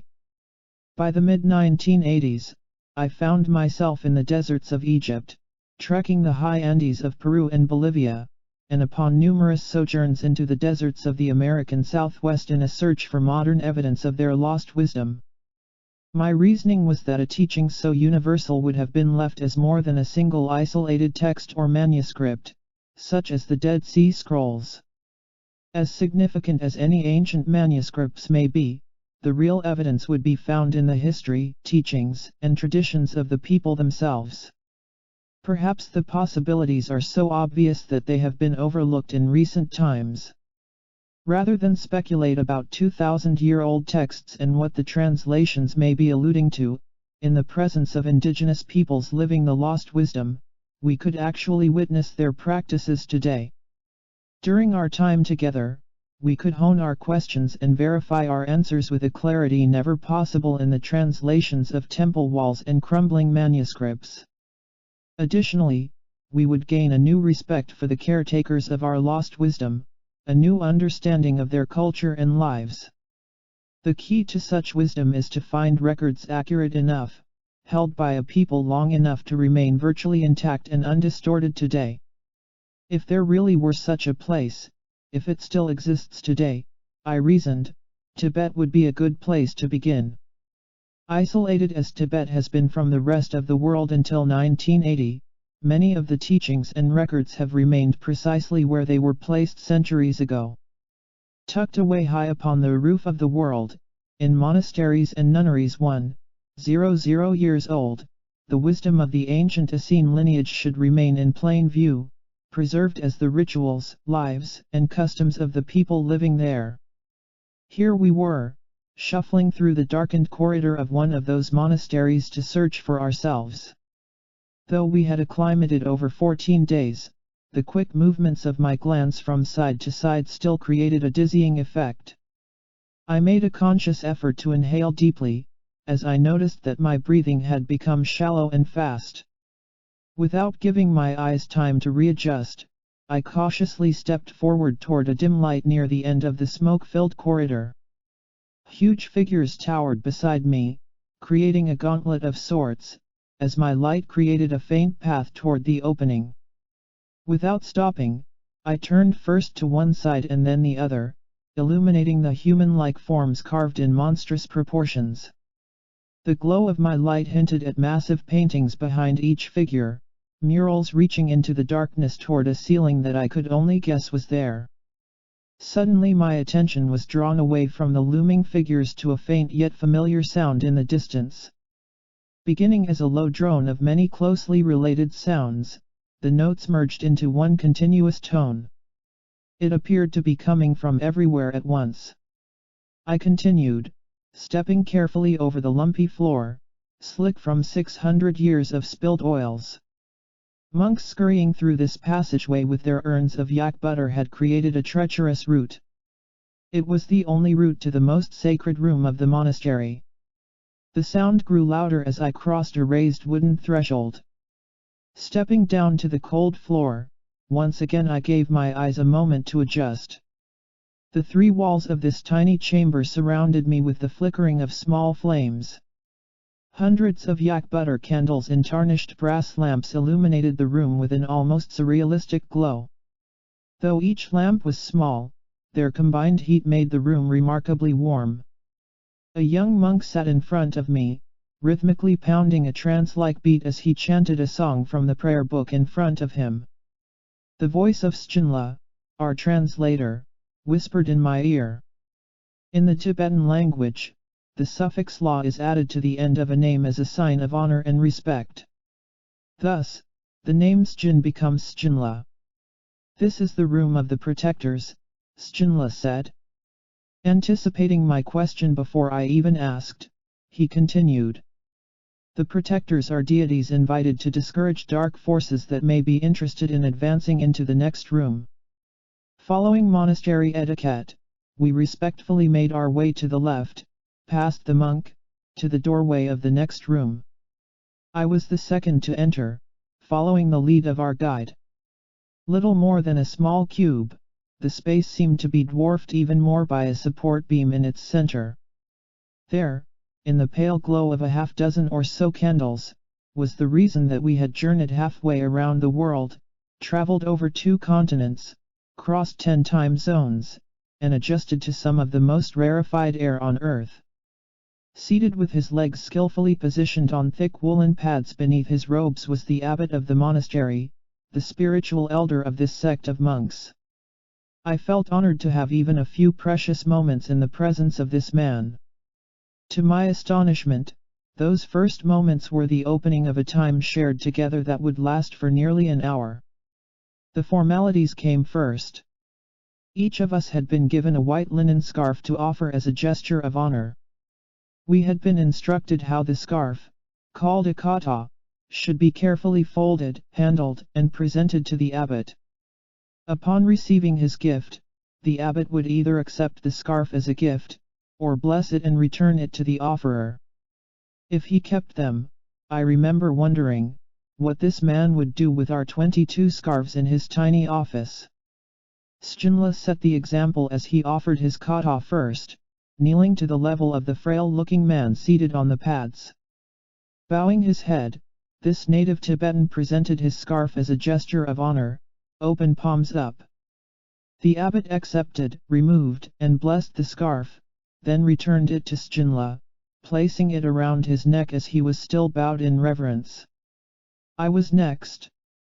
Approaching the abbot seated before me, I suddenly had an eerie sensation of timelessness, that feeling which occurs during a moment when the world slows to a dreamlike crawl. In slow motion, I bowed respectfully, presented my kata, and waited for the abbot to return my offering. What seemed like many seconds had passed, certainly longer than it should have taken for the prescribed ritual. Curious, I lifted my head just in time to meet the forehead of the abbot coming toward me. Lifting his arms to position the scarf around my neck, he gently cradled my head in his palms and touched his forehead to mine. Immediately, I felt a kinship with this man whom I had seen for the first time only moments earlier. The kinship quickly turned to trust, as I took the liberty to raise my eyes and look directly into his. What I know were only seconds became timeless. Knowing that I had deviated from the custom of keeping a bowed head throughout the ceremony of offering, I was uncertain how my eye contact would be received. The awkwardness lasted only briefly. The abbot demonstrated his mastery by replacing the uncertainty of the moment with grace and ease. Looking back into my eyes, he offered a warm, gracious smile. With his gesture of openness, I knew that my time with the ceremony was complete. I also knew that an opening had occurred, an opportunity to explore this man's memories and the experience of his teachings. It was time for the next person. Secret of the prayer. Following 20 similar blessings, the abbot sat back quietly on his pads, closed his eyes, and focused on our meeting. This was the time that we had waited for. I had asked for an audience with this holy man specifically for the purpose of tapping into his ancient lineage of wisdom. If the Essenes had, in fact, migrated into Tibet after the time of Christ, elements of Essene traditions should be recognizable in the Tibetan rituals of today. Under Stjnla's skilled guidance, I posed the questions that I had journeyed halfway around the world to ask. Stjnla, I began, please ask the abbot about the prayers that we have witnessed during our time in the monasteries. Will he describe for us what is involved during a prayer, and how each prayer is accomplished? Stjnla looked at me, as if waiting for the rest of the question. Is there more? He asked. Perhaps I am not understanding the question that you have asked. There are many words in the Tibetan language that do not translate directly to a single word in English. To communicate concepts, it is often necessary to create a phrase or short sentence in our language to describe the Tibetan equivalent. I sensed that this was one of those moments.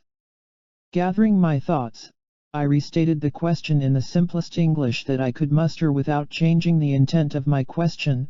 Specifically, when we see the chants, tones, mudras, and mantras on the outside, I asked, what is happening with the person praying, on the inside? Stjnla turned to the abbot, who was patiently awaiting my question, and the process began. Sometimes the abbot would close his eyes and discourse for many minutes at a time in response to a single sentence from Stjnla. At other times he would mutter a short phrase accompanied by a gesture or a sigh.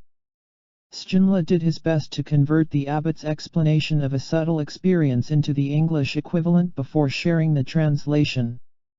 Hearing our revised question, the abbot looked at me with the hint of a grin on his face. There are some sounds that need no translation. He said in a thoughtful tone. I knew from the tone of his voice that our question had cut directly to the very crux of what was practiced in his monastery and others that we had seen throughout our journey. His grin became a smile as he pursed his lips and made a different sound. I watched as his eyes rolled toward the ceiling, which was blackened from the soot of uncounted butter lamps, over hundreds of years. He fixed his gaze on an invisible place above. Using the spot on the ceiling as a point of focus, the abbot searched for the words to acknowledge the essence of my question. I remember thinking that what I had asked was the equivalent of asking someone to describe the meaning of life in 25 words or less. This man, who had no knowledge of my background, spiritual foundation, religious orientation, or intent, was searching for a way to honor my question. He was looking for a place to start. Now we are getting somewhere, I thought to myself. What can I do to help the abbot be more at ease with my question? Thinking back to translations of Essene manuscripts from the Dead Sea, I considered the language that was used 2,500 years ago to describe the lost technology of prayer. The focus of their texts was on the actual elements of prayer: thought, feeling and body. The last thing that I wanted to do was suggest an answer to the abbot. Carefully, I restated my question. Schinla, I asked, momentarily interrupting the abbot's train of thought. More specifically, I am interested in how the prayer is created. When we see the outward expressions of prayers in the chanting halls, what is the result? Where are the prayers taking them? The abbot looked on, anxious for Schinla to share with him my new, rephrased question. Quickly, in a remarkably short sentence, Schinla did precisely that. I knew that our persistence was getting us somewhere. Without even thinking, the abbot exclaimed a single word. Then he said the word again, followed by a burst of Tibetan language sounding very different from phrases that I had studied in the language books. Quickly, I gave up my attempts at translation. While I watched the abbot and gave him my eyes, the attention of my mind was focused upon Schinla. I could almost see the process in his mind. Rather than convert each of the abbot's words from Tibetan into English, he would listen to the theme of the idea and then punctuate the response with specifics from the abbot. Feeling. Schinla said.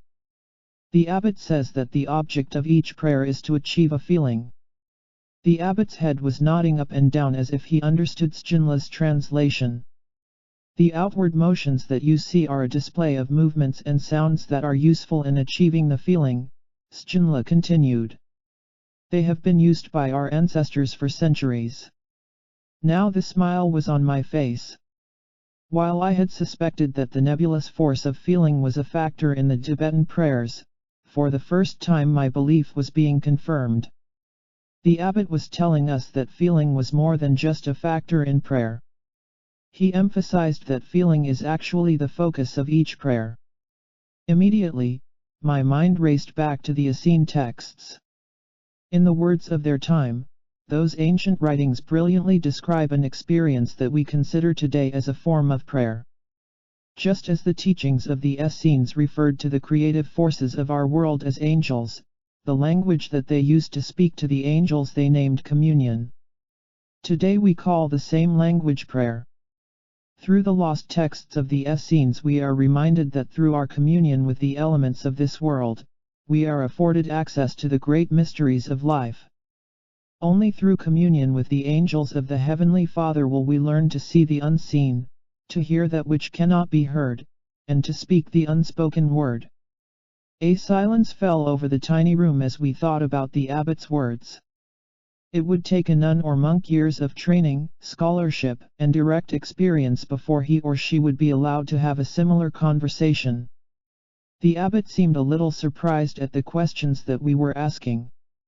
As if he had heard my thoughts, once again Schinla spoke before I had formulated my next sentence. Your questions are very different from those of others who have found this monastery, he said. Really? I answered, somewhat amazed. If others have taken the time to travel from the west into Lhasa, a climate over 2 miles above sea level for a week or so, then breathe endless clouds of dust while navigating jeep trails carved into the sheer face of cliff walls to find this monastery at 15,000 feet in the Himalayas. What other kinds of questions would they ask? Sjinla laughed at the intensity of my question.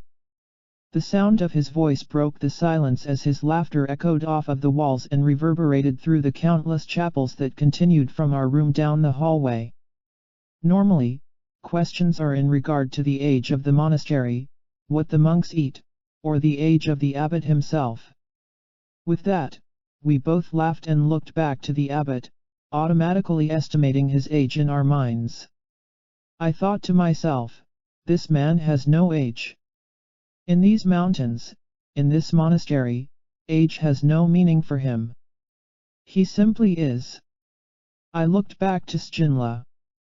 Following our last exchange, the abbot had remained in his position, seated with his legs drawn up underneath his heavy robes. The air in the room was cool, although my body was hot from the exhilaration of our dialogue. I looked at the miniature keychain thermometer dangling from the zipper flap on my wife's backpack. It read 55 degrees Fahrenheit. I wondered if it could be correct. An attendant chose the opportunity of silence to relight the mounds of incense that provided relief from the pungent odor of spoiled yak butter smoldering in the lamps and dishes. Slipping a hand under my jacket, I touched the 3 layers of clothing that I had worn from the bus outside. I was amazed. My shirts were soaked. Each day in Tibet is like summer and winter, summer in the sun and winter in the shadows, shade, and inside of monasteries. I looked behind me just in time to see a gust of wind howl down the dimly lit corridor, whipping piles of straw and dust into small heaps in the corners. The abbot's message. My hand reached up to wipe the perspiration from my eyes as I asked Sjinla the next question. I began by explaining why we had come to the abbot's monastery, and our intent in asking what we had asked. Looking directly at the abbot, I concluded with a single question.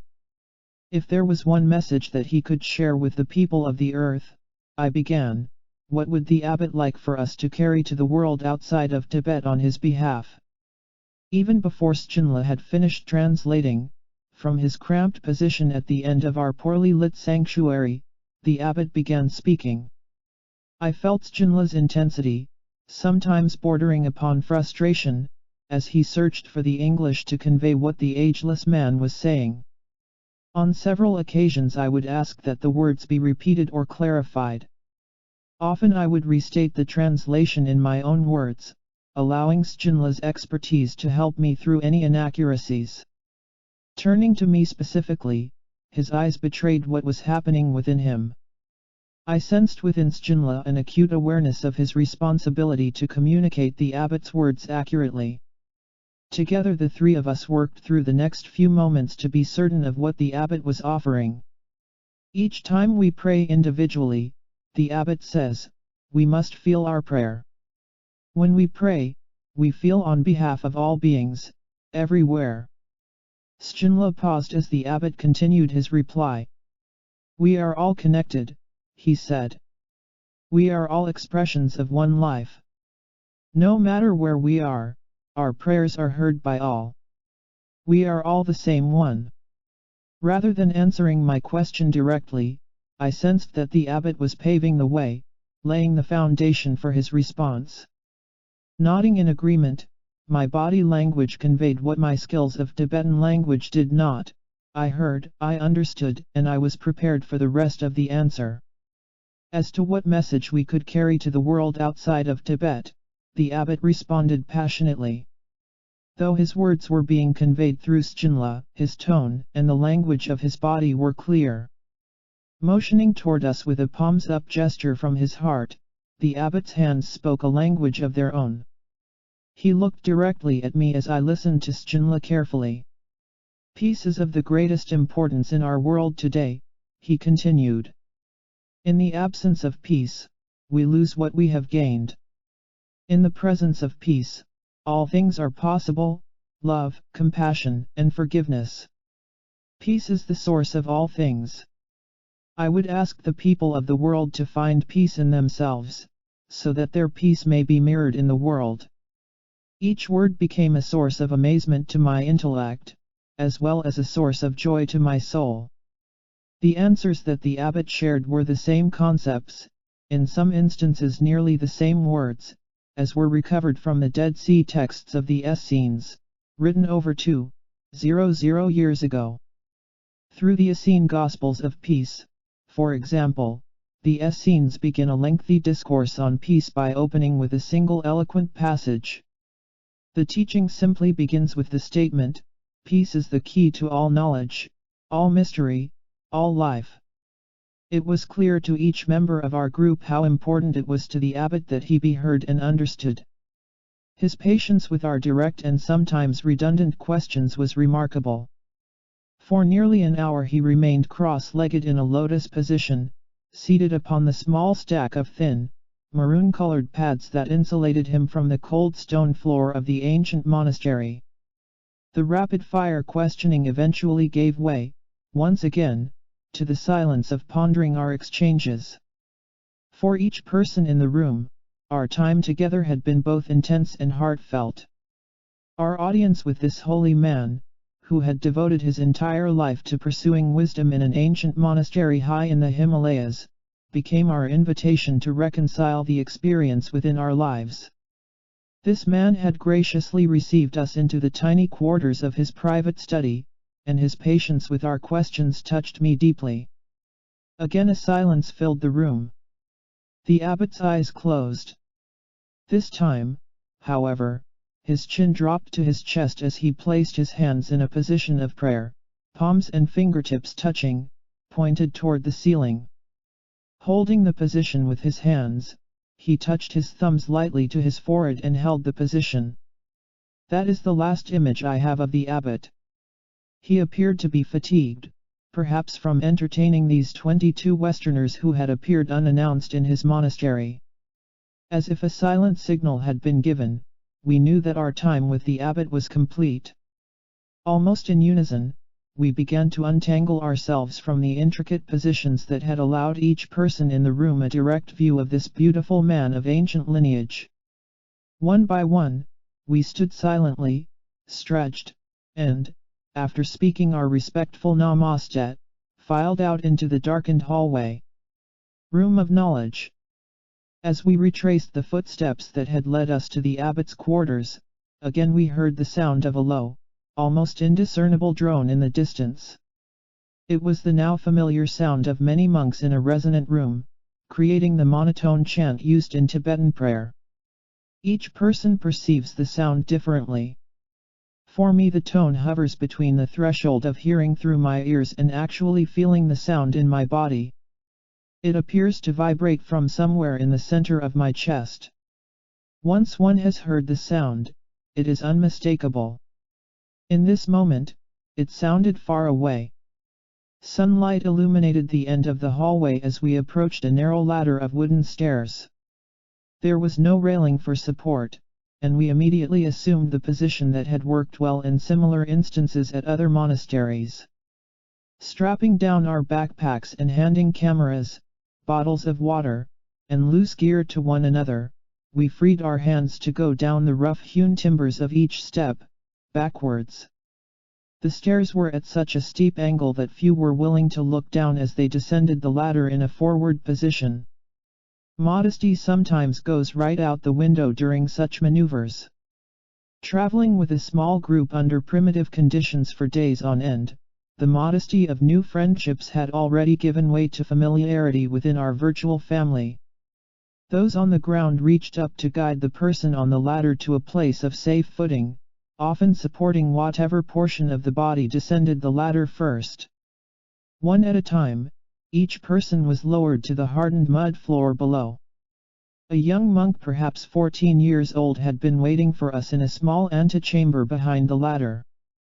As the last person touched the ground and readjusted himself, we addressed the monk with the traditional greeting of Te Ashadile. The monk surprised us with a few sentences of broken English. He was very interested in our audience with the abbot, just moments before.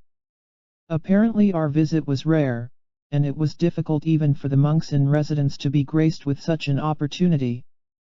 By this time, Stjnla had found his way down the ladder as well, and took charge of the conversation. Following a few moments of formalities, I asked about the existence of ancient libraries within this particular monastery.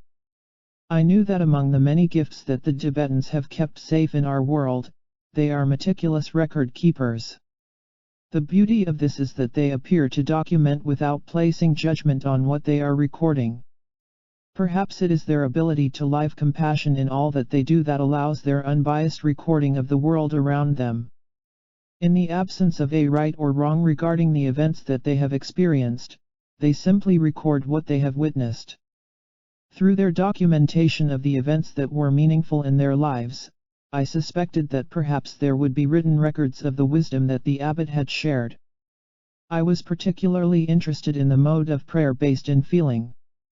We were led through a series of passageways to a darkened room behind the myriad altars.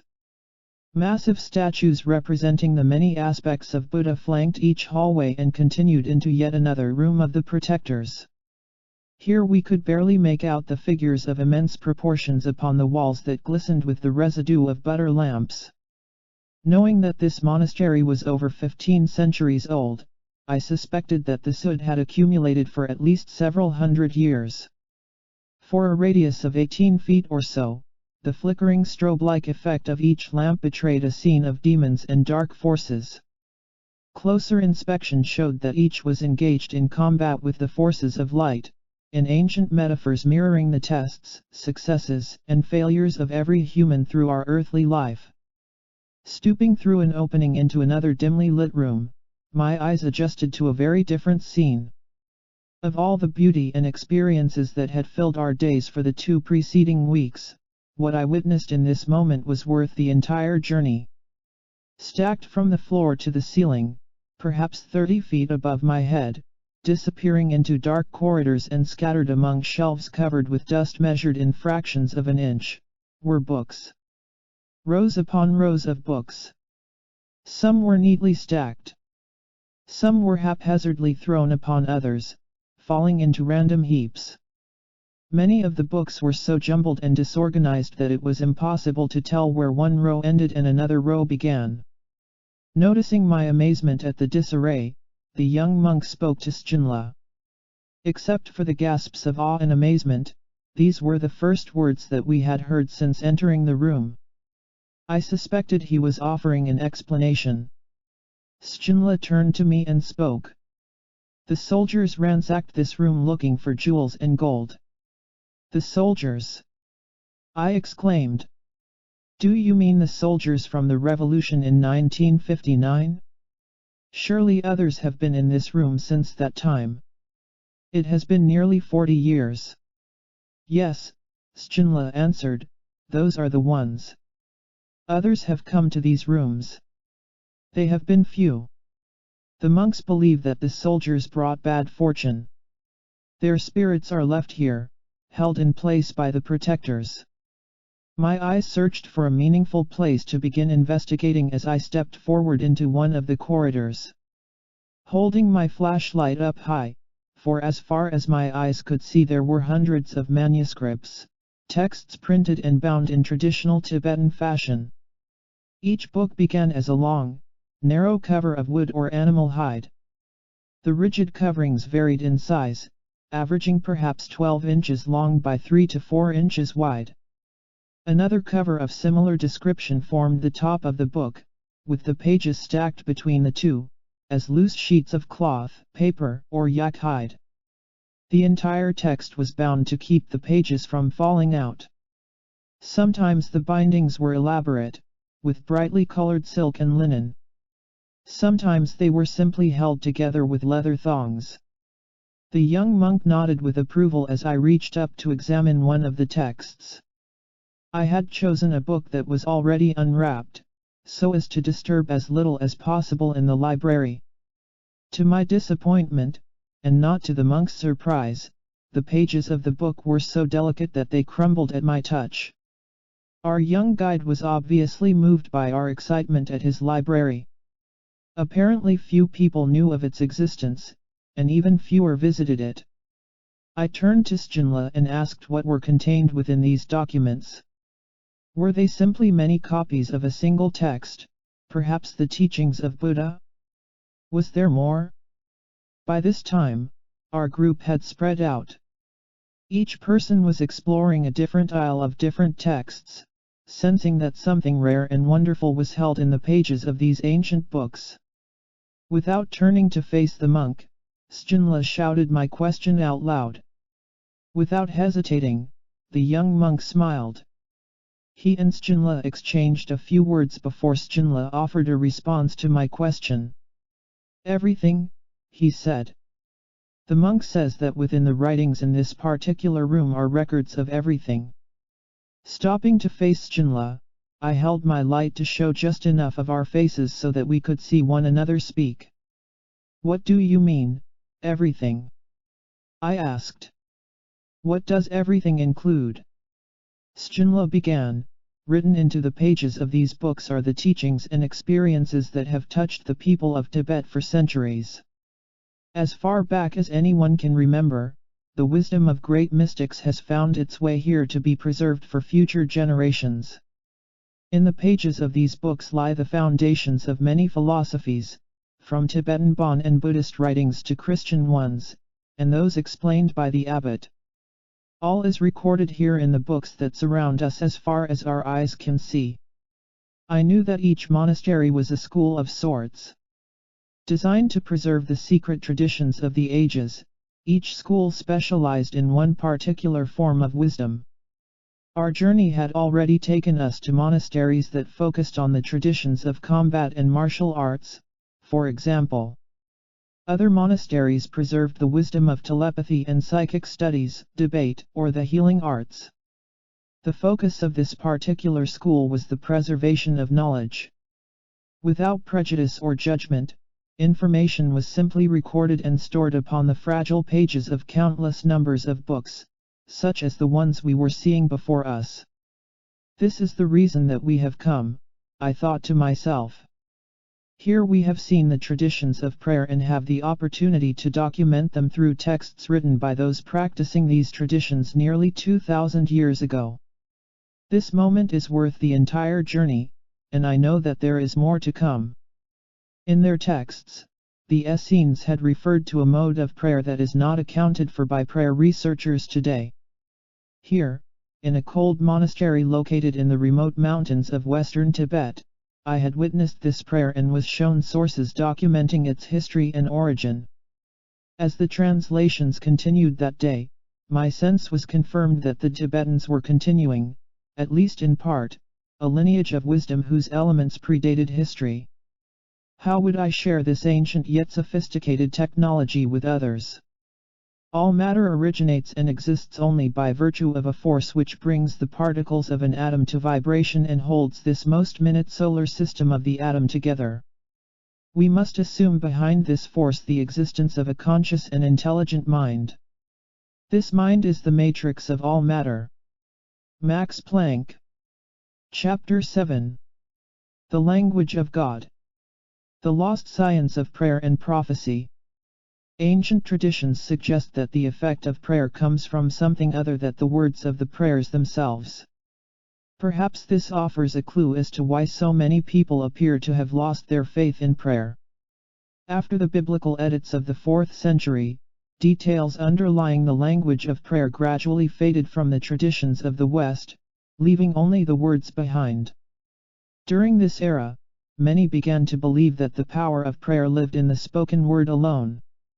Revelations from the pre-4th century texts, however, remind us that there are no magic codes of vowels and consonants that open doorways into forgotten realms. The secret of prayer lies beyond the words of praise, the incantations, and the rhythmic chants to the powers that be. Through texts such as the Dead Sea Scrolls, we are invited to live the intent of our prayer in our lives, for if the words are spoken only with the mouth, they are as a dead hive, which gives no more honey. To speak the unspoken word. The power of prayer is found in a force that cannot be spoken or transmitted as the written word, the feelings that the prayer's words evoke within us. It is the feeling of our prayers that opens the door and illuminates our paths to the forces of the seen as well as the unseen. Though other ancient references often allude to this aspect of our communion with creation, the abbot in Tibet actually confirmed the feeling element of prayer during our private audience. In answering my question about what was happening within the monks and nuns as we witnessed the outward expression of their prayers, the abbot had responded with a single word: feeling. The outward expressions of prayer that we witnessed in the monasteries of Tibet were a display of the movements and sounds that the nuns and monks used to achieve the feelings within. Carrying his answer one step further, the abbot then said to us that feeling was more than just a factor in prayer. He emphasized that feeling is the prayer.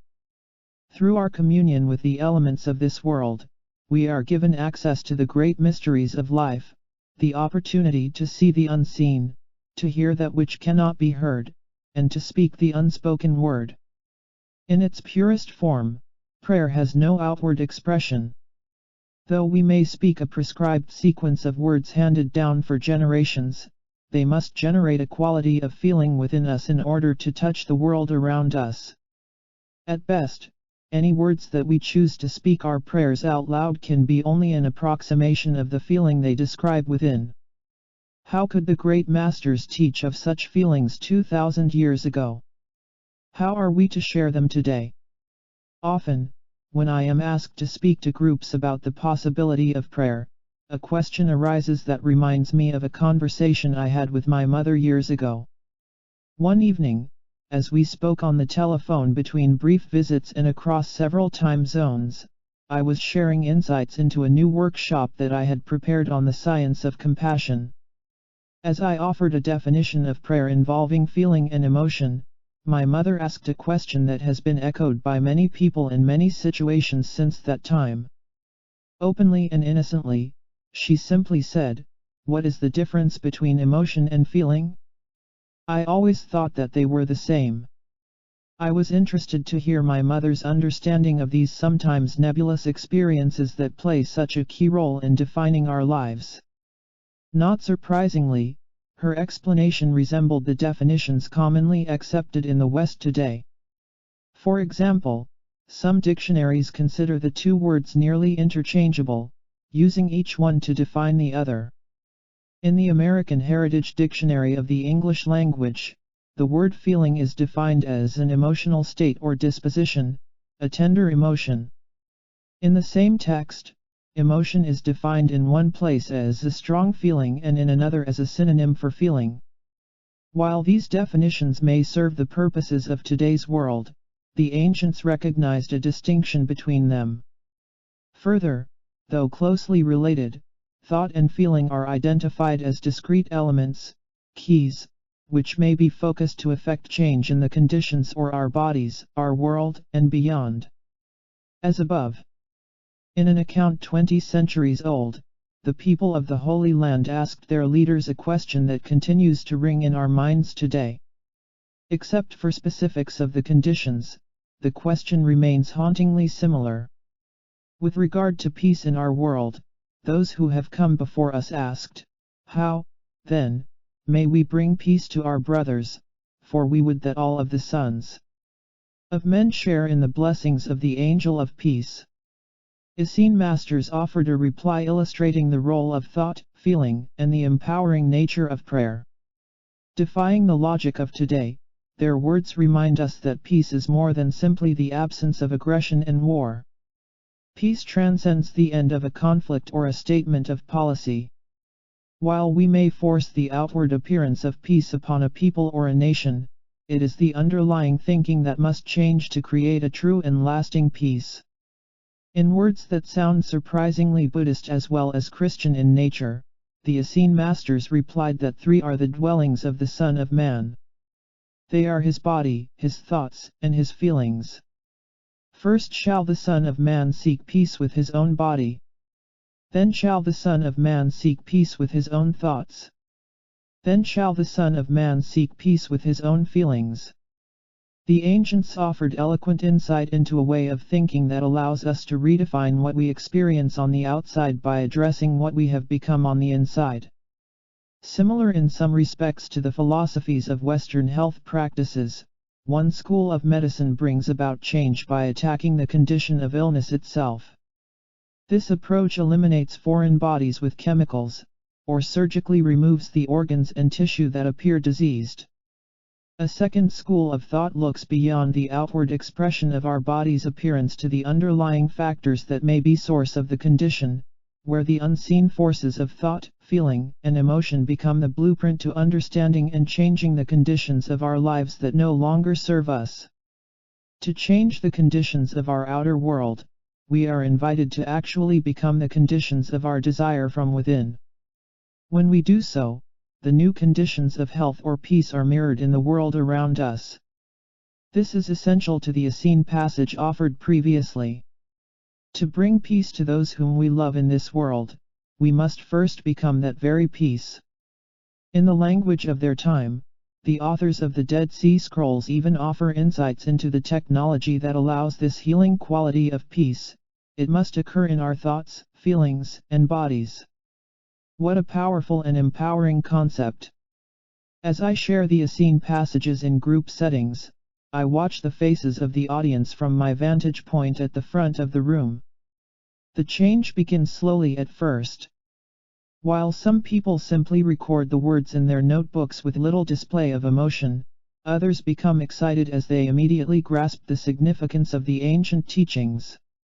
There is a magic that occurs in validating current ideas through manuscripts left by those walking the same path and seeking the same validations over 2,000 years ago.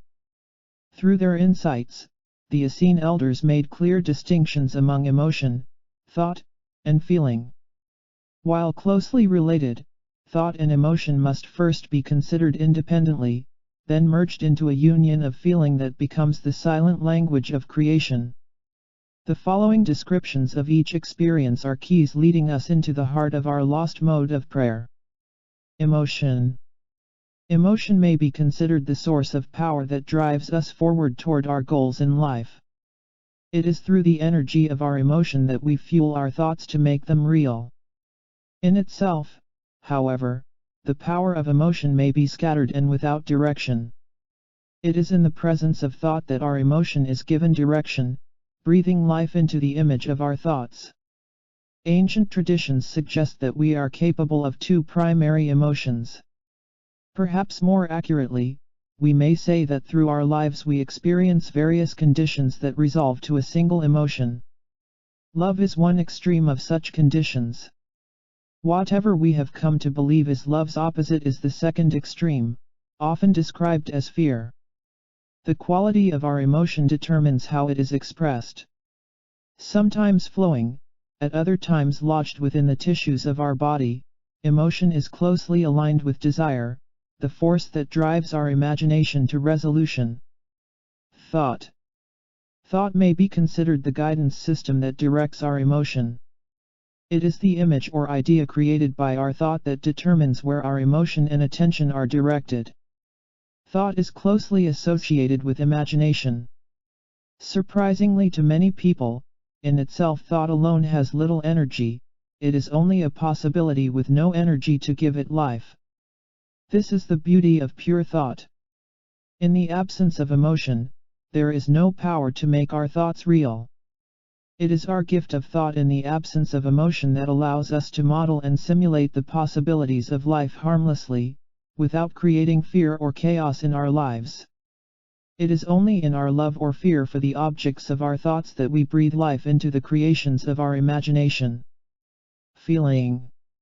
Feeling may exist only in the presence of thought and emotion, for it represents the union of the two. When we feel, we are experiencing the desire of our emotion merged with the imagination of our thoughts. Feeling is the key to prayer, as it is our feeling world to which creation responds. As we attract or repel the people, situations, and conditions that we find in our experience, we may look to our feelings to understand why.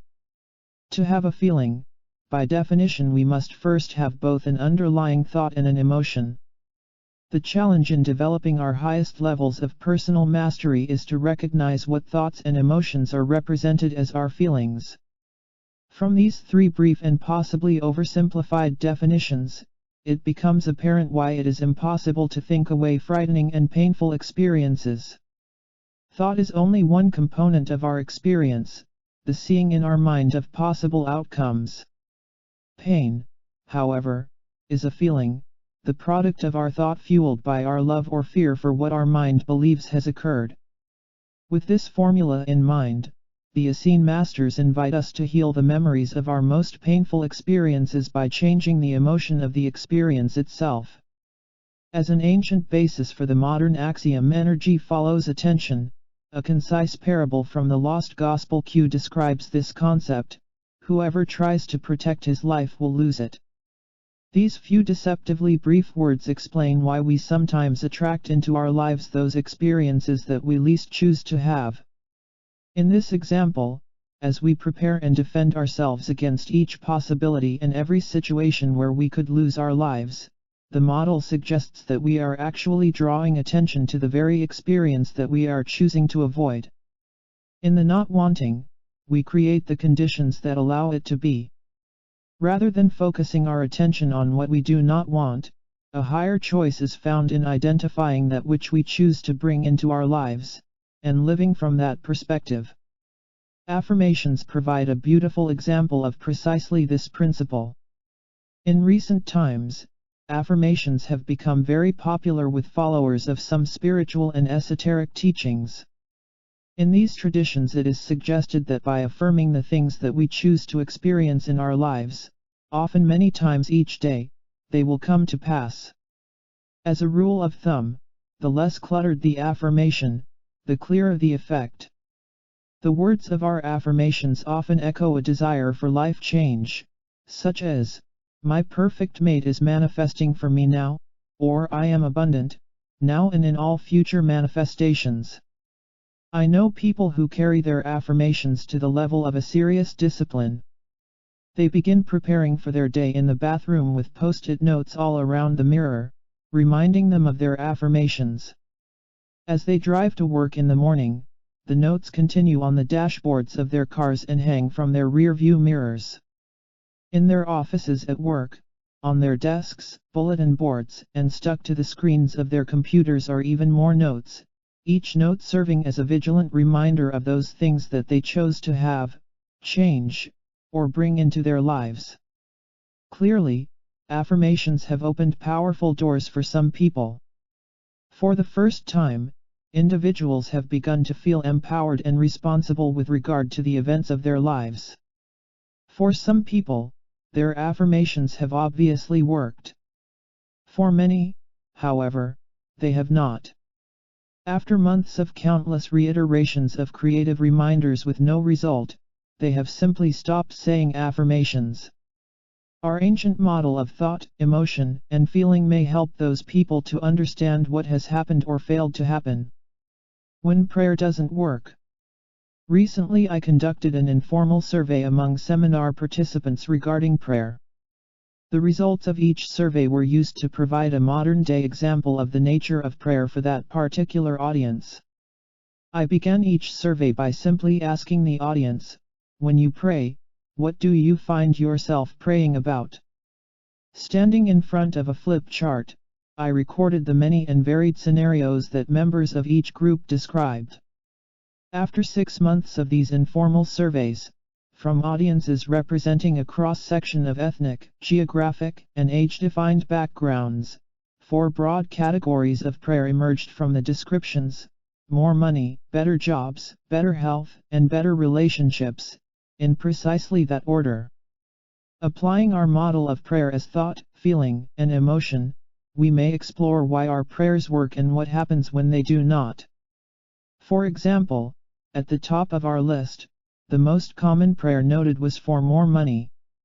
To have a prayer about more money, we must first have perceptions about the money that we already have. Filling in the blank spaces as we move across the table to the right offers insight into the quality of those perceptions. When I asked the audiences to describe their thoughts about money when they ask for more in prayer, The answers flew back to me from throughout the room. Not surprisingly, they were similar in nature. Such phrases as not enough, need more, and running out were common. Quickly I recorded the words that the audience shared under the heading thought. Earlier, we identified thought as our guidance system, the directional program for the energy that we move in our world. Without the power to fuel our thought, it may exist indefinitely as a possibility in our mind.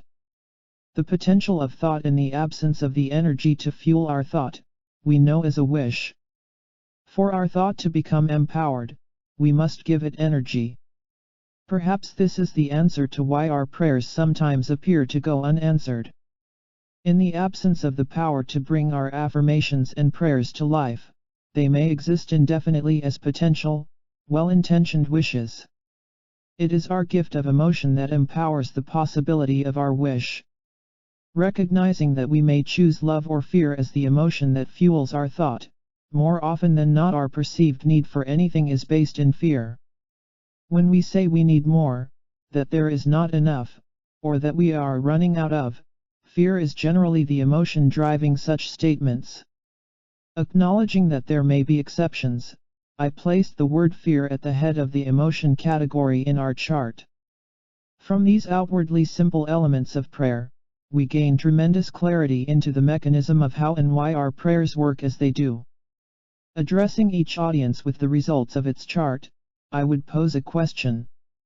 When we merge the emotion of fear into the thought of not enough, what is the feeling that we get? The response was usually silence. I was not surprised, because the feeling is different for everyone. The word that we use to describe the feeling is unimportant. What is important is the feeling. Go ahead, I ask again, what does it feel like when you think that you have no money and your emotion is one of fear? Yuck! I hear from somewhere in the room. Crummy, someone else exclaims. Precisely, I reply. That is precisely the point. We choose the conditions of our lives through our feelings, the invisible union of our thoughts and emotions. As we imagine an outcome in our mind's eye and become aware of the emotion that is fueling our imagination, our feeling is created. To understand what we have created, we are invited to simply look at the world around us. How are we to create money, relationships, and health if the feelings that empower our creation are crummy and yuck? Feelings of unworthiness fuel the creation of the very experience we least choose to have in our lives, the expression of not being worthy. Nearly every person in the room has heard the principles of the exercise before. What is new, perhaps, is the opportunity actually to understand what has happened to our prayers in the past. That is where our healing begins. Working through such exercises together, on an inexpensive flip chart, in less than 10 minutes, it becomes possible to illustrate the mechanism for what may be the greatest power in creation. Lost to the West a millennium and a half ago is the joy that comes from remembering our power to bring wellness, abundance, health, security, and joy to our lives, and have fun doing it. In addition to identifying how our inner technology of prayer works, we now have a way to change the elements of our prayer to better serve us in the future. Immediately the realization would settle over each audience. First I would hear a sigh. Then another, and another. Each became punctuated with giggles of nervous laughter, perhaps an unconscious effort to dispel the intensity of the moment. Looking into the faces of each audience, I had the privilege of watching the miracle begin. The soup of creation. I have learned many things from many people, in a variety of settings over the years. Though each audience is unique, there are consistent threads that appear to be universal, weaving each group within each city into the common experience of one family. The asking of a question is one of those threads. As one person finds the courage to ask a question, others in the room are asking the same question as well, perhaps on unspoken levels. Some people may be aware of their question, but are simply shy about asking in a group setting. For others, it is not until they hear the words that they respond. Yes, I've wondered about that, too. I savor those moments. The opportunity to interact and draw new clarity from one another is where our great moments of communication begin. During one of the first opportunities that I had to present the concepts of prayer in a workshop situation, a gentleman close to the front of the room let out a moan that the whole room could hear. He had definitely gotten my attention. Looking his way, I saw a grimace of uncertainty on his face. Searching for a way to acknowledge the man's frustration without singling him out specifically and, perhaps embarrassing him, I turned to the audience in general and asked, "Are there questions?" The man in the front of the room immediately seized the opportunity. Perhaps in his mid-30s, he had one elbow on the table that he shared with the others in his row. His chin was resting casually on his hand, palm up, opened under his jaw. As I walked in his direction to honor his question, he placed his pencil on the table next to his notebook. I glanced quickly at the page that was facing up. It was covered with notes, diagrams, and scribbles. I could see that this man had been very busy. With a deep sigh, he began. "I have heard all this before," he said, with his chin still resting on his hand. "I've been on the path for over 20 years, with many teachers. In one way or another, they have all said the same thing. What you are saying is nothing new. Still, you have touched on something that has never quite clicked for me. How do our feelings inside have any effect on what happens in the world outside of our bodies?" I thought back to the discussion I had shared with my mother, months earlier. The idea that the non-physical component of thought, feeling, or emotion could have any effect whatsoever upon the physical world of molecules, atoms, and cells was the mystery that my mother, as well as this gentleman, had asked me to address. I began with an explanation that I have used as an analogy many times over the years. It comes from an experiment that I remember performing earlier in my life to prove to myself the principles that we were discussing. The soup of creation exists as a state of possibilities, I began. All of the components for all of the things that we could ever conceive of, including life itself, exist as this state of possibility. Although the components are there to build them, there has been no trigger to nudge them into motion. The idea is very similar to creating rock candy from a jar of water saturated with sugar. We may place many tablespoons of sugar into the water and watch as the sugar dissolves and disappears. Though we no longer see the sugar, we know there are several tablespoons hidden somewhere in the water. The sugar remains in the same state, invisible, until something comes along and changes the conditions of the water. We call this a catalyst, something that triggers a new opportunity for the sugar and water to interact. The trigger can be as simple as placing a fibrous string into the water. As the sugar-laden water seeps into the string, it evaporates, leaving behind the sugar. In the absence of the water, the sugar now crystallizes into a new expression of itself, the shiny crystals that follow the laws of air rather than the laws of water. Different temperatures and pressures represent different laws and produce different crystals. When we create feelings about the things that we choose to experience in our world, our feelings are like the string in the sugar solution. Into the possibilities of creation, we place a feeling picture, just enough energy to allow for a new possibility. The key to this system, however, is that creation gives back precisely what our picture has shown. The picture tells the soup of creation where we have placed our attention. The emotion that we attach to our picture attracts the picture's possibility. When we don't want something, an emotion based in fear, our fear actually fuels what we claim not to want. These laws invite us to empower our choices by focusing upon the positive experiences that we choose, rather than by preparing for the negative things that we don't want. Creation simply allows us the consequence of our feeling, by perpetuating what we have shown a picture of. This is the ancient secret of a lost mode of prayer, forgotten in the 4th century A.D. I saw the man's expression change before my eyes.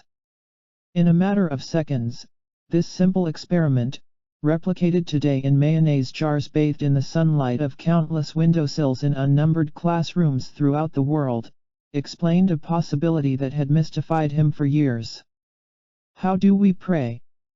Following our exercise of affirmations and prayer, I asked the audience members if they felt that their prayers of the past had been answered.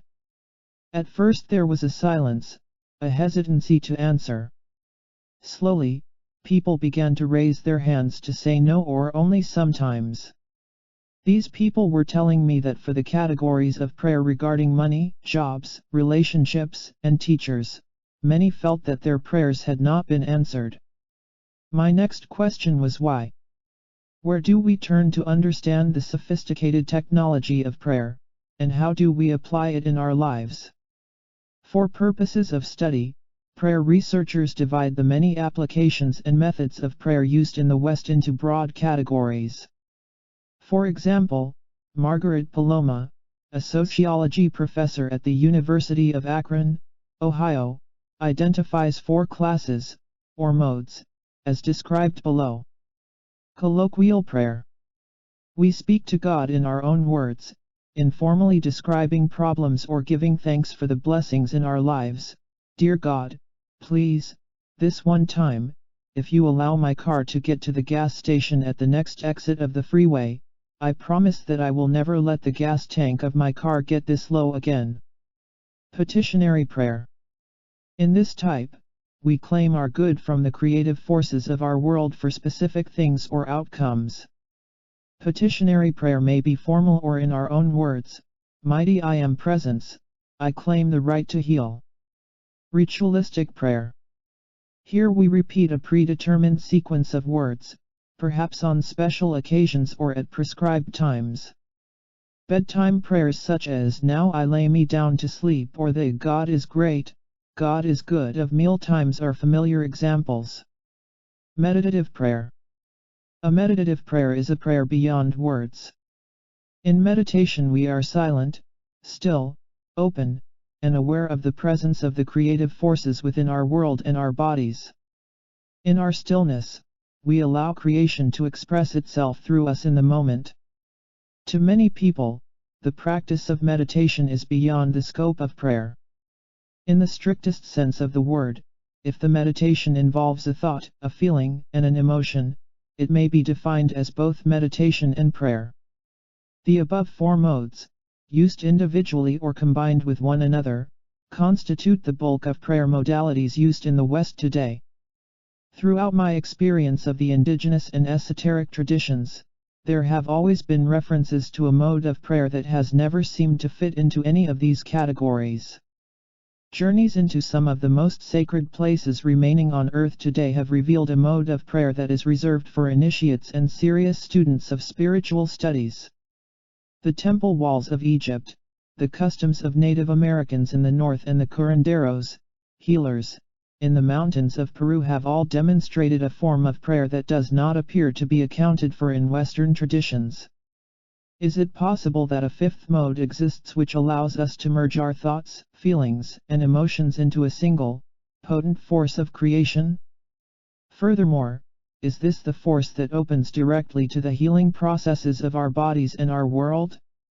Ancient texts, as well as modern studies, suggest that the answer is yes. The examples of the healed cancer, the disappearing neck wound, compressed time in the Sinai desert, and the mysterious reversal of the intended bombings in Iraq offer clues to the secret of our lost mode of prayer. Through our new understandings of time and choice points, quantum physics allows for the possibility of each of these apparent miracles as outcomes that already exist. The secret of our lost mode of prayer is to shift our perspective of life by feeling that the miracle has already happened and our prayers have been answered. Indigenous peoples of the world share this memory of prayer in their most sacred texts and oldest traditions. Now we have the opportunity to bring this wisdom into our lives as prayers of gratitude for what already exists, rather than asking for our prayers to be answered. David's prayer. I reached over my shoulder and pulled a fresh bottle of water from my backpack. It was only 11 o'clock in the morning and already the high desert sun had penetrated the thick nylon, sapping any remaining coolness from the bottle. For weeks now, the warnings had been issued: no campfires, no burning of refuse. Even tossing a cigarette from the window of a moving vehicle could subject a person to a hefty fine. This was the third year of drought in the American desert Southwest. Though it was a time of weather extremes everywhere, it seemed as though the mountains of northern New Mexico were especially affected. Ski areas had not opened that year, and the Rio Grande slowed to a trickle before merging with the Red River near Cuesta. Opening the bottle, my grip on the soft, warm plastic forced a small trickle to erupt around the cap. I watched, fascinated, as the water splashed to the ground. The surface was so parched that the droplets merged into a pool before rolling into a small depression nearby. Even in that shallow pit, they did not spread and soak into the ground. To my amazement, the entire pool evaporated within seconds. "The ground is too thirsty to drink," David said softly from behind me. "Have you ever seen it this dry before?" I asked.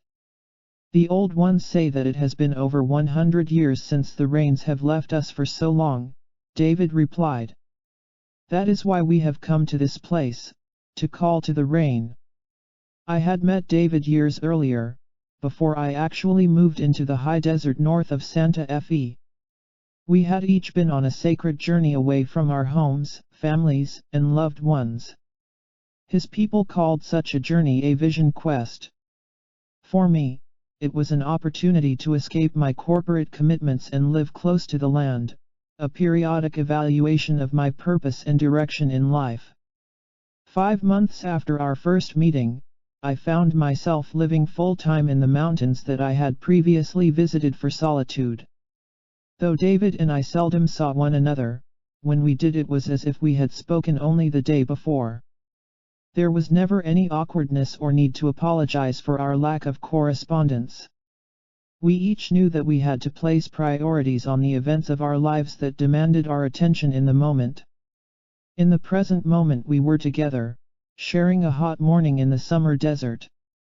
After a long, warm drink from my bottle, I stood up and began walking toward David.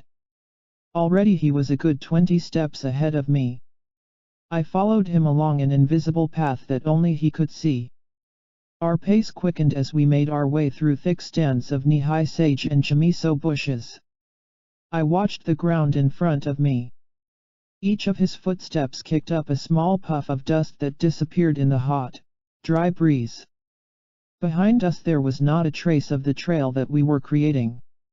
David knew exactly where he was going, to a special place that had been known to his family and their ancestors for many generations. Year after year, they would come to this very place for their vision quests and rites of passage, and on special occasions such as this day. "Over there," David said. I looked where he was pointing. It looked remarkably similar to the other 100,000 or so acres of sage, juniper, and pine that surrounded us in the valley. "Over where?" I asked. "There, where the earth changes," David replied. I looked closer, studying the land. Scanning the tops of the vegetation, my eyes searched for irregularities in spacing and color. Suddenly it leaped out at me, like a hidden image in one of those three-dimensional charts with a picture disguised among the dots. I looked closer and saw that the tips of the sage bushes were spaced differently. Walking toward the apparent anomaly, I could see something on the ground, something large and unexpected. Stopping to position myself in the shade created by my body in the sun, I could make out a series of stones, beautiful stones of all kinds, arranged in perfect geometries of lines and circles. Each stone was situated perfectly, betraying the precision with which ancient hands had placed it hundreds of years before. "What is this place?" I asked David. "Why is it here, in the middle of nowhere?" "This is the reason we have come," he laughed. It is because of what you call nowhere that we are here. Today there is only you, me, earth, sky, and our Creator. That is all. There is nothing else here. Today we will touch the unseen forces of this world, speaking to Mother Earth, Father Sky, and the messengers of the in-between. Today, David said, we pray rain. I am always amazed at how quickly old memories can flood the present. I am equally amazed at how quickly they disappear. Immediately my mind raced to the images of what I expected the next moments to look like. In my mind I recalled prayer scenes that were familiar to me. I remembered going to neighboring villages and seeing native peoples dressed in garments of the earth. I remember studying them as they moved rhythmically to the beat of wooden mallets pounding on drums of elk hide stretched tightly over pine frames. Nothing in my memory, however, prepared me for what I was about to witness. The stone circle is a medicine wheel, David explained. It has been here for as long as my people can remember. The wheel itself has no power. It serves as a place of focus for the one invoking the prayer. You could think of it as a road map. I must have had a puzzled look on my face. David anticipated my next thought, and answered before I had finished formulating the question in my mind. A map between humans and the forces of this world, he replied to the question that I had not yet asked. The map was created here, in this place, because here the skins between the worlds are very thin. From the time I was a young boy, I was taught the language of this map. Today I will travel an ancient path that leads to other worlds. From those worlds, I will speak with the forces of this earth, to do what we came here to do, to invite the rain. I watched as David removed his shoes. Even the way that he untied the laces of his tattered work boots was a prayer, methodical, intentional, and sacred. With his feet bare to the earth, he turned his back and walked away from me toward the circle. Without a sound he navigated his way around the wheel, taking great care to honor the placement of each stone. With reverence for his ancestors, he placed his naked feet onto the parched earth. With each step, his toes came within fractions of an inch of the outer stones. Never once did he touch them. Each stone remained precisely where the hands of another had placed it, from a generation long departed. As he rounded the farthest rim of the circle, David turned, allowing me to see his face. To my amazement, his eyes were closed. They had been closed the entire time. One by one, he was honoring the placement of each round, white stone by feeling the position of his feet. As David returned to the position closest to me, he stopped, straightened his posture, and moved his hands into a praying position in front of his face. His breathing became nearly indiscernible. He appeared oblivious to the heat of the midday sun. After a few brief moments in this position, he took a deep breath, relaxed his posture, and turned to me. "Let's go, our work is finished here," he said, looking directly at me.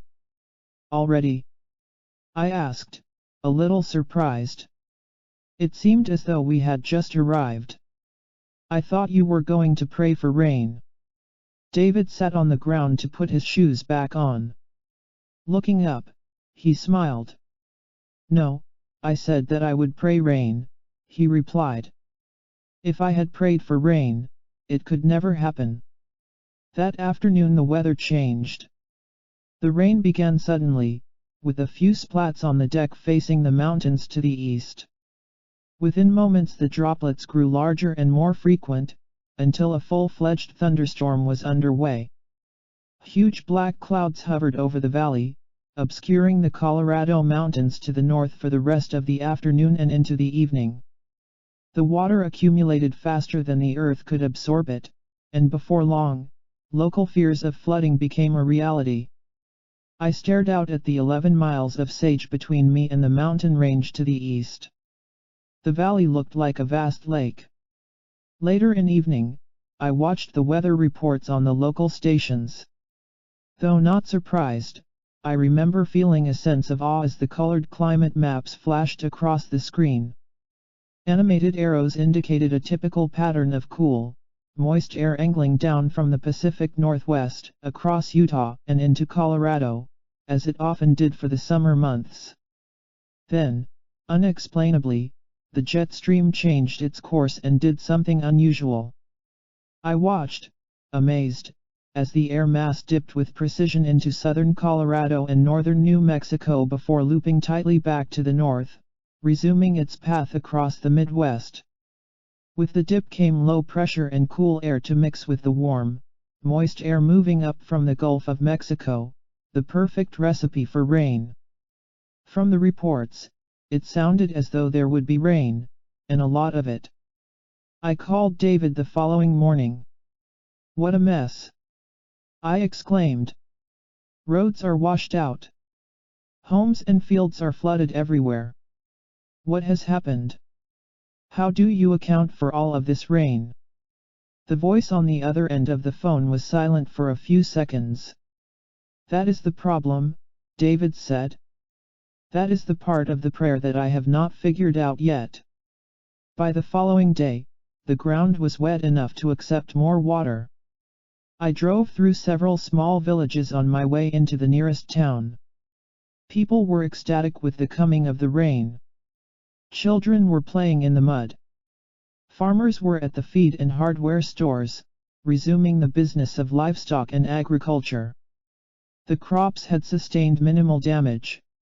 Cattle had water in livestock ponds, and it looked as though northern New Mexico would be spared the heartache of drought, at least for the remainder of one more summer. Gratitude, breathing life into our prayers. David's story beautifully illustrates the inner workings of the mode of prayer forgotten by our culture nearly 2,000 years ago. Following his brief ceremony inside the medicine wheel, David had looked at me and simply said, "Let's go, our work is finished here." The remainder of my time with David that day now makes much more sense and has much greater relevance. Now I knew what David's response, "I came to pray rain," meant. The rest of the story is perhaps best shared in David's own words. "When I was young," he had said, "our elders passed on to me the secret of prayer. The secret is that when we ask for something, we acknowledge what we do not have. Continuing to ask only gives power to what has never come to pass. The path between man and the forces of this world begins in our hearts. It is here that our feeling world is married to our thinking world." In my prayer, I began with the feeling of gratitude for all that is and all that has come to pass. I gave thanks for the desert wind, the heat, and the drought, for that is the way of it, until now. It is not good. It is not bad. It has been our medicine. Then I chose a new medicine. I began to have the feeling of what rain feels like. I felt the feeling of rain upon my body. Standing in the stone circle, I imagined that I was in the plaza of our village, barefoot in the rain. I felt the feeling of wet earth oozing between my naked toes. I smelled the smell of rain on the straw and mud walls of our village after the storms. I felt what it feels like to walk through fields of corn growing up to my chest because the rains have been so plentiful. The old ones remind us that this is how we choose our path in this world. We must first have the feelings of what we wish to experience. This is how we plant the seeds of a new way. From that point forward, David continued, our prayer becomes a prayer of thanks.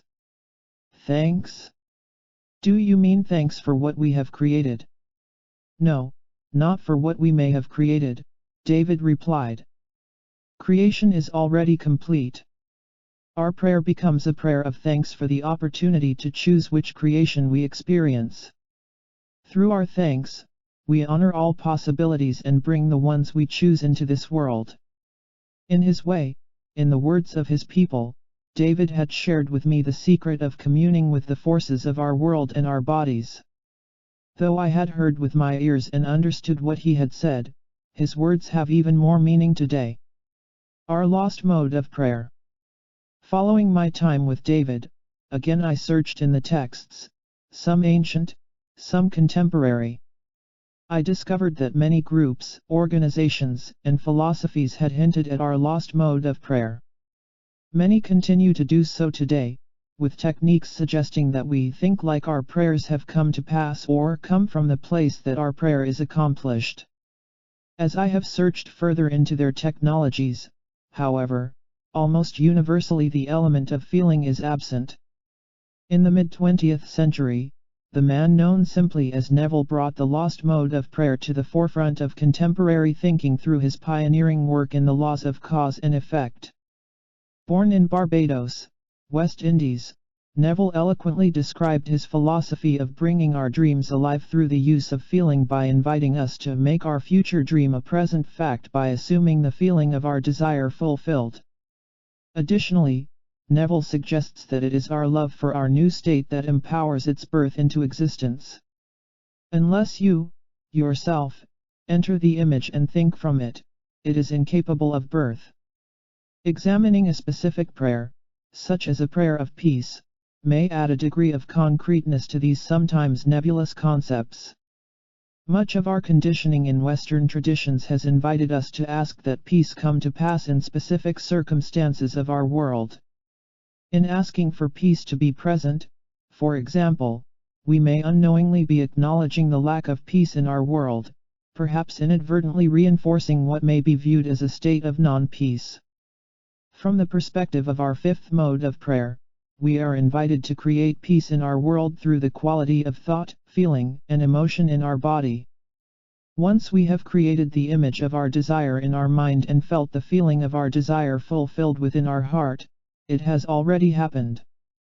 Though the intent of our prayer may not have appeared in full view of our immediate senses, we assume that it is so.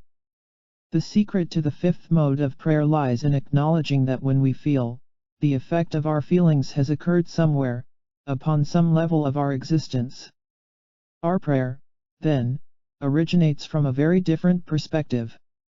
Rather than asking that the outcome of our prayer come to pass, we acknowledge our role as an active part of creation and give thanks for what we are certain that we have created. Whether we see immediate results or not, our thanks acknowledge that somewhere in creation our prayer has already been fulfilled. Now our prayer becomes an affirmative prayer of thanks, fueling our creation, allowing it to blossom into its greatest potential. Following is a summary of our prayer of peace, through the traditional asking and from the perspective of our lost mode of prayer. Recent translations of original Aramaic texts offer new insights as to why references to prayer may have been so ambiguous in the past. 12th century manuscripts reveal the degree to which liberties were taken to condense sentence structure and simplify their meaning. Perhaps one of the most obvious and, at the same time, subtle of these references is a prayer that students of religious studies and in Sunday school classes have been taught for generations.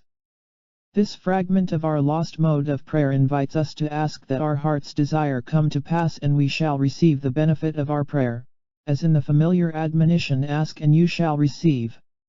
A comparison of the expanded Aramaic text with the modern biblical version of the prayer offers powerful insights into the possibilities of this lost technology. The modern, condensed version. "Whatsoever ye shall ask the Father in my name, he will give it to you. Hitherto have ye asked nothing in my name, ask and ye shall receive, that your joy may be full." The original, retranslated Aramaic version. "All things that you ask straightly, directly, from inside my name, you will be given." So far you have not done this. Ask without hidden motive and be surrounded by your answer. Be enveloped by what you desire, that your gladness be full. Through the words of another time, we are invited to embrace our lost mode of prayer as a consciousness that we embody, rather than as a prescribed form of action that we perform on occasion. In inviting us to be surrounded by our answer and enveloped by what we desire, this ancient passage emphasizes the power of our feelings. In the modern idiom, this eloquent phrase reminds us that to create in our world we must first have the feelings of our creation already fulfilled. Our prayers then become prayers of giving thanks for what we have created, rather than of asking that our creations come to pass. A new faith. I cannot say for certain that David's prayer played any role in the storms that followed our time together. What I can say is that the weather in northern New Mexico changed that day. From weeks of drought, failing crops, and dehydrating cattle, in one day the weather shifted into torrential rains that gave way to a pattern of daily showers lasting until the autumn frosts. Further, I can say that there was a synchronicity between the unexpected shift in the weather and the experience I had shared with David. The time between the events was a matter of hours.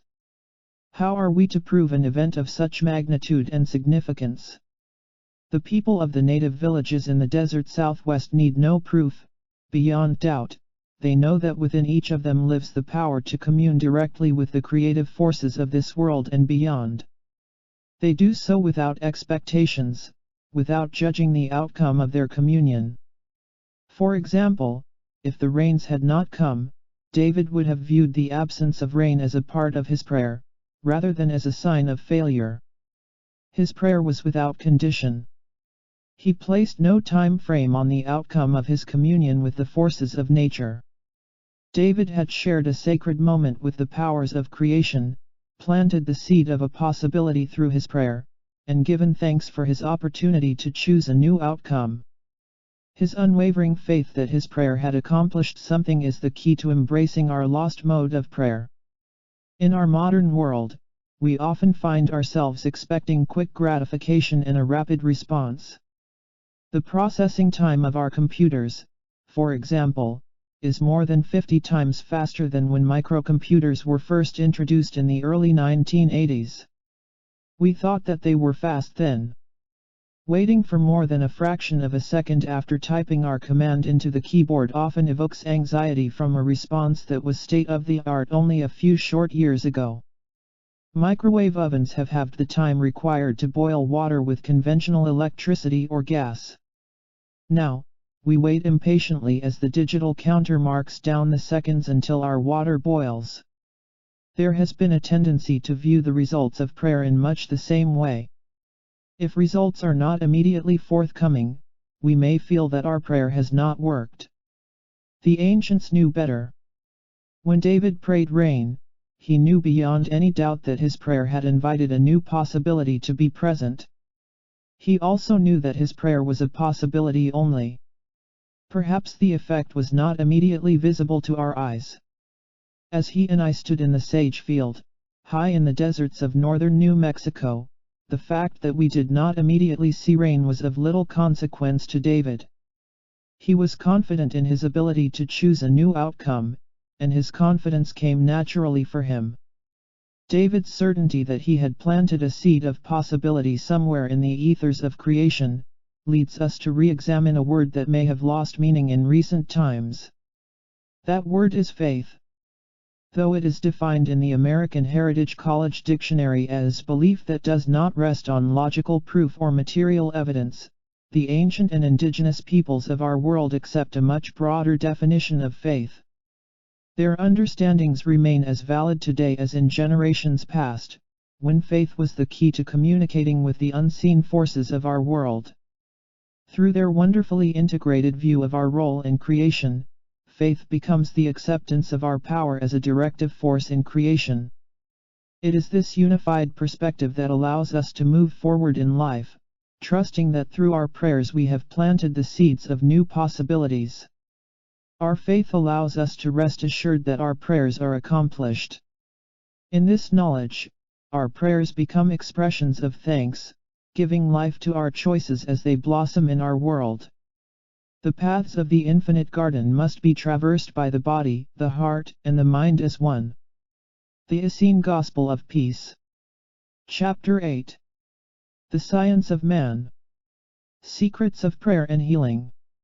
In the 4th century AD, our relationship to the forces of the world around us, as well as within us, began to change.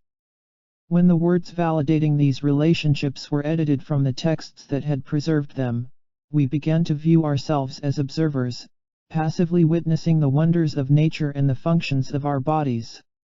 Traditions such as those of the Essenes and Native Americans suggest that our relationship to the world extends far beyond the role of observer, reminding us that we are a part of all that we see.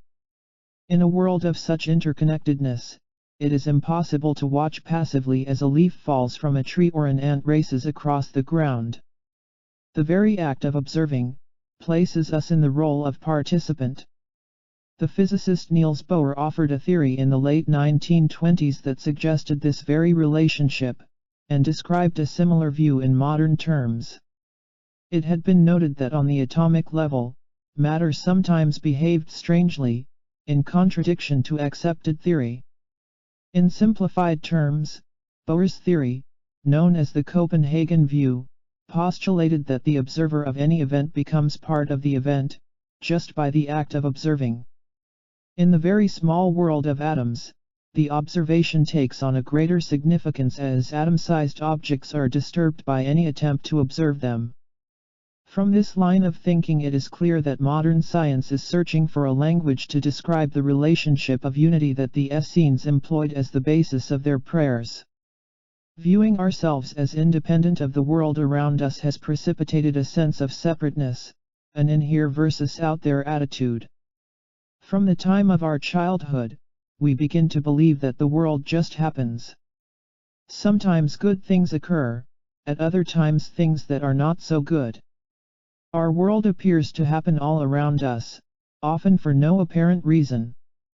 In preparing for the what-ifs of life, we spend much of our time building strategies to survive and navigate whatever challenges may come our way. New research into the relationship between the power of our feelings and the chemistry of our bodies suggests that the implications of such us and them viewpoints are far-reaching and, at times, unexpected. Science has demonstrated, for example, that specific feelings produce a predictable chemistry in our bodies that corresponds to that particular feeling. As we change our feelings, we change our chemistry. We literally have what may be viewed as hate chemistry, anger chemistry, love chemistry, and so on. Biological expressions of emotion appear in our bodies as the levels of hormones, antibodies, and enzymes present in our state of wellness. Love chemistry, for example, affirms life by optimizing our immune system and the regulatory functions of our body. Conversely, anger, which is sometimes directed inward as guilt, may be expressed as a suppressed immune response. In the summer of 1995, Glenn Rain, Ph.D., Mike Atkinson, and Roland McCready, M.A., published a paper in the Journal of Advancement in Medicine. Titled The Physiological and Psychological Effects of Compassion and Anger, it focused upon the study of salivary immunoglobulin A, SIGA, an antibody found in mucus, which defends our upper respiratory, gastrointestinal, and urinary tracts from infection. The essence of the paper stated that higher levels of SIGA are associated with decreased incidence of disease to upper respiratory infections. The abstract of the paper concluded that anger produced a significant increase in total mood level disturbance and heart rate, but not SIGA levels. Positive emotions, on the other hand, produced a significant increase in SIGA levels. Examining the effects of a 6-hour period, we observed that anger, in contrast to care, produced a significant inhibition of SIGA from 1 to 5 hours after the emotional experience. My emphasis. Further studies point to specific qualities of emotion as a powerful factor in hypertension, congestive heart failure, and coronary artery disease. Living as if the world out there were somehow separate from us opens the door to a belief system of judgment and the chemical expressions of that judgment in our bodies. Thus we tend to see our world in terms of good germs and bad germs, and use words such as toxins and waste to describe the byproducts of the very functions that give us life. It is in such a world that our bodies may become a combat zone for forces at odds with one another, creating the biological battlegrounds that play out as illness and disease. The holistic perspective of the Essenes, on the other hand, sees all facets of our bodies as elements of one sacred and divine force moving through creation. Each is an expression of God. In a world where all that we may know and experience originates from such a unified source, bacteria, germs, and the byproducts of our bodies work together to imbue our bodies with strength and life. This view invites us to redefine the tears, perspiration, blood, and products of digestion that we have known as waste as sacred elements of the earth that have served us, rather than abhorrent byproducts that must be eliminated, discarded, and destroyed. Why prayer? The voice came from somewhere toward the back of the room. My eyes darted to the left, searching each row to locate the source of the question. From the stage at the end of the ballroom, I looked out over the participants in our 3-day program. I have always considered the opportunity to speak with an audience an honor as well as a sign of trust. An important aspect of honoring each audience is to acknowledge the questions that are certain to arise at the end of any meaningful discussion. I gazed into the faces focused upon me. A glaring bank of overhead lights illuminated the first few rows from the ceiling. As I looked toward the back of the room, each successive row became more faint, merging into a darkness that extended to walls I could not see. The only light visible across the room was the green glow of the exit signs over the doors. Who asked that question? Directed by the gestures of the audience pointing to the left, I stepped off the platform and walked to the aisle in the hope of eye contact. An audience facilitator with a microphone met me at the row where the fingers were pointing. "Here I am," a frail voice echoed. "Good," I said. "I see you now. What is your name?"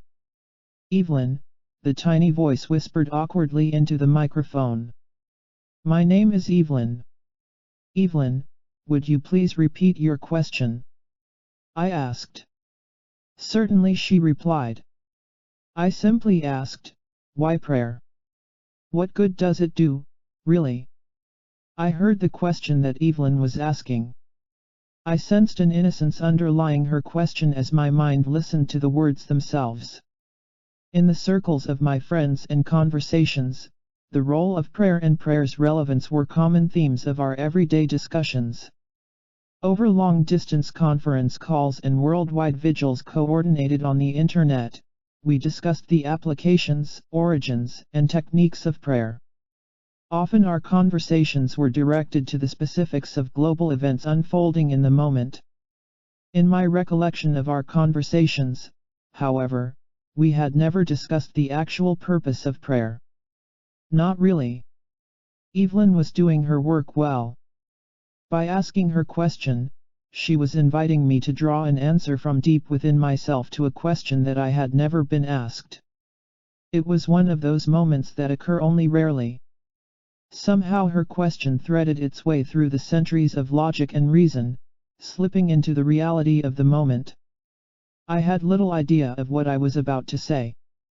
In response to Evelyn's question, I opened my mouth to reply, trusting implicitly in the process unfolding between us.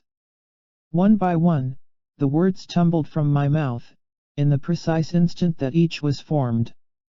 Though not particularly surprised, I was in awe of the process, how easily each word flowed, how concise my reply.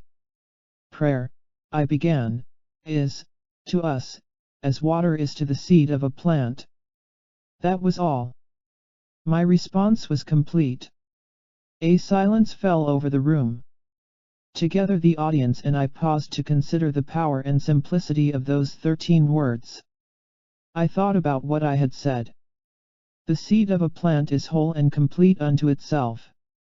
Under the right conditions, a seed may exist for hundreds of years simply as a seed, a rigid shell protecting a greater possibility. Only in the presence of water will the seed realize the greatest expression of its life. We are like those seeds. We come into this world whole and complete unto ourselves, carrying the seed of something even greater. Our time with one another, in the presence of life's challenges, awakens within us the greatest possibilities of love and compassion. It is in the presence of prayer that we blossom to fulfill our potential. A smile came over Evelyn's face.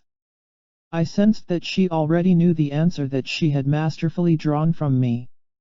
It was as if she had known that the room would benefit from hearing the words that, apparently, I would not otherwise have spoken that day. Early in the 20th century, the prophet and poet Khalil Gibran stated that the work we do in our lives is our love made visible.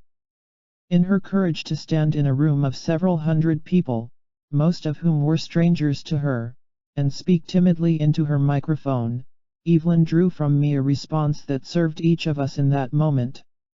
Since that day, the same response has served many people in many cities. In those moments, Evelyn and I did our work, our love made visible, well together. Beyond the words.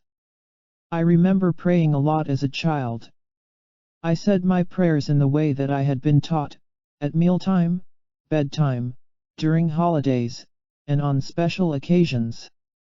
It was during these moments of prayer that I would give thanks for the good things in my life and reverently ask God to change the conditions that hurt me, or caused suffering in others. Often my prayers were for animals.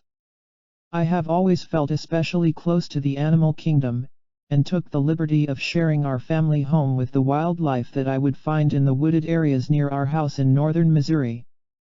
Not allowed in the house proper, my animal friends would often compete for space with the family station wagon in our single-car garage. At any given time, nearly every class of animal was represented in the garage sanctuary, a part of our home that my mother came to call the menagerie. I remember feeling that our home was a refuge of sorts, a shelter until the inhabitants could fly, run, swim, or scamper back into their natural environment. Sometimes the animals were sick or injured. With broken bones, shattered beaks, or torn limbs, I would find them in the wild, left alone to fend for themselves. Looking back, I now know that some of my guests were just too slow to escape my well-intentioned rescue. Living within customized habitats, individualized containers, glass jars, and converted bathtubs, each animal had a label of its own, meticulously identifying species, location found, and favorite foods. In an effort to explain why some animals were abandoned by their own kind, friends and family gently reminded me that this was nature's way. I remember wondering, what if nature's way could use a little help? What if all this animal needs is a few days in a safe home with the right food to heal from its injury? My reasoning was that following a brief time of healing, the animals could return to the wild for whatever life held in store for them. Whether they lived one more day or for many years was unimportant to me. What did matter was that the animal's suffering ended. Even if the creature became a meal for another animal the next day, in the meantime it would be strong, healthy, and free of pain. I would pray for my animals every night, for their safety, for their healing, for their lives. Sometimes my prayers would work. Sometimes they did not. I never understood why. If God was everywhere, listening, why did He hesitate to answer? If He could hear all of my prayers and answer some of them, some of the time, why would He refuse to do the same for another animal at another time? The inconsistency made little sense. I continued to pray as I got older. Though I believed that I was praying in more adult ways, the themes of my prayers never really changed. I still spoke with the powers that be on behalf of the animals in my life. For those running in the wild as well as motionless casualties crumpled along the roadside, I asked for the blessings of safe journeys and peace in their afterlives. Though I had always prayed for people as well, during this time my prayers for others grew beyond the realm of familiar faces. In addition to family, friends, and loved ones, my prayers were often for people whom I had never met. I knew them only as nameless faces that would flash across the screen of the black and white television in our living room or stare back at me from the pages of Look and Life. For animals and people alike, I prayed for their lives, and a healing of the things that hurt them in this world. Eventually, my feelings about prayer began to change. Specifically, the feelings that I had while I was praying began to change. I sensed that something was missing. Though the sacredness of the moment was comforting to some degree, I always had the feeling that there was more. Often I would notice a nagging sensation deep inside myself, an ancient feeling that the prayer I had completed in the moment was just the beginning of something greater. I felt that there was a time when we were closer to the unseen forces of our world, and to one another. In the absence of religion and ritual, I sensed that prayer itself was the key to our closeness.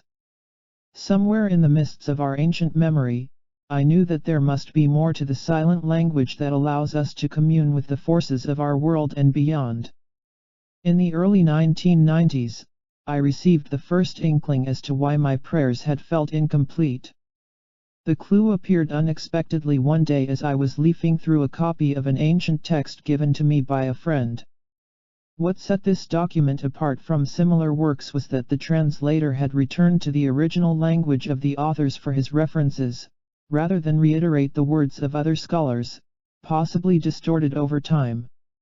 There, in fresh translations of the original Aramaic manuscripts, were the actual details of how to merge the three components of prayer into a single, empowering force in our lives. The text that my friend had offered was compiled by a renowned scholar of ancient studies, Edmond Bordeaux-Secley, the grandson of Alexander Secley, who compiled the first grammar of the Tibetan language over 150 years ago. Working from the original Aramaic version of the Gospels, Secley's translations illustrated the rich language of the original prayers and stories offered by Jesus and his disciples. Though not surprised, I am still in awe at the clarity that such translations continue to shed upon the teachings and science of prayer. A fresh look at these works from the viewpoint of quantum physics offers subtleties that have been lost in other translations throughout later times. Through the eyes of the Aramaic authors, for example, the way that a course of events unfolds in our lives is a matter of perspective.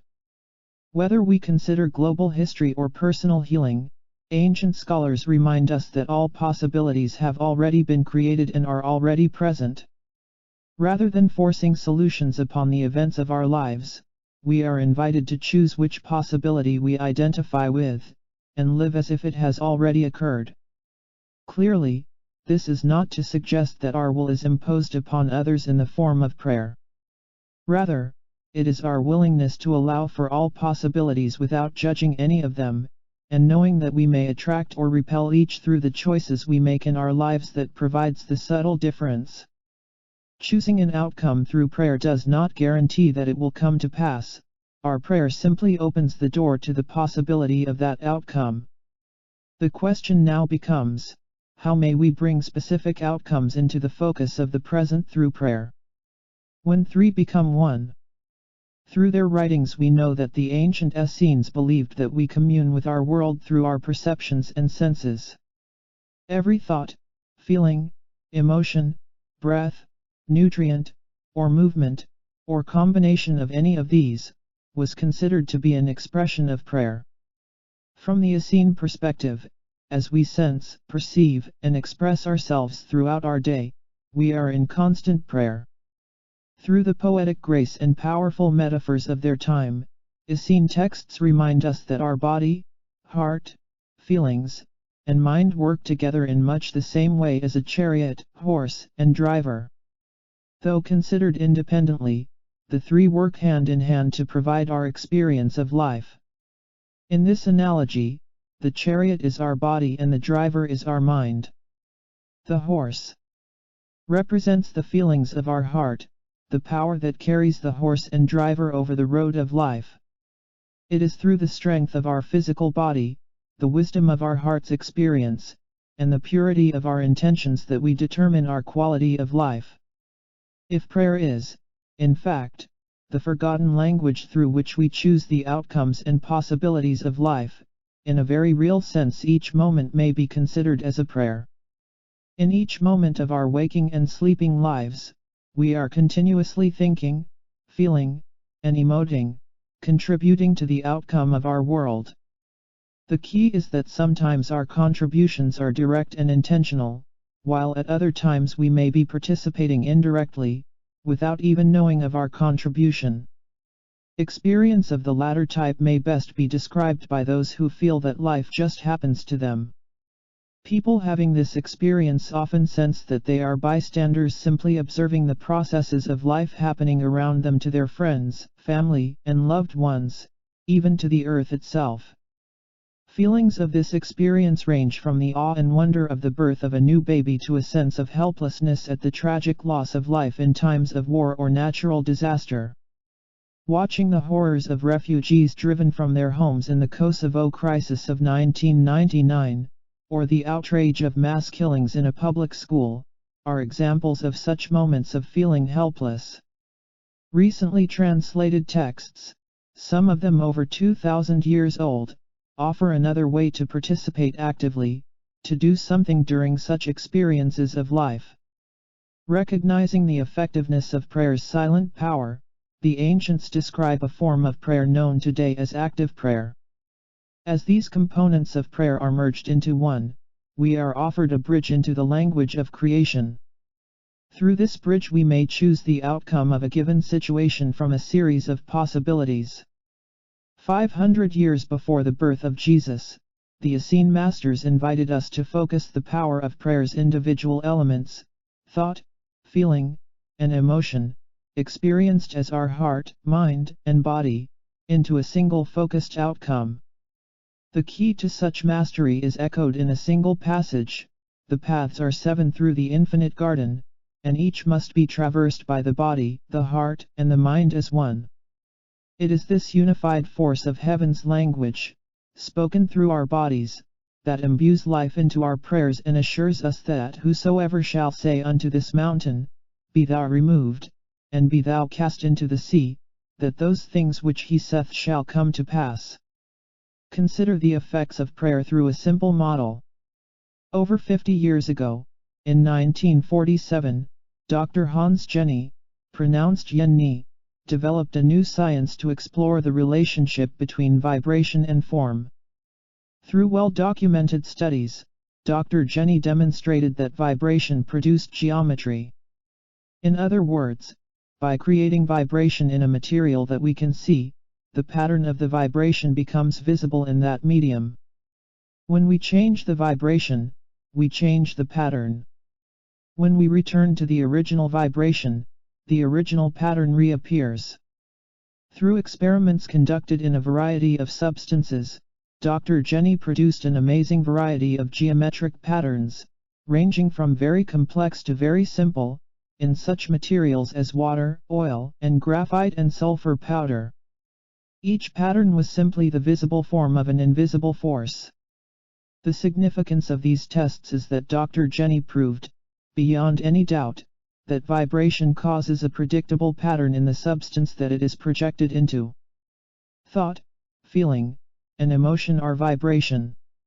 Just like the vibrations in Dr. Jenny's experiments, the vibrations of thought, feeling, and emotion create a disturbance in the stuff that they are projected into. Rather than water, sulfur, and graphite, we project our vibrations into the refined substance of consciousness. Each has an effect. In Chapter 4 we discussed the science that suggests that our future may already exist as one of many possibilities, dormant in the soup of creation.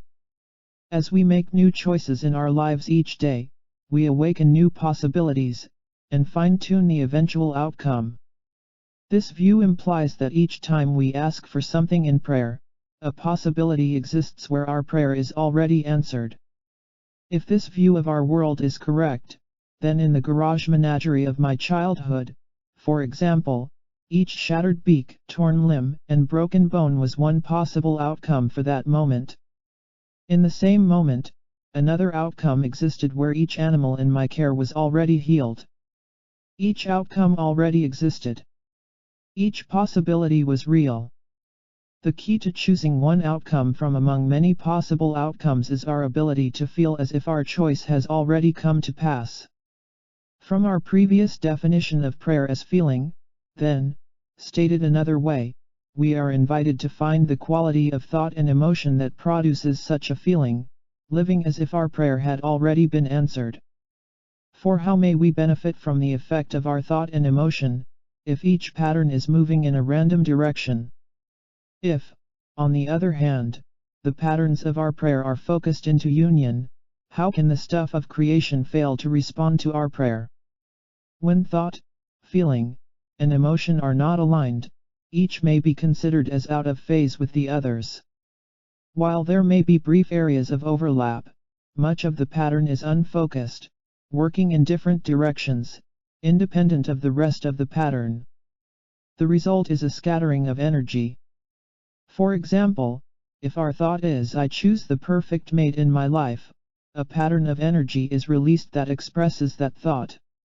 Any feeling or emotion that is not in sync with our thought is incapable of empowering our choice of a perfect mate. If they are misaligned through feelings that we are not worthy of having such a perfect partner or emotions of fear, our patterns may actually hinder our choice from becoming our outcome. In this non-aligned state we may find ourselves asking why our affirmations and prayers have not worked. Through these simple examples, it becomes clear why prayer brings about the greatest change when the elements of prayer are focused and aligned with one another.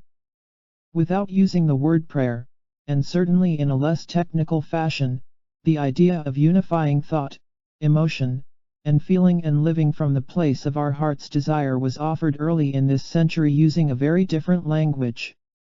Further affirming the use of our fifth mode of prayer, of assuming that our prayer has already happened, the work of Neville offers the following: you must abandon yourself mentally to your wish fulfilled in your love for that state, and in so doing, live in the new state and no more from the old state.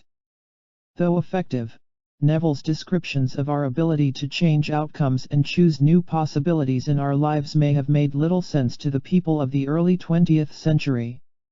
As with so many thinkers whose ideas are ahead of their time, little was known about Neville's work until after his death in 1972. Understandings such as these allow us to view prayer as both a language and a philosophy bridging the worlds of science and spirit. Just as other philosophies are expressed through unique words and specialized vocabularies, prayer has a vocabulary of its own in the silent language of feeling. Sometimes an idea that makes perfect sense to us in one language has very little meaning in another language that we are not familiar with. Still, the language exists. The philosophy of peace, for example, may be expressed through languages as diverse as physics and politics, as well as prayer. For example, the greatest peace in physics may be described as the absence of motion in a system. In such a language, when frequency, velocity, and wavelength reach zero, the system is at rest and we have peace. In politics, peace may be interpreted as the end of aggression or the absence of war. Our prayers may be thought of in much the same way. Through the language of prayer, peace may actually be described as an equation, bringing prayer even closer to our science that many have dared to believe.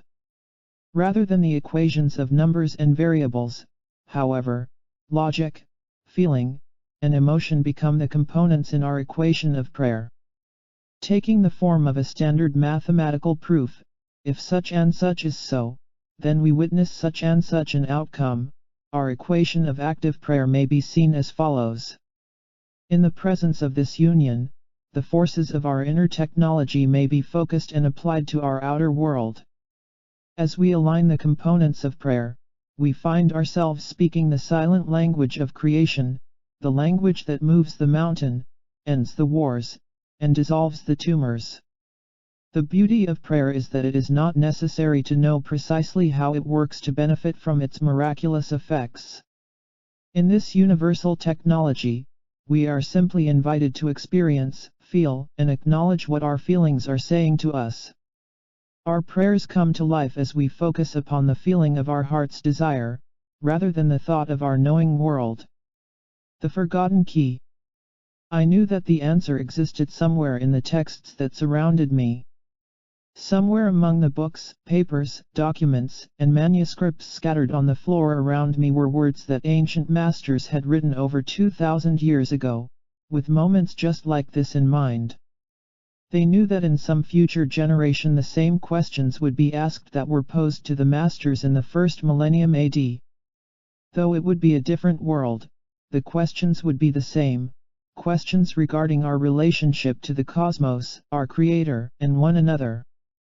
Specifically, they knew that those in their future would reach a point of development where the achievements of their day would call to them, inviting them to remember the very foundation of human nature and reclaim the essence of their lives. I knew that clues into an ancient lineage of wisdom were left for us today, for a moment precisely like this. It was 2 o'clock in the morning. I had been seated on the floor for hours, poring over the texts that surrounded me. I stood up and walked to one of the windows overlooking thousands of acres of high desert sage. In the moonless landscape, I could barely make out the silhouette of the mountain to the north, rising over 2,000 feet above the valley floor. Taking a deep breath, I walked back to the center of the five-sided building, the largest room on the property. Looking to the ceiling, once again I pondered the mystery of the beams that appeared from each wall, angled toward the sky that met at a point above the center of the room. Apart from these square beams made of pine, there were no other signs of support holding the roof.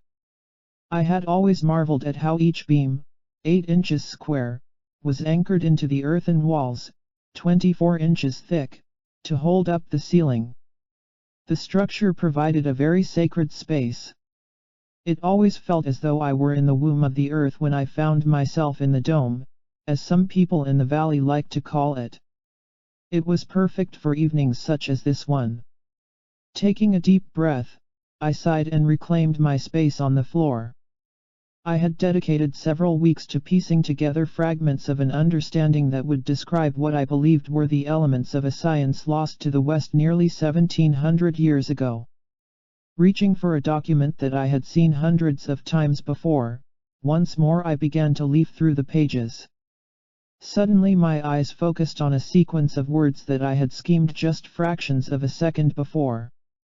Something in that particular grouping, a pattern of words, caught my attention. I had probably seen the same words on many occasions. This time, however, they looked different and I found myself flipping through the book, scanning the text for words of familiarity. About 3/4 of the way down one page, I found them. The text that I was leafing through had converted the ancient language of the Middle East into English. It was there that I saw the one key that I was searching for, the single word peace. How, then, may we bring peace to our brothers, for we would that all of the sons of men share in the blessings of the angel of peace. The text in my hands echoed the question asked 2,000 years ago, a question that is often heard repeated in public forums today. How are we to feed our hungry, house our homeless, heal our ill, and end our wars and suffering? Though relief aid, military solutions, and fragile treaties may address the outward expressions of suffering on a physical level, and it remains important to do so, the key to lasting change comes from shifting the thinking that allows these forms of suffering to continue. Perhaps in response to the same questions that modern seekers ask today, the visionaries and scribes of our past left us their understandings, explaining how to bring the power of prayer to bear upon the challenges of society. Religious and spiritual practices in our time have asked us to weave the threads of prayer into the fabric of our lives. Seldom, however, have we been shown how. At very best, the well-intentioned instruction offered today is vague, inexact, and nebulous. In texts carrying a lineage of wisdom that predates our history, we are shown the fine points of this powerful technology lost long ago. After identifying the elements of thought, feeling, and emotion, the Essenes actually show us how to merge the three components into a focused application. They do so by identifying a common denominator that links the end of suffering with aligning the elements of prayer. That thread may best be described by the masters of prayer in their own words. First shall the Son of Man seek peace within his own body, for his body is as a mountain pond that reflects the sun when it is still and clear. When it is full of mud and stones it reflects nothing. Then shall the Son of Man seek peace within his own thoughts. There is no greater power in heaven and earth than the thought of the Son of Man. Though unseen by the eyes of the body, yet each thought has mighty strength, even such strength can shake the heavens. Then shall the Son of Man seek peace with his own feelings. We call on the angel of love to enter our feelings, that they may be purified. And all that was before impatience and discord will turn into harmony and peace. These were the words. These were the clues that the Essenes had left for future generations. Not only did they share with us the possibilities that prayer may bring into our lives, they opened the door to possibilities of prayer that Western science explains away as miracles. Knowing that we would reach a point in our evolution where we would be asked to redefine the role of technology in our world, they left us the key to affirming life in the science and mystery of life itself. Their secret is the ancient code of peace. Subtle and perhaps deceptively simple, the power of our lost mode of prayer is found within the framework of peace. I turned the pages excitedly, looking for further confirmation, perhaps a hidden clue describing the role that peace may play in the present day. Exceeding my expectations, the words nearly jumped at me from the middle of the next page. Seek the angel of peace in all that lives, in all you do, in every word you speak. For peace is the key to all knowledge, to all mystery, to all life. In the tradition of their time, the Essene word for angel could be translated a number of ways, including powers or forces that be. With this in mind, the words power or force may replace the word angel for those whose beliefs suggest that angels are a religious or Christian term. Clearly, the technology offered through the gift of prayer transcends any secular or religious orientation. The Essenes appear to be describing a universal technology that, in some instances, dates to 500 years before the time of Christ. Revealing itself in all aspects of their lives, even the moments of greeting and departing were viewed by the Essenes as an opportunity to affirm the power of peace within their world. The last words spoken by members of the brothers and sisters of the Essenes were, "Peace be with you." Now the pieces were in place. Through these words, in the language of their time, we are offered insight into a sophisticated technology, often overlooked in the West today. Beyond the microcircuits and computer chips of modern appliances, the technology of prayer is based in components that are so sophisticated we have yet to duplicate them in our machinery. The components are logic and emotion, empowered through the operating system of peace. As I marked the pages for future reference, I found I was almost dizzy with excitement. I had to share the results of my evening with someone. Glancing at the small digital clock across the room, I blinked in disbelief. It was nearly 4 in the morning, certainly too early to call anyone. Reaching for my quilted jacket, I stood up and walked toward the door. My wife was sleeping in our home, a rustic building several hundred feet from the office. Opening the door to step outside, I felt a rush of heat from the wood stove behind me, escaping into the frosty air of the desert night. The thermometer beside the building was hovering at nearly 20 degrees below zero, typical for this time of year. With the first rays of the high desert sun, morning temperatures would quickly rise 60 degrees within an hour or two, creating a balmy afternoon in the mid-40s. Closing the door behind me, I walked across the loose gravel that formed a walkway between the buildings.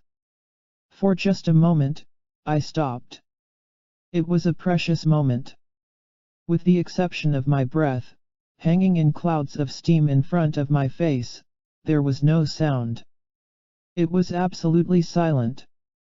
There was no wind. The few leaves that had not fallen from the Russian olive trees beside me were curled and brown. The slightest motion of wind would have rustled them into the familiar sound of autumn. They were silent. I looked into the sky of a cloudless night, right through the edge of the Milky Way. I had seen it hundreds of times before. Tonight, everything seemed different. The ancients had shown us how to touch those stars, and beyond, through our inner science of prayer. The reach of our prayers, they reminded us, is mirrored in our beliefs concerning what we are capable of. In that silent moment, it all made sense. I rushed up the flagstone walkway and across the deck, into the tiny house where my wife was sleeping. Excitedly, I sat on the edge of the bed and began to share with her my discoveries. She opened one eye to signal that she was hearing me, and I paused briefly. She smiled her warm, supportive smile. Quietly she asked, "Can we do this in the morning?" "Of course," I said, a little embarrassed by my excitement. "Good," she said. "This sounds important. I'd like to be awake to hear what you've found." Though I was surprised at the intensity of my enthusiasm, I was not disappointed by my wife's response. Maybe it was time for me to sleep as well. After all, these texts had held their secrets for 2,000 years. I knew that they could wait a few more hours until sunrise. Knowledge, wisdom, and peace. I see a subtle distinction between the qualities of knowledge and wisdom. Knowledge may be viewed as the element of our experience that deals with information. All of the data, statistics, and behavior patterns of our past or present may be shared as knowledge. Wisdom, on the other hand, is how we live our knowledge. Knowledge may be taught and passed down for generations as texts and traditions. The experience of wisdom must be lived by each individual of each generation to know the consequences of direct experience. There was a theme that ran through each piece of Essene knowledge that I had found the previous evening. The common denominator was the ancient key of peace. I viewed the poetry, analogies, and parables left in 2,000-year-old texts just as I would the code in an instructional book today. The Essene code of peace is based in familiar qualities that we already experience in life: logic and emotion. In their way, the Essenes left us their knowledge of peace, reminding us of two things. First, we are shown the significance of peace throughout all of creation. Second, we are shown how applying peace to our inner world creates change in our outer world. The scholars of the Qumran communities have reminded us of the potential that prayer may bring into our lives. Through their description of prayer's components, we are given the equation for moving electrical energy across the membranes of our cell walls, generating complex patterns in the substance of human consciousness, and creating specific chemistries within the laboratories of our bodies. In the presence of such power, is it possible that the image of moving the mountain is a literal description of the great power that lives as our greatest potential?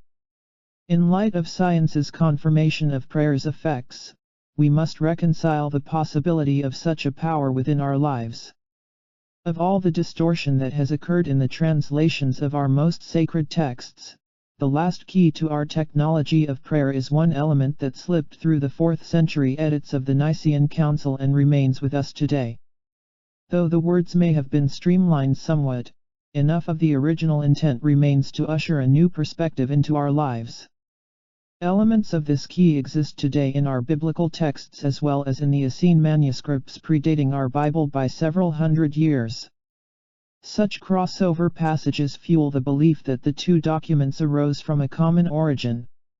In some teachings, the lost code is known as the Great Commandment. The Book of Mark, chapter 12, verse 30 solves the last mystery to merging the elements of prayer into focused union. To create this power, we are invited to love in a very specific way. Thou shalt love thy God with all thy heart, with all thy soul, with all thy mind, with all thy strength. Perhaps the key to understanding this mysterious passage is to be found in the Essene view of our relationship with our Creator. From their perspective, we are one with our Father in heaven. Beside the river stands the holy tree of life. There doth my Father dwell, and my home is in him. The Heavenly Father and I are one. Within each person that walks this world lives the divine spark of creation and of our Creator. This understanding, then, becomes the great challenge to our mystery. To focus our prayer, we must love the creative principle of life itself, our Creator, with all of our heart, soul, mind, and strength. Because we are one with our Father in heaven, in doing so, we have just loved ourselves. Through these four specifics, we are reminded how to honor the love that the Essenes referred to as the source of all things. The key is that it is only in the presence of this kind of love that the quality of peace may be found to reward the labor of our prayer. The words have been offered before. Precisely what do they mean? What does it mean to love in this way? How are we to love with all of our heart, soul, mind, and strength? The lost code of the Essenes reminds us how this peace may be accomplished. It is through our body, heart, and mind that we experience our thought, feelings, and emotions. While we may sense little control over our perceptions, it is through our link to our perceptions that we may choose the quality of our experience. The last portion of our code, based in logic and emotion, is perhaps the final key in our quest to unify our prayers. Know this peace with thy mind, desire this peace with thy heart, fulfill this peace with thy body. Through the logic of our mind, we must know peace to be true. We must prove it to ourselves, demonstrating the viability of peace in our lives and in our world. Through the strength of our hearts, we must then desire this peace in all that we experience. Peace already exists in our world. We are challenged to seek it out, to find peace even in places where it may look as if peace does not exist. It is through our bodies that we express our minds and our hearts. We choose the actions that we offer to the world. This passage reminds us to allow our actions to mirror outwardly the choices that we have already made within. In this way the Essenes challenged us to a code of conduct, of sorts. Though others may choose actions in their lives that deny life in themselves or others, through these words we may hold ourselves to a higher standard. We are invited to create peace in each of these elements, to achieve the love that brings unity to our actions. Secrets of prayer and healing. We may look to pre-Christian traditions of the ancient Essenes for some of the least distorted records of our forgotten technologies. Perhaps the greatest insight into the eloquence of such wisdom may be found in the Essene model of prayer and healing, which makes an assumption that begins where many modern therapies conclude. The fundamental tenet of Essene healing is that we are already healed. Within each moment of our time in this world we make choices either affirming or denying the life that already exists in our bodies. Essene masters viewed the expressions of illness as powerful illusions, stemming from choices and actions made by the individual, rather than looking to external causes. They believed that we determine our response to the conditions of our world, sometimes consciously, other times not. Through their most sacred writings, we know the Essene philosophy viewed the blueprint of our souls as a divine expression of our Creator, untouched and untainted by the experiences of life. Our souls are already healed, and seek to express that state through our bodies. Accepting our healing through our own beliefs and forgiveness, our healing is mirrored through our soul's expression in this world, our bodies. This perspective invites us to view the conditions that we witness in our bodies as indicators of the quality of our choices. If we could distill the many proverbs, parables, teachings, and sayings into brief, concise summaries, we would discover that this thinking suggests that we affirm or deny life in our bodies through the quality of four assumptions or tenets. Each tenet contributes to our overall expression of health and vitality. Each testifies to the interrelated nature of spirit, matter, and life. We may view these tenets today, through 20th century idiom, as possible models offering insight into the choices that we make on a daily basis, their nature, our reasons for making them, and their possible outcomes. On the following pages, Each tenet is stated concisely, in a few words or a single sentence. An explanation follows, in the form of an example or a simple description. Then we examine the implications and consequences of the tenet, focusing on why it is important. Finally, we are shown how to apply a particular tenet in our lives today. Tenet 1. We are already healed. Explanation. The key to understanding this tenet is same one that allows us to choose new outcomes for existing conditions. The understanding that we are already healed stems from our view of the world as an array of possible outcomes, and from our ability to choose which outcome we experience. Inherent in this faith is our acknowledgement of our role as an empowered force in creation, bringing new outcomes into focus while releasing those that have already served us. Our body is the feedback mechanism, mirroring to us the quality of our choices of thought, feeling, emotion, breath, nutrients, and movement, and our honoring of life. In the example of the disappearing tumor, Chapter 4, rather than imposing the will of healing upon the condition of the cancer, the practitioners chose to feel, think, and emote from an outcome in which the tumor had never been present. In doing so, they attracted the new outcome, the overlay of a quantum possibility mirroring their beliefs of the moment. In 2 minutes and 40 seconds, the new belief replaced the old belief. The ancients knew the power of such technology as a mode of prayer, transcending any religious, mystic, or scientific principles. Implications. To accept the tenet that we are already healed, we are invited to allow for the possibility that there are many outcomes for a given condition. The act of making new choices in our lives is the technology that allows us to select new possibilities. From the viewpoint that defines prayer as a quality of feeling, prayer also becomes our language to fine-tune life-affirming choices of health and relationship. The tenet that we are already healed reminds us that each time we ask to be healed in one outcome, a possibility exists where our prayer is already answered in another. With this possibility in mind, each time we are diagnosed with a condition of ill health or life-threatening disease, we are being shown only one of many possible outcomes for that moment. The diagnosis of a condition is not necessarily either incorrect or correct. In the absence of allowing for other possibilities, it is simply incomplete. In the same moment, another outcome must exist in which the ill health, disease, or condition is not present. Each possibility already exists. Each outcome is real. Through the eyes of this tenet, the difference between outcomes is a matter of our perspective. Applied to our lives. In each moment, we make choices that affirm or deny life in our bodies. Consciously or unconsciously, we choose the quality of 6 parameters: thought, feeling, emotion, breath, nutrient, and movement.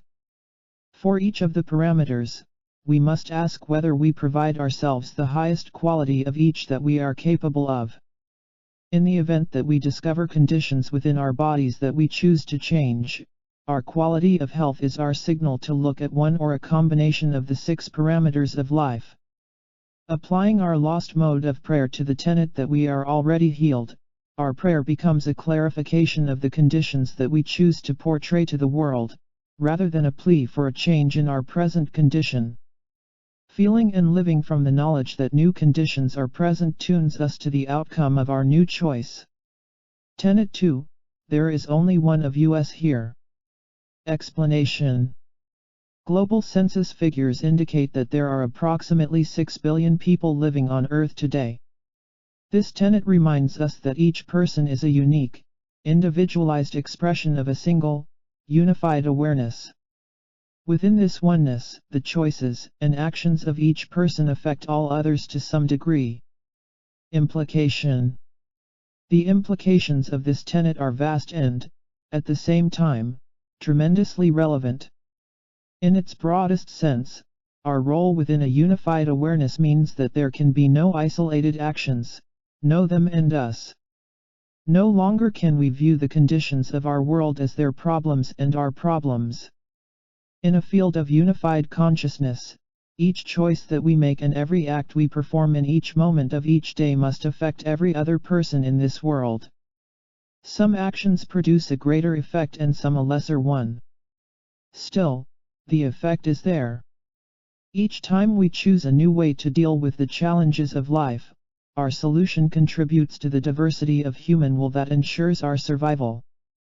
As one of us pioneers a new creative solution to the seemingly small challenges of our individual lives, we become a living bridge for the next person who finds himself or herself faced with the same challenge, and the next, and so on. Each time one of us faces the condition that others have faced in the past, we have more options from our collective response to draw from. Relatively few individuals may create possibilities that become choices for the whole. Implied in such a world of unified awareness are the consequences of our actions. Each time we hurt others through our words or actions, in effect we have hurt ourselves. Each time we take the life of another, we have taken a part of our own lives. The very thoughts that allow us to hurt another limit our ability to express the will of creation through ourselves. At the same time, each time we love another, we have just loved ourselves. Each time we create time for another, strive to understand another, make ourselves available for another, we have just done each of these things for ourselves. When we disapprove of the actions, choices, or beliefs of others, we witness through them those portions of ourselves that ask for a greater healing. Application. As others perform actions that we may judge negatively, we are invited to acknowledge their role in unity as the part of us that has chosen a different way. Without condoning, consenting to, or even agreeing with the actions of another, we are compassionately invited to bless the action as a possibility and move forward with our choice of a new way. The key to our oneness is the leverage to transform our world. The power of our oneness allows for a relatively few individuals to affect the quality of life for an entire population. Tenet 3. We are in resonance, tuned to our world. Explanation. We are a part of all that we perceive.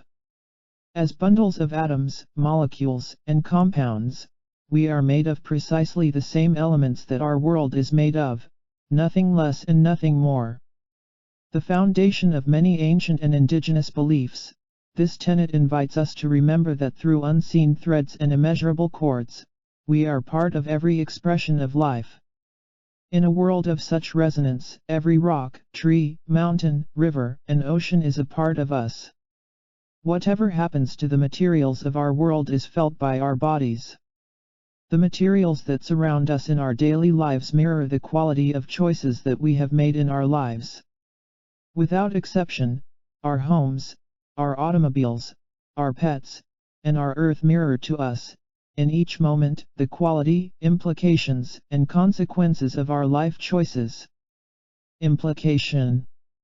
As we learn to recognize what the conditions of our outer world are saying to us, we are shown empowering possibilities for creating change in our world through changes in our lives. Researchers have documented shifts in the Earth in direct relationship to the changes in human consciousness. From the extremes of anger to the heights of compassion, sensors placed in the ground surrounding the individual experiencing the emotions detect the change in biological frequency. What is the outward effect of many people, perhaps entire communities or cities, sharing common emotions of anger or compassion? Is it possible that the healing of emotions within the small world of our bodies has effects upon the world around us, on such things as weather patterns and earthquake activity? Application. In each moment of life, we are in relationship to the elements of our world. Through our friendships, romances, homes, vehicles, and the circumstances of life, we are offered powerful insights into our belief systems, judgments, and intentions. As we change our beliefs and find new ways to express ourselves, this tenet states that the world around us mirrors our choices. Turbulent systems become peaceful in the presence of our peace. Life-affirming choices within our bodies create conditions in our world that mirror our choices. Perhaps this is an explanation for the ancient suggestion that to heal our world, we begin by becoming the conditions of healing ourselves. Tenet 4. The technology of prayer allows direct access to our bodies, one another, and the creative forces of our world. Explanation. Through our inner technology of prayer we commune with the unseen forces of our world. We have always had the ability to access and work through these forces to determine the quality of our life and our world. Implication.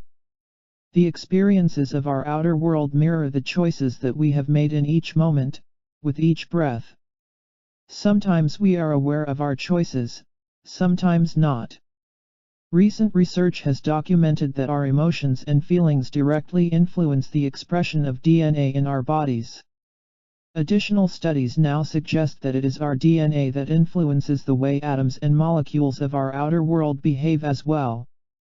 We have witnessed the response of human tissue to specific qualities of feeling, as in the healing of lesions and tumors within moments. The link has been demonstrated, though the implications are beyond the framework of modern science. Our choice to recognize the relationship is a deeply personal one, inviting us once again to think the thoughts of angels and do as angels do. Application. Prayer may be the single most powerful force in creation. Individually, we are given the silent language that allows us to participate in the outcome of events and the challenges of our lives.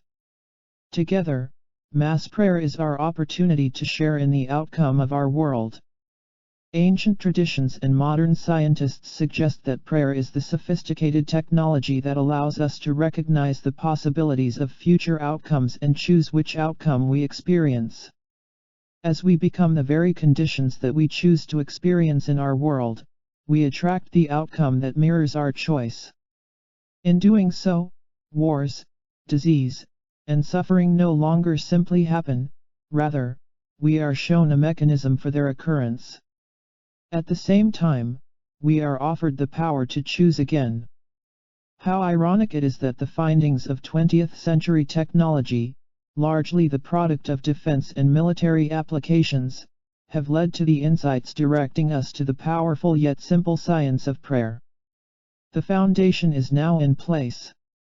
The data have been measured and the experiments have been run.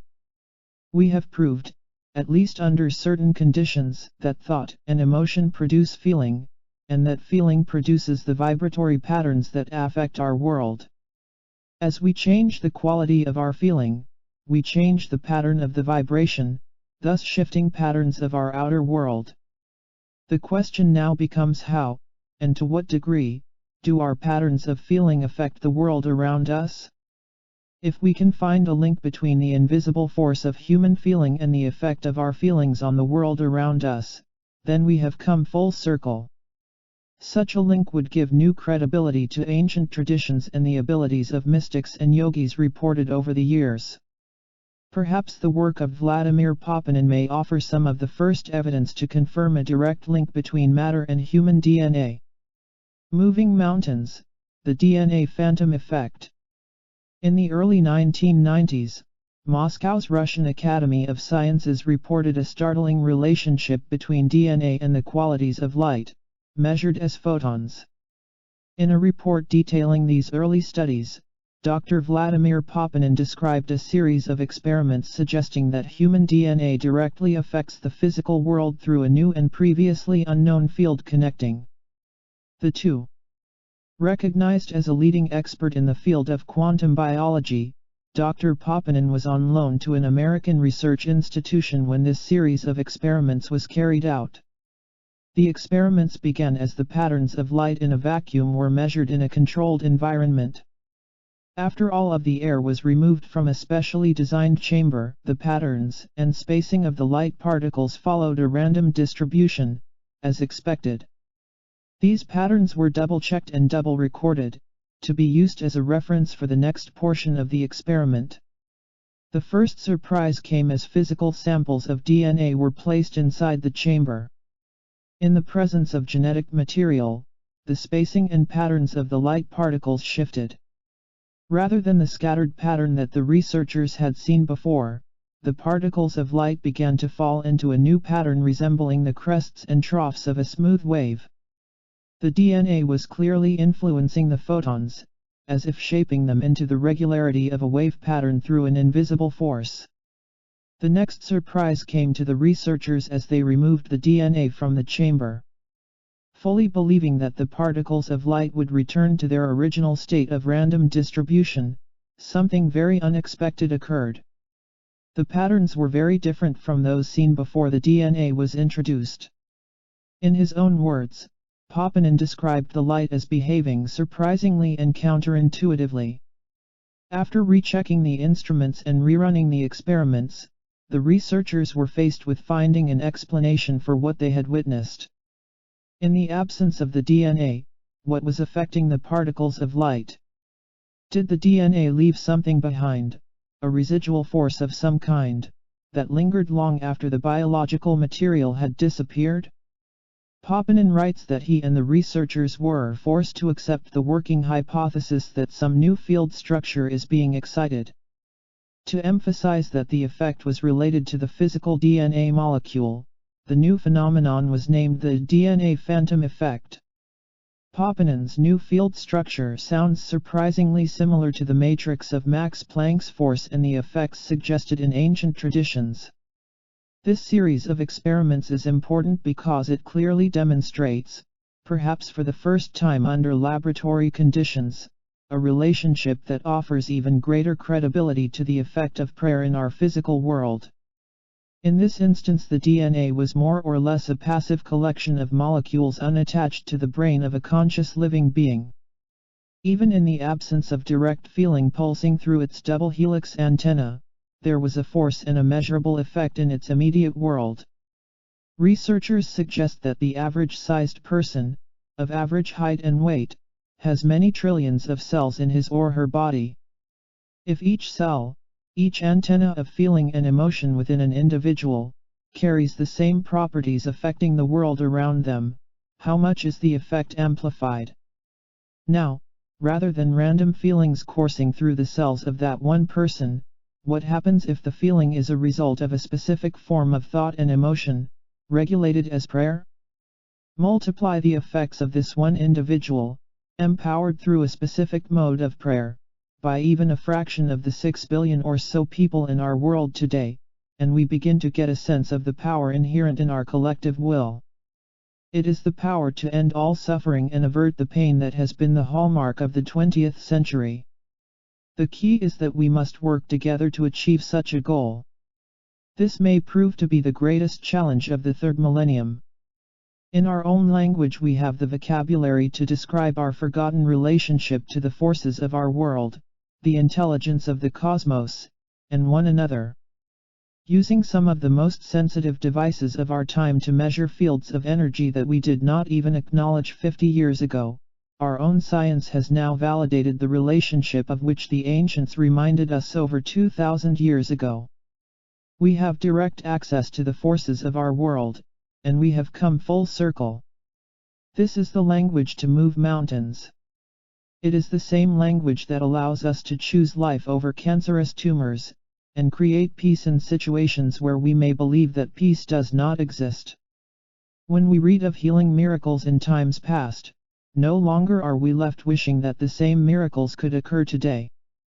The miraculous outcomes are already here, we are simply asked to choose them. Today I continue to pray. For me, each moment of life has become a prayer. I still give thanks for the good things and now feel empowered to choose new conditions in place of those that have caused suffering in the past.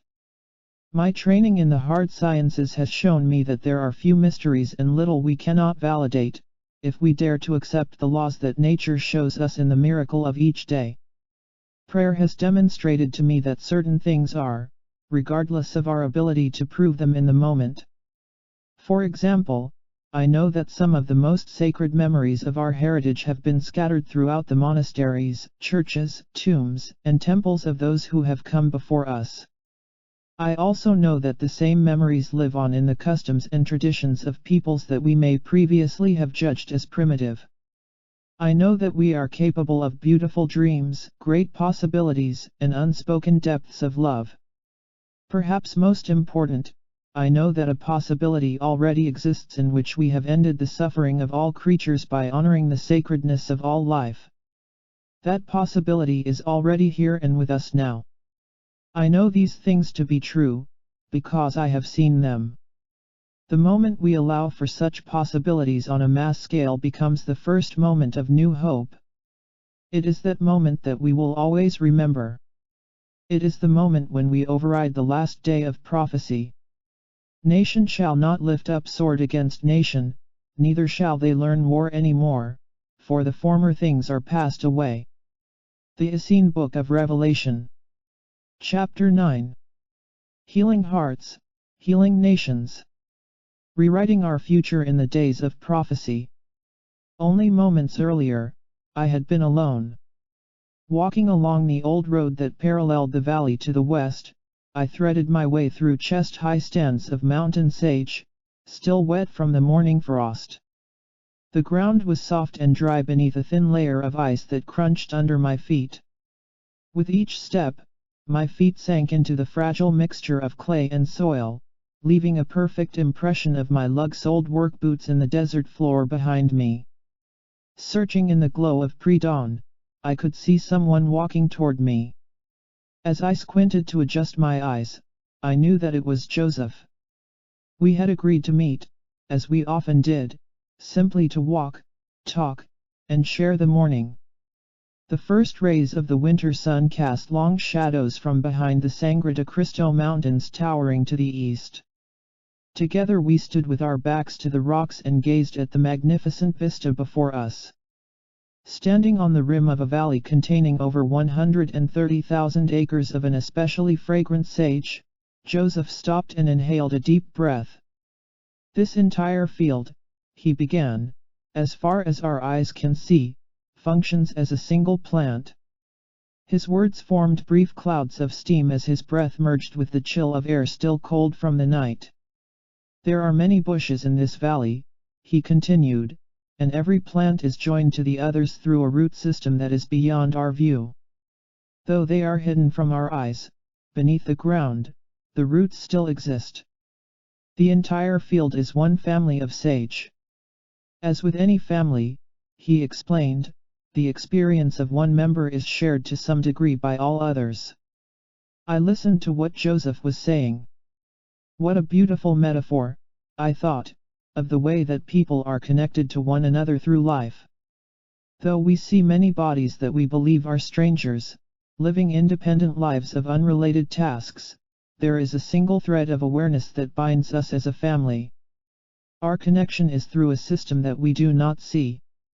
Still, the connection exists as what some have called a universal mind, the mystery of our consciousness.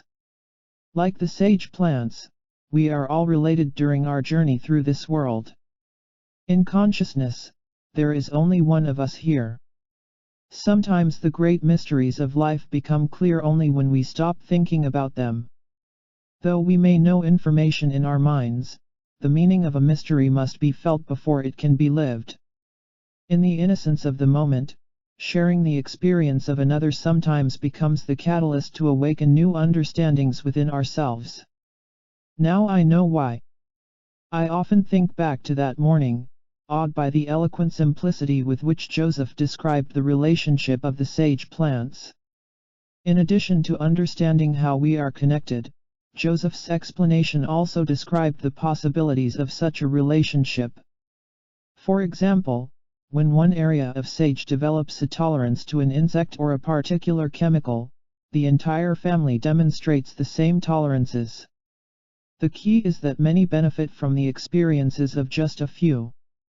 Recent studies into the effect of mass prayer, many people's feeling focused on a common theme, document similar relationships in human consciousness. The quality of life for an entire neighborhood has been shown to be affected by the focused prayer of a few individuals. Almost universally, ancient traditions believe that the relationship runs even deeper between the world of everyday and the inner world of our consciousness. Viewing our bodies and the earth as mirrors of one another, they suggest that the extremes witnessed in one may be considered as metaphors for changes within the other. This thinking relates destructive weather patterns and storms, for example, to the unsettled consciousness of people where the storms occur. At the same time, such holistic views suggest that the extremes of earthquakes, life-threatening storms, and disease may be eased, or even eradicated through subtle shifts in our belief systems. If in fact these relationships exist, then perhaps for the first time we may look to the 21st century with a new sense of confidence and trust. Beyond long-standing prophecies of a Third World War, beyond predictions of catastrophic loss of life and end-of-century chaos, the 2,000-year-old secret of prayer may provide a rare opportunity to define our time in a way that we have only seen in dreams.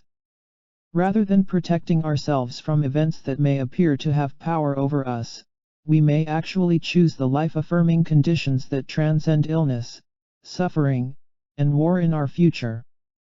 Soft temples. In the words of their time, Gnostic scholars appealed to future generations to remember that the earth is in us, that we are in her, and that the two of us are intimately enmeshed in all that we experience. New translations of Essene documents from the Dead Sea caves illustrate even greater, and sometimes unexpected depths, of their author's understanding. The motivation for the ceremonies, rituals, and lifestyle of early Essene communities was their deep conviction honoring the living thread that binds all life, throughout all worlds. Essene masters viewed our body as a convergence point through which the forces of creation join to express the will of God. They considered our time together as an opportunity to share the very experiences of anger, rage, jealousy, and hatred that we sometimes shun and judge in our lives. It is through the same bodies that we hone the qualities of love, compassion, and forgiveness that elevate us to the greatest expressions of our humanness. For this reason, they regarded our body as a sacred place, a soft and vulnerable temple for our soul. It is within our body temple that the forces of the cosmos unite as an expression of time, space, spirit, and matter. More precisely, it is within the experience of time and space that spirit works through matter to find the fullest expressions honoring life. Interestingly, the Qumran scholars focused upon a particular place within the body, rather than on the body itself as the landscape of divine expression. In the words of a fragment found in the Dead Sea Scrolls, we are reminded that through our bodies we have inherited a holy land.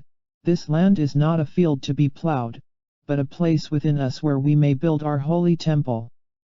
Within the innermost recesses of ancient temples are found the most sacred portions of the sanctuary. In the temples of Egypt, for example, the holiest chapel is nestled deep in the interior of the complex. Time-worn scriptures refer to the single room, often small in comparison to the rest of the structure, embedded within winding corridors and preparatory shrines as the Beth Elohim, the Holy of Holies.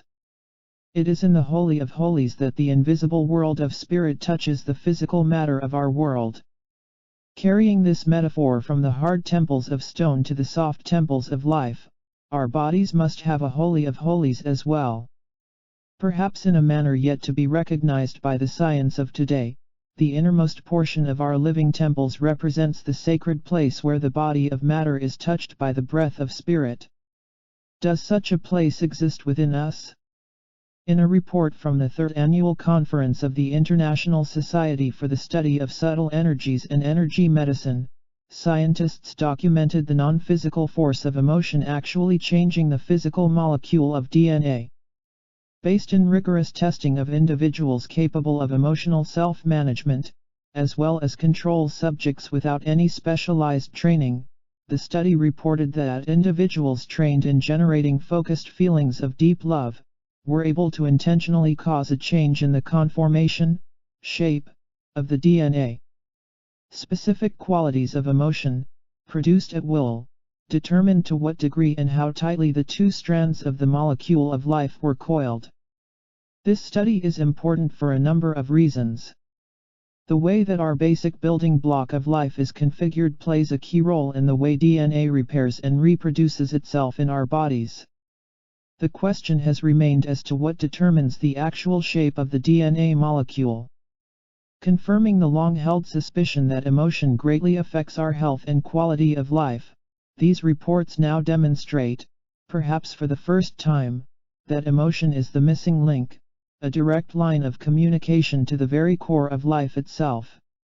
Could the Dead Sea Scroll references to a holy land, a place within us where we may build our holy temple, be a description of the actual cells of our bodies?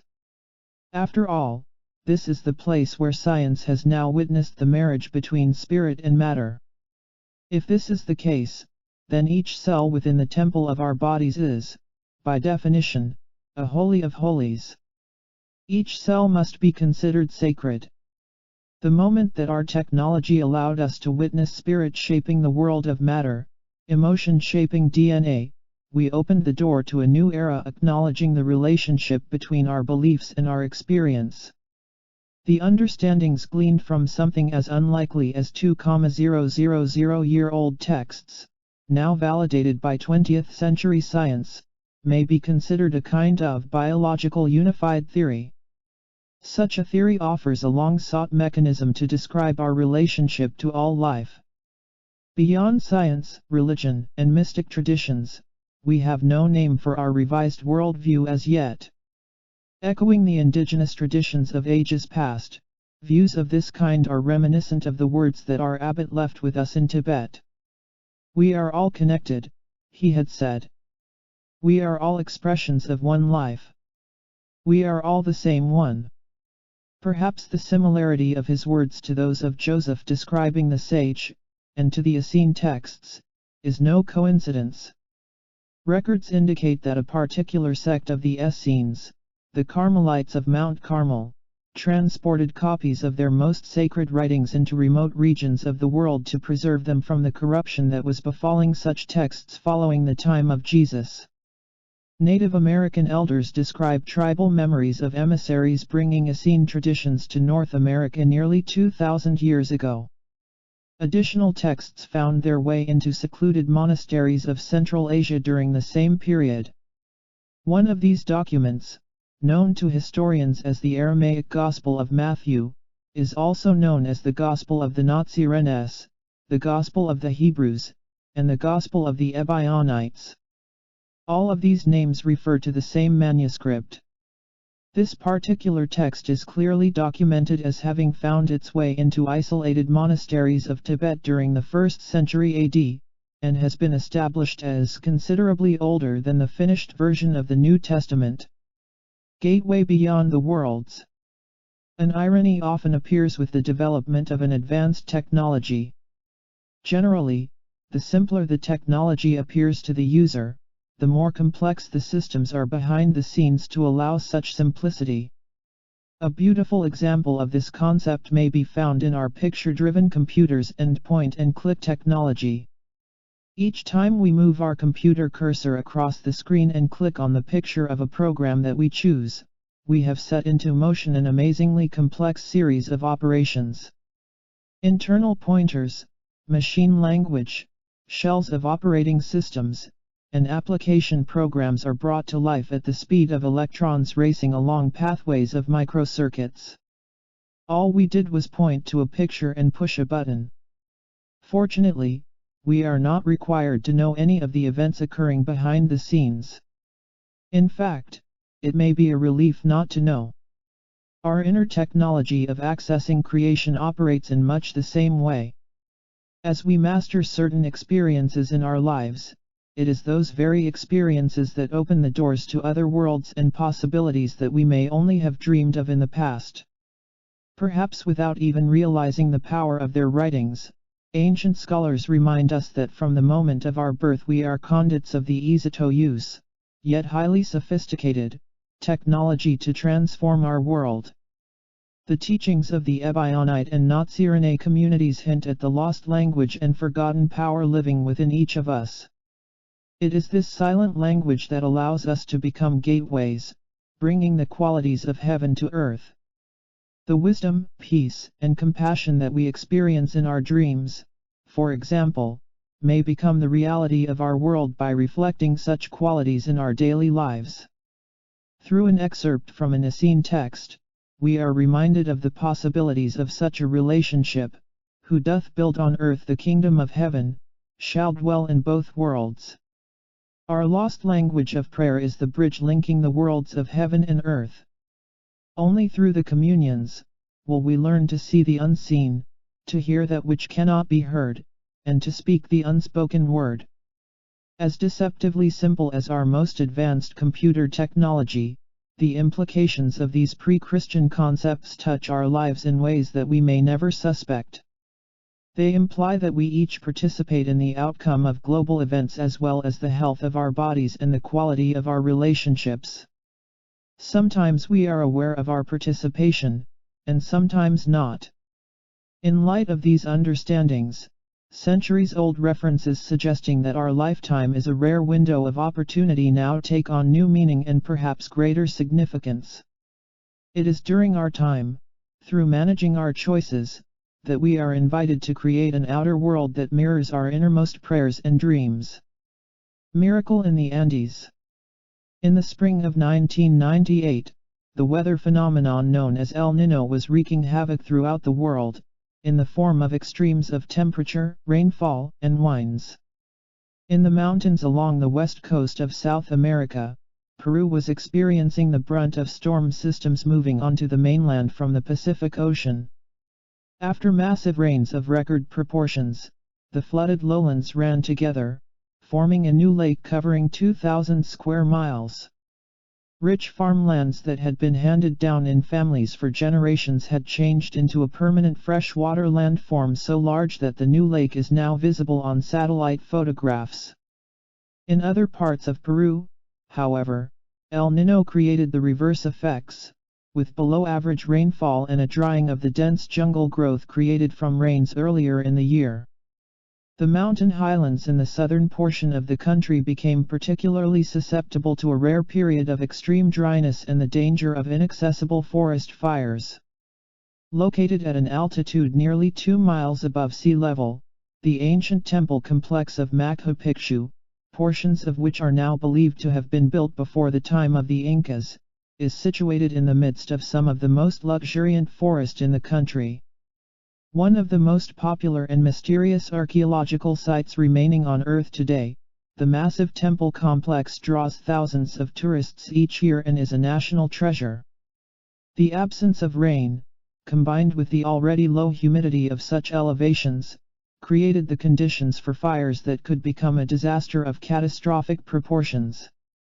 I was guiding a prayer trek through the mountains outside of Cuzco in May of 1998, when our Peruvian guide and translator shared a story that touched each member of our group deeply.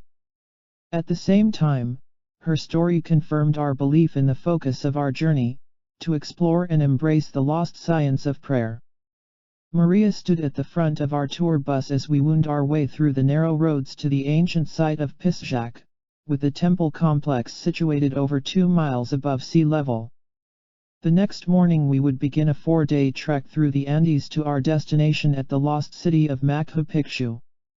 In addition to the physical challenge of the trek, the purpose of our journey was to create experiences that would draw from us the strength, wisdom, and compassion to move through our lives with grace. During each morning of our journey, we would begin our day with a meditative theme that would take on deeper and greater meaning as we faced the challenges of each day. These moments would become experiences to be carried back into the world of our families, careers, and the circles of those whom we love and hold most dear. For example, the strength required each night to carry our bodies into our campsite, located on a shelf at 14,000 feet, would become a model for the same strength that allows us to move forward in the face of life's greatest challenges. Each day of the journey became a reference point for one quality of prayer that held the potential of serving us in the presence of life's greatest challenges. When lightning had ignited fires in the high Andean jungles earlier in the year, the local communities had organized to battle the blazes and save their villages. Despite their efforts, the fires had burned out of control, spreading for days as government officials and local people looked on, helpless and exhausted. The fires cut a widespread path of destruction, appearing to be burning in all directions at once. One afternoon the winds shifted and the fire headed directly toward the temples of Machu Picchu. Mobilizing the few resources available, firefighters mounted an effort to smother the flames before they reached this most famous example of Andean history. With little equipment, railroads washed out, and trails blocked with mudslides from earlier rains, the only source of water was the narrow Urubamba River, in a canyon several thousand feet below. Efforts to rescue the temples were fruitless. The front line of the fire advanced, razing the peripheral sites of the multi-acre complex. As the flames scorched the outlying temples on the peak of nearby Huayna Picchu, the situation looked hopeless. Exhausting all other means of stopping the inferno, local villagers resorted to a technology that had been a part of their culture for centuries. In groups of families and as individuals, publicly and privately, they began to pray. Though the specific prayers varied, the underlying theme was consistent: they prayed to spare the temples of Machu Picchu. Collectively they were directing their prayers to a common challenge. Within hours the people of southern Peru witnessed an event that many consider to be a miracle. A low-pressure system developed over their portion of the Andes. A mass of moist, warm air from the coast merged with the cold, dry air of the mountains. The skies clouded, and it began to rain. The rain became a downpour, soaking the dense forest where the fire had jumped from treetop to treetop. Rainwater poured down through gullies cut from the bare mountaintops, into the parched earth below. Mixing with the rich soil to create a thick black mud, the slurry steamed as it poured over heated rocks into the fire zone.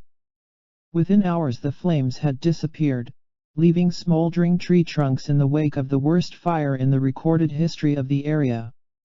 Outsiders looking on had witnessed what they believed was a fortunate coincidence. Government officials were mystified. Local villagers were simply relieved. To them there was no mystery. God had heard their prayers, and answered. Similar stories have been shared regarding mass prayers accelerating the peace process in Northern Ireland, avoiding the loss of life from NATO bombing raids in Iraq, and the mysterious course change of an asteroid on a path to collide with Earth in 1996. In each instance, circumstances that were certain to result in a tragic outcome, with the equally certain loss of human life, shifted unexpectedly. In each instance the shift was coincident with the effort of many individuals and groups coordinated in mass prayer.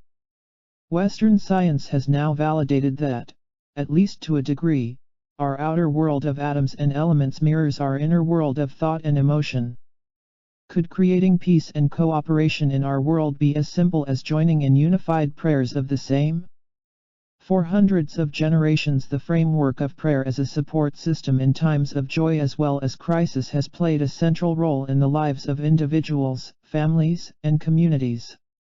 Crossing the boundaries of culture, age, religion, and geography, the silent language of prayer is perhaps the most universal custom that we share as a species. It is almost as if somewhere, hidden in the mists of our collective history, we have a memory of this sacred language that speaks to the unseen forces of our world and one another. Perhaps it is our deep and very personal views of prayer that has allowed our universal custom to become a source of our separateness as well. Even today, as we step into the first days of the third millennium, emotions run high as science and philosophy debate the power of prayer. To the ancients, to the indigenous people of our world, and in many Western households today, no physical proof of the power of prayer is required. Those who pray have witnessed the outcome of their prayers for generations in the absence of validation, measurement, or what many today may call scientific proof. To people of faith, the miracles in their lives are all the proof they need. For others of our time, however, it is the ability to measure, document, and validate the wonders of life that have allowed them to build the technology that has brought us safely to this moment in our lives. Each path is valid. Both invite us to make the choices that define our future. What would it take? Masses of people have always fascinated me. Gazing into hundreds of faces from the solitude of an airport cafe or a bench on the edge of a bustling city square, many times I have wondered what it would take to bring each person, independently carrying out seemingly unrelated tasks, together in a common moment of peace and cooperation. What event could possibly reach beyond the differences of appearance, past the concerns of daily routines, to awaken the memory of a common history, leading into a shared future in the only world that we know? One school of thought suggests that as people and nations we have grown so separate from our earth and from one another that only a crisis of immense proportions will awaken our memories of oneness and renew the possibility of cooperation. Strangely, it appears that times of adversity draw from us our deepest knowledge, expressed as our greatest strengths, to triumph over our shared ordeals. During such times, a common goal takes precedence over any differences of ethnic origin, social class, and culture. History demonstrates that diverse populations tend to pull together in times of crisis. During the Kobe earthquake in Japan, for example, the Great Fires in Mexico, or the unprecedented hurricane season of 1998, people of all walks of life abandoned their social status to offer assistance in places where it was most needed. Suddenly, corporate executives were standing beside street vendors in the remains of collapsed buildings to free children trapped in the rubble. Bank presidents were working with the National Guard to shore up flooded levees. During one of the worst ice storms in recorded history, 5 million people survived without power for 33 days in the winter of 1998. In portions of Canada and the northeastern United States, communities where people had barely known one another only days before shared emergency kerosene heaters and cook stoves.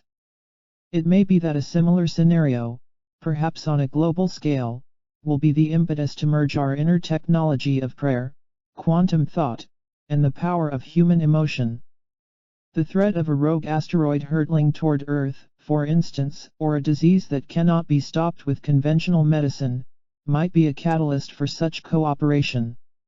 Fortunately, these examples are hypothetical, at least for now. Not so hypothetical, however, is a growing threat to the fragile peace that has graced our world since the end of the last World War, over 50 years ago. Nation against nation. At the birth of the 21st century, the conditions appear to be in place for a great polarization of world powers, bringing the threat of a global war well within the realm of possibility. Countries that have previously been viewed as less of a factor in global strategies are taking on new and unexpected roles in the unfolding drama that is reshaping our world.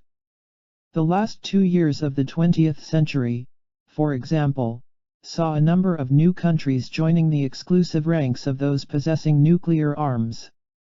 Of particular note were the surprise weapons tests of India and Pakistan. In spite of adamant pleas for restraint by the United Nations Security Council, Russia, and the United States, the two technological rivals have continued to test their weapons and delivery systems, defending their peacetime escalation of nuclear weapons in the interest of national security. Though many scoff at the possibility of a global war, believing that the horrors of World War II are too fresh in our memory to allow such an event again, it is important to remain vigilant and discerning, and to recognize the significance of global events that, at first, may seem far away with little relevance to home. The late-century crisis in Kosovo offered an example of just such events. Though they appeared to casual observers to have come out of nowhere, the conflicts leading to the Kosovo crisis actually stem from centuries-old tensions in a portion of Eastern Europe that many analysts refer to as the Balkan powder keg. Following the ethnic cleansing and wartime atrocities witnessed by the world in Bosnia less than a decade before, the nations of the West were unwilling to allow a similar tragedy to continue in Kosovo. The intent, duration, and form of military intervention, however, were factors that divided even the Allied forces attempting to intervene. The struggle for power in Eastern Europe offers a clear study on how regional strife may unexpectedly polarize the great powers of the world into precarious positions on opposite sides of the negotiating table. The Balkan area is only one example of a political situation with vast military implications. As the United Nations monitors the events unfolding in Europe, it also continues to enforce an embargo and military restrictions on Iraq. Threatened by the buildup of chemical and biological weapons, Iraq has been viewed as yet another powder keg, this one in the Middle East. Even that country's Arab neighbors, those traditionally considered to be its allies, disapprove of Iraq's new weapons capabilities and the destabilization of what was already a delicate balance of power in a volatile part of the world. During a time that many have considered relatively peaceful on a global scale, the last 20 years have, in fact, been a time of tragedy and tremendous suffering on a localized basis. The death toll resulting from separatist movements and religious and civil wars is estimated to be over 4.5 million lives, a number representing the entire population of the state of Louisiana or the entire country of Israel. When the conflict in Tibet is factored in, the loss of human life escalates by at least another million, and possibly more. These statistics certainly describe something other than a peaceful world. Until the late 1990s, however, such conflicts appeared to be localized and, though tragic, less relevant in the daily lives of the people of the Western world. Events late in 1998 and in 1999, however, changed our worldview, with mass media bringing the horror of regional conflicts and isolated wars into our homes and classrooms in a way never seen before. Additionally, situations such as the breakdown of peace negotiations between Israel and the State of Palestine, continued tensions in Northern Ireland, and a sudden leap in China's nuclear technology contribute to what many scholars believe are the precursors of well-known prophecies tumbling into place, the global positioning of a Third Great War. The sheer number of conflicts presents a threat to global stability that becomes a greater possibility as tensions increase. Visions of war. Ancient prophecies do, in fact, abound with visions of a millennial breakdown in governments, followed by a time of an especially widespread and horrible war. The Apostle Matthew, for example, referred to our time in history as one when you will hear of wars and reports of wars, nation will rise against nation and kingdom against kingdom.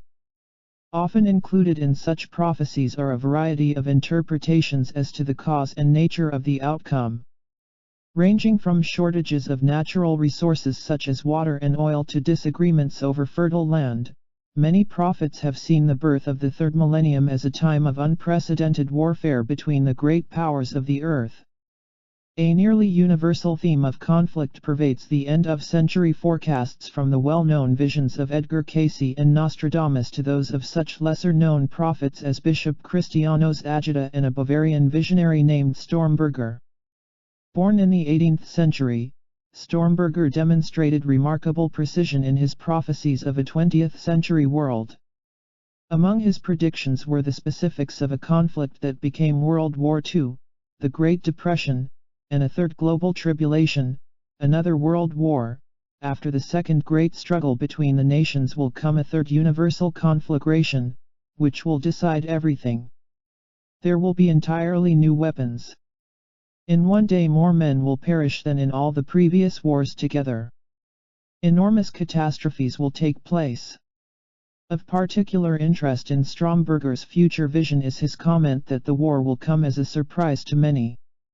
He sees those that do recognize what is happening as incapable of sharing their insights.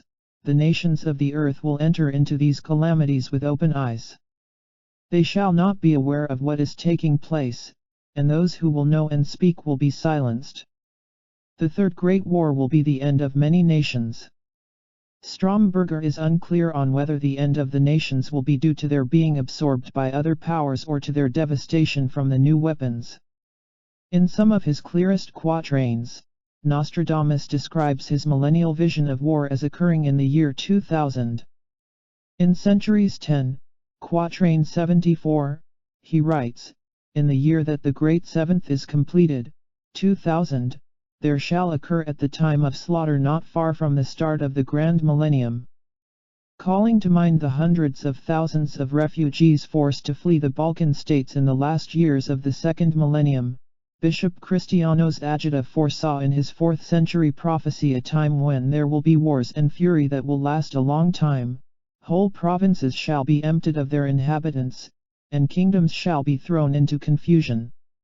In a document that became known as the Prophecy of Warsaw, an 18th century Polish monk described the Great War as a time of poisonous clouds, and rays which burn more deeply than the sun on the equator.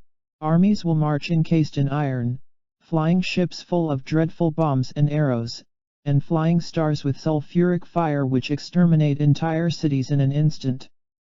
From the previous sampling, a clear thread of similarity emerges as each prophecy describes a time of tragedy, war, and death. While such prophecies are certainly open to interpretation, the fact that virtually every major belief system sees its prophecies being fulfilled in this era certainly warrants a close look at current situations. The key to reading such prophetic statements, some as old as India's epic poem, the Mahabharata is that they represent possibilities only, descriptions of events that have not played out as yet. Previous discussions offered an explanation of how accounts of such detail may have been inspired centuries before their time. Additionally, the discussions have offered a context within which to view these and other predictions as glimpses of a vast array of possible futures. Rather than discounting such visions as millennial madness or apocalyptic jargon, perhaps we are better served by asking ourselves what we can learn from such insights. Amid the ambiguity of ancient prophecies and predictions, one thing remains certain. For hundreds and in some cases thousands of years, ancient prophets have seen something in our future that disturbed them. Whether the prophecy was made 50 or 200 years ago, the visions of the prophets remain remarkably similar. In the words of their day, they have described their experiences in an effort to avert the tragedy of their visions. The opportunity of our time is to reconcile current events and determine the role and viability of ancient visions in our modern lives. We must ask ourselves if the conditions of our world today fulfill the visions seen from another time. If so, perhaps our lifetime represents the days when every secret thing shall be revealed and when at last we employ our forgotten technology of prayer to redirect the ancient visions of tragedy and suffering. Mass prayer and mustard seeds. In addition to the written predictions of ancient prophets, the conditions that precede a time of great warfare are held in the oral traditions of many native peoples. Perhaps the events that pave the way for such tragedy are best summarized by the people of peace themselves, the Hopi. In a portion of their native prophecy, the Hopi eloquently remind us that each time humanity strays from the natural laws that affirm life in this world, our choices are mirrored in our societies and the systems of nature around us. As the hearts and minds of mankind become so separate that they forget one another, the earth acts to bring the memory of our greatest attributes back into focus. When earthquakes, floods, hailstorms, drought, and famine will be the life of every day, the time will have then come for the return to the true path. In addition to offering the signs of such a time, the Hopi traditions go even further, recommending a course of action to bring the hearts and minds of man into alignment with the earth once again. Deceptively simple, the prophecy reminds us that when prayer and meditation are used rather than relying on new inventions to create more imbalance, then they, humanity, will also find the true path. The words of the Hopi serve as simple reminders of the quantum principle, which states that to change the outcome of events already in motion, we are invited to shift our beliefs regarding the outcome itself. In doing so, we attract the possibility that matches our new belief, and we release the present conditions, even those already underway. Recent studies into the effects of prayer offer new credibility to ancient propositions, suggesting that we may do something about the horrors of our world, both present and future. These studies add to a growing body of evidence suggesting that focused prayers, especially those offered on a large scale, have a predictable and measurable effect on the quality of life during the time of the prayer. Documenting statistical changes in daily life, such as specific crimes and traffic accidents, while prayers are offered, a series of studies shows a direct relationship between the prayers and the statistics. During the time of the prayers, the statistics drop. When the prayers end, the statistics return to previous levels. Scientists suspect that the relationship between mass prayer and the activity of individuals in communities is due to a phenomenon known as the field effect of consciousness. Much like Joseph's description of the sage, where the experience of one plant affects the entire field, studies of specific population samples appear to bear out this relationship. Two scientists considered to have played a key role in the development of modern psychology clearly referenced such effects in studies offered nearly 100 years ago. In a paper originally published in 1898, for example, William James suggested that there exists a continuum of consciousness uniting individual minds that could be directly experienced if the psychophysical threshold of perception were sufficiently lowered through refinement in the functioning nervous system. James's paper was a modern reference to a zone of consciousness, a level of universal mind, that touches each and every life.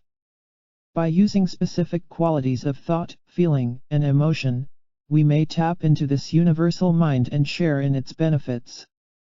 The purpose of many prayers and meditative techniques is to achieve precisely such a condition. In the words of their day, ancient teachings suggest a similar field of consciousness, accessed by similar methods. The Vedic traditions, for example, speak of a unified field of pure consciousness that permeates all of creation. In such traditions, our experience of thought and perception are viewed as disturbances, interruptions in an otherwise motionless field. At the same time, it is through our path of mastering perception and thought that we may find the unifying consciousness as individuals or as a group. This is where the application of such studies becomes crucial in global efforts to bring peace to our world. If we view conflict, aggression, and war in our outer world as indicators of stress in our collective consciousness, then relieving collective stress should relieve global tensions. In the words of Maharishi Mahesh Yogi, founder of the Transcendental Meditation, trademark, programs, all occurrences of violence, negativity, conflict, crisis, or problems in any society are just the expression of growth of stress in collective consciousness. When the level of stress becomes sufficiently great, it bursts out into large-scale violence, war, and civil uprising necessitating military action. The beauty of the field effect is that when stress is relieved within a group, the effects are registered beyond the immediate group, into an even larger area. This is the thinking that led to studies of mass meditation and prayer during the Israeli-Lebanese War in the early 1980s. In September 1983, studies were conducted in Jerusalem to explore the relationship between prayer, meditation, and violence. Applying new technologies to test an ancient theory, individuals trained in the techniques of trademark, considered to be a mode of prayer by prayer researchers, were placed in strategic locations within Jerusalem during the conflict with Lebanon. The purpose of the study was to determine if a reduction of stress in the localized populations would, in fact, be reflected as less violence and aggression on a regional basis. The 1983 studies followed earlier experiments indicating that as little as 1% of a mass population practicing unified forms of peaceful prayer and meditation was enough to reduce crime rates, accidents, and suicides. Studies conducted in 1972 showed that 24 U.S. cities, each with populations over 10,000, experienced a statistically measurable reduction in crime when as few as 1%, 100 people for every 10,000, of the population participated in some form of meditative practice. This became known as the Maharishi effect. To determine how certain modes of meditation and prayer would influence the general population in the Israeli study, the quality of life was defined by a statistical index based on the number of fires, traffic accidents, occurrences of crime, fluctuations in the stock market, and the general mood of the nation. At the peak of the experiments, 234 participants meditated and prayed in the study, a fraction of the population of Greater Jerusalem. The results of the study showed a direct relationship between the number of participants and the decrease of activity in the various categories of quality of life. When the numbers of participants were high, the index of the various categories declined. Crime, fires, and accidents increased as the number of people praying was reduced. These studies demonstrated a high correlation between the number of people in prayer and the quality of life in the immediate vicinity. Similar studies conducted in major population centers of the United States, India, and the Philippines found similar correlations. Data from these cities between 1984 and 1985 verified decreases in crime rates that could not have been due to trends or cycles of crime, or to changes in police policies or procedures. The harvest is great, though the laborers are few. For centuries, prophets and sages have suggested that 0.1% of humanity, working together in a unified effort, may shift the consciousness of the entire world. If those numbers are accurate, then a surprisingly few individuals may plant the seeds of great possibilities. At present, the population of our world is estimated to be approximately 6 billion people. 1% of our global neighborhood, then, is represented by 60 million, with 1/10 of that number approaching 6 million people. For scale, 6 million people is roughly 3/4 of the population of Los Angeles. Although these statistics may represent an optimum number to bring about change, the studies in Jerusalem and the other large population centers suggest that the numbers to initiate such change may be even smaller. The studies indicate that the first effects of the mass meditation/prayer became noticeable when the number of people participating in the prayers was greater than the square root of 1% of the population. In a city of 1 million people, for example, this value represents only 100 individuals. Applying the localized findings of the test cities to a larger population on a global scale offers powerful and perhaps unexpected results. Representing only a fraction of even the ancient estimates, the square root of 1% of Earth's population is just under 8,000 people. With the advent of the World Wide Web and computerized communication, organizing a time of coordinated meditation/prayer supported by a minimum of 8,000 people is certainly feasible. Clearly, this number represents only the minimum required for the effect to begin, a threshold of sorts. The greater the number participating, the greater the acceleration of the effect. Such numbers remind us of ancient admonitions suggesting that a very few people may make a difference to an entire world. Perhaps this is the mustard seed of the parable that Jesus used to demonstrate the amount of faith required of his followers.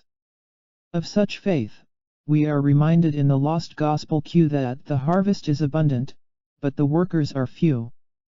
With the evidence of such potential, what are the implications of directing such a collective power toward the great challenges of our time?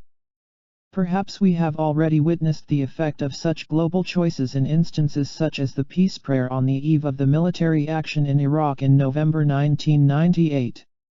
To think the thoughts of angels. Scholars, researchers, and scientists have identified the conditions that they believe will precipitate disasters of catastrophic proportions well into the 21st century.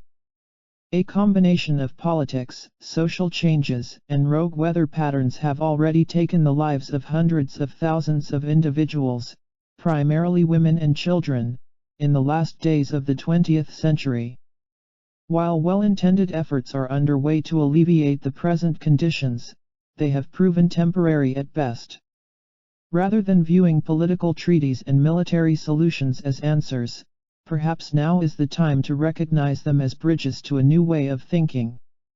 It appears that we have reached a critical time in the evolution of governments and nations, when the pattern of demands followed by force simply does not work the way it did even 50 years ago. The wise use of force may serve us in isolated incidents of short duration. Each time we apply a military bandage, however, it is akin to placing our finger over a tear in the fabric of a balloon filled with water. What appears to be a fix in one place becomes a bulge somewhere else on the balloon. This is precisely the scenario that is unfolding with respect to global politics. To change the conditions that allow war, oppression, and mass suffering, we must change the thinking that has allowed the conditions to be present. We live in a world of collective consent.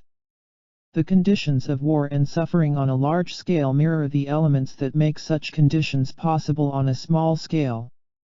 Sometimes consciously, and sometimes not, we consent to expressions of our group will in ways that we may never suspect. On levels that we may not even be aware of, our thoughts, attitudes, and actions toward one another each day contribute to the collective beliefs that agree to the wars and suffering of the world. For example, the creation of a wartime mentality of expecting and preparing for conflict in our international world can happen only if we allow for such conflict in our personal lives.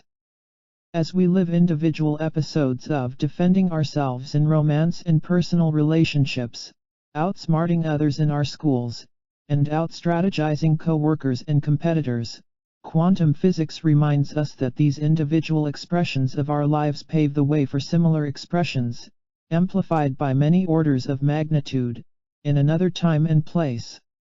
To know peace in our world, we must become peace in our lives.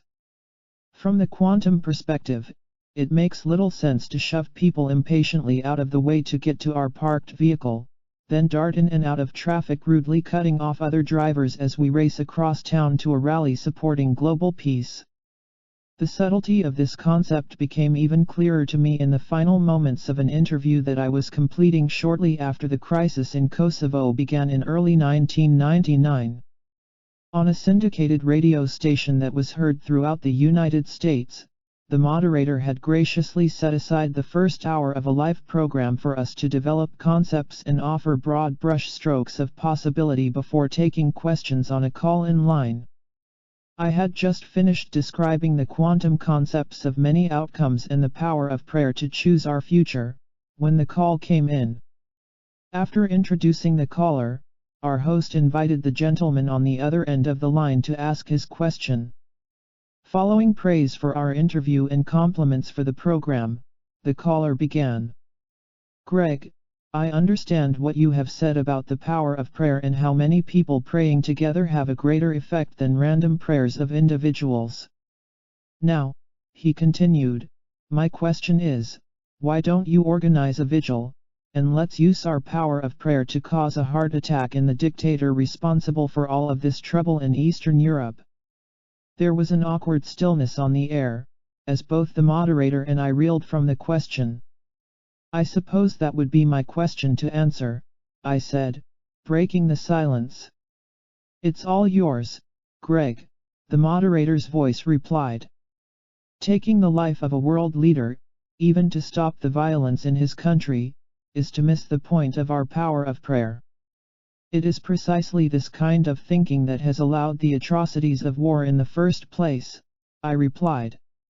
"While we may deceive ourselves into believing that the taking of a life has solved the immediate problem, somewhere, in some part of the world, we will see the consequence of our actions, possibly in ways that we would never expect. Prayer transcends imposing our will upon others.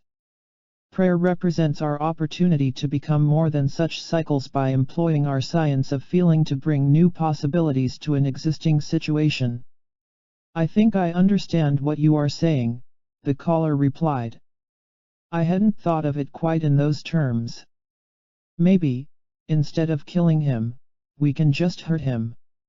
Maybe that will do the trick." The moderator interrupted with a commercial break, followed by an opportunity for me to summarize our interview and close out the program.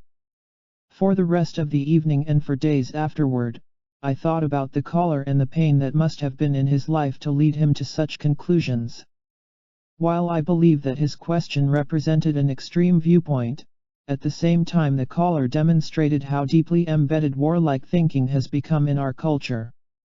Why are we surprised at mass killing in our homes, offices, and schools when we agree to the same thinking on a larger scale in the name of peace? Whether we view our world from the perspective of ancient traditions or quantum physics, we are invited to completely rethink the way that we have approached conflict in the past. Both paradigms, science and ancient philosophy, remind us that there can be no us and them. There is only we, and we have outgrown the conditions where it is effective to impose our will and ideas of change upon the lives of others. One look at the conflicts listed on page 229 reminds us that while such solutions may have appeared to work in the past, they have probably bought us time to recognize new choices rather than lasting solutions. As we choose to honor life in our everyday world, we witness the power of our choices to end war and render aggression obsolete. Prayer has often been referred to as a passive act. On many occasions I have been asked what I am really going to do, with regard to a particular world crisis. In these instances prayer was viewed as secondary to actually doing something. From the perspective offered by ancient traditions and now supported by modern research, our ability to commune with the forces of the cosmos, to choose our path through time and determine our course of future history, may be the single most sophisticated and empowering force to grace our world. Prayer is a concrete, measurable, and directive force in creation. Prayer is real. To pray is to do something. What else can we do? The solutions of the past are failing us in the present. Prayer is the act of redefining the foundation of hate, ethnic violence, and war. The doing simply occurs in a form very different from our idea of doing in the past. Could it be so easy? Is it possible that to mirror the peace of our hearts in the reality of our world, we are simply asked to choose such a reality by feeling the outcome as if it had already happened? Recent events, in the eyes of the world, appear to say that the answer is yes.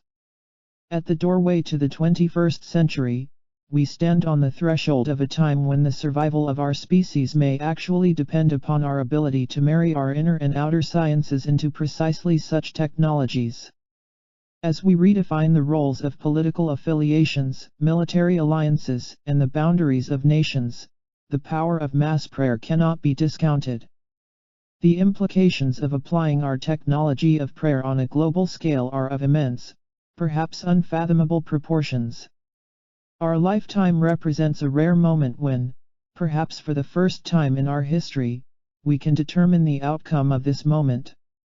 Transcending science, religion, and mystic traditions, the Essenes suggest that it is during this time in history, through the use of our lost science of prayer and prophecy, that healing comes to all beings, those formed and unformed, and that peace prevails in all worlds. It is during our lifetime that the people of earth will know all of the secrets of the angels in heaven. Without judging the events of each day as good, bad, right, or wrong, we are invited to choose a new viewpoint, a higher option in response to the horror of such events.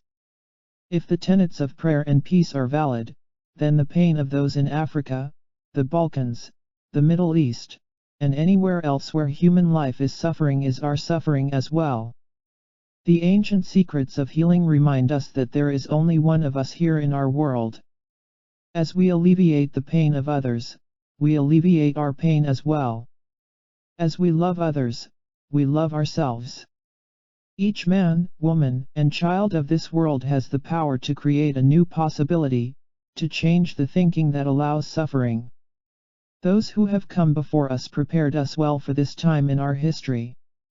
We have the opportunity to choose a new way in the presence of challenges that appear to be mounting on a daily basis. We are invited to think and do in our world as those of the heavens do in theirs. In so doing, we awaken a forgotten technology from the sleep of our collective memory and, at last, bring the conditions of heaven to earth. In their own words, the scholars of Qumran recorded the teachings of their great masters preserved for moments such as this, when the encouragement of those who have come before us gives us the strength to live and love in this world, one more day. We are reminded that to lift our eyes to heaven when the eyes of others are on the ground is not easy. To worship at the feet of the angels when others worship fame and riches is not easy. But perhaps the most difficult of all is to think the thoughts of the angels, to speak the words of the angels, and to do as angels do. Completions. The story came to my attention only moments before I was to begin the first night of a conference that would last for the next 3 days. For the better part of the afternoon I had wondered how I would begin the program that evening. Though I had a good idea of what our time together would look like following the opening, precisely how the first moments of the night would unfold remained a mystery. In such moments of uncertainty, when it seems as if reasonable solutions exist only as glimmers of a distant possibility, I have found that there is usually a piece of the puzzle that is missing, something that has yet to come to my attention. My trust in that feeling, and knowing that there is more to come, often replaces anxious moments of panic with a strange calmness. I walked into the dining area of our home and opened a large envelope that had been given to me earlier in the day. It contained several accounts of human triumph, one of which moved me so deeply that I found myself wiping the tears from my face before I had even finished reading the paper. Later that evening, I shared the story with a live audience of several hundred people. The story had the same effect on them. The paper that had come to me that day described an incident occurring at the Special Olympics of 1998. The Special Olympics was organized as an opportunity for children and young adults to join together in the spirit of friendly competition. What makes these Olympic Games different is that each individual competes with the challenge of physical or mental conditions that prevent him or her from participating in the International World Olympics that capture the world's attention every 4 years. This particular article was the story of 9 children who had become friends during their time at the Olympic camp in 1998. One morning they found themselves competing together on the same track, in the same event. At the sound of the starting gun, they were off toward the finish line at the other end of the course. It was a young boy with Down syndrome that made this account so powerful. As the other competitors bounded down the track using whatever skills they had to work toward the finish, this special boy slowed down and looked back to the starting line. He saw that one of his teammates had fallen at the beginning of the race and was struggling to stand up. The boy with Down syndrome suddenly stopped, turned, and began walking back toward his friend. One by one, each of the other competitors realized what was happening, turned and followed, until they had retraced their steps to the point where they had begun. Lifting their friend to his feet, they locked arms, and together walked down the track to the finish. In that moment those 9 children redefined the rules of the competition. With the clock still ticking away, they moved beyond the limits of time and sport to create an experience where they each finished in their own way, all at the same time. It made no sense for one of them to arrive at the finish without the others. This story is important for 2 reasons. Each time it is shared, the image of the children working together elicits a powerful emotion. Rather than sadness or frustration, it is often described as an emotion of hope. That emotion opens the door to greater possibilities and new outcomes in our lives. Additionally, the account provides a beautiful example of how a group of young people, in the innocence of their love for one another, redefined the outcome of their experience by applying a new rule to an existing condition. In their own way, the children of the Special Olympics remind us of the great possibilities of our lives, as we move through a rare moment of history. We have been shown that it is possible to redefine the parameters of prophecy for our future.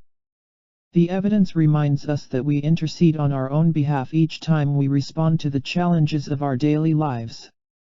Perhaps the best way to demonstrate such possibilities to ourselves is to explore the nature of compassion, time, forgiveness, and prayer through the eyes of those who have come before us. In the words of their time, we are reminded that there is only one of us here and, above all other reasons, we have come to this world to love.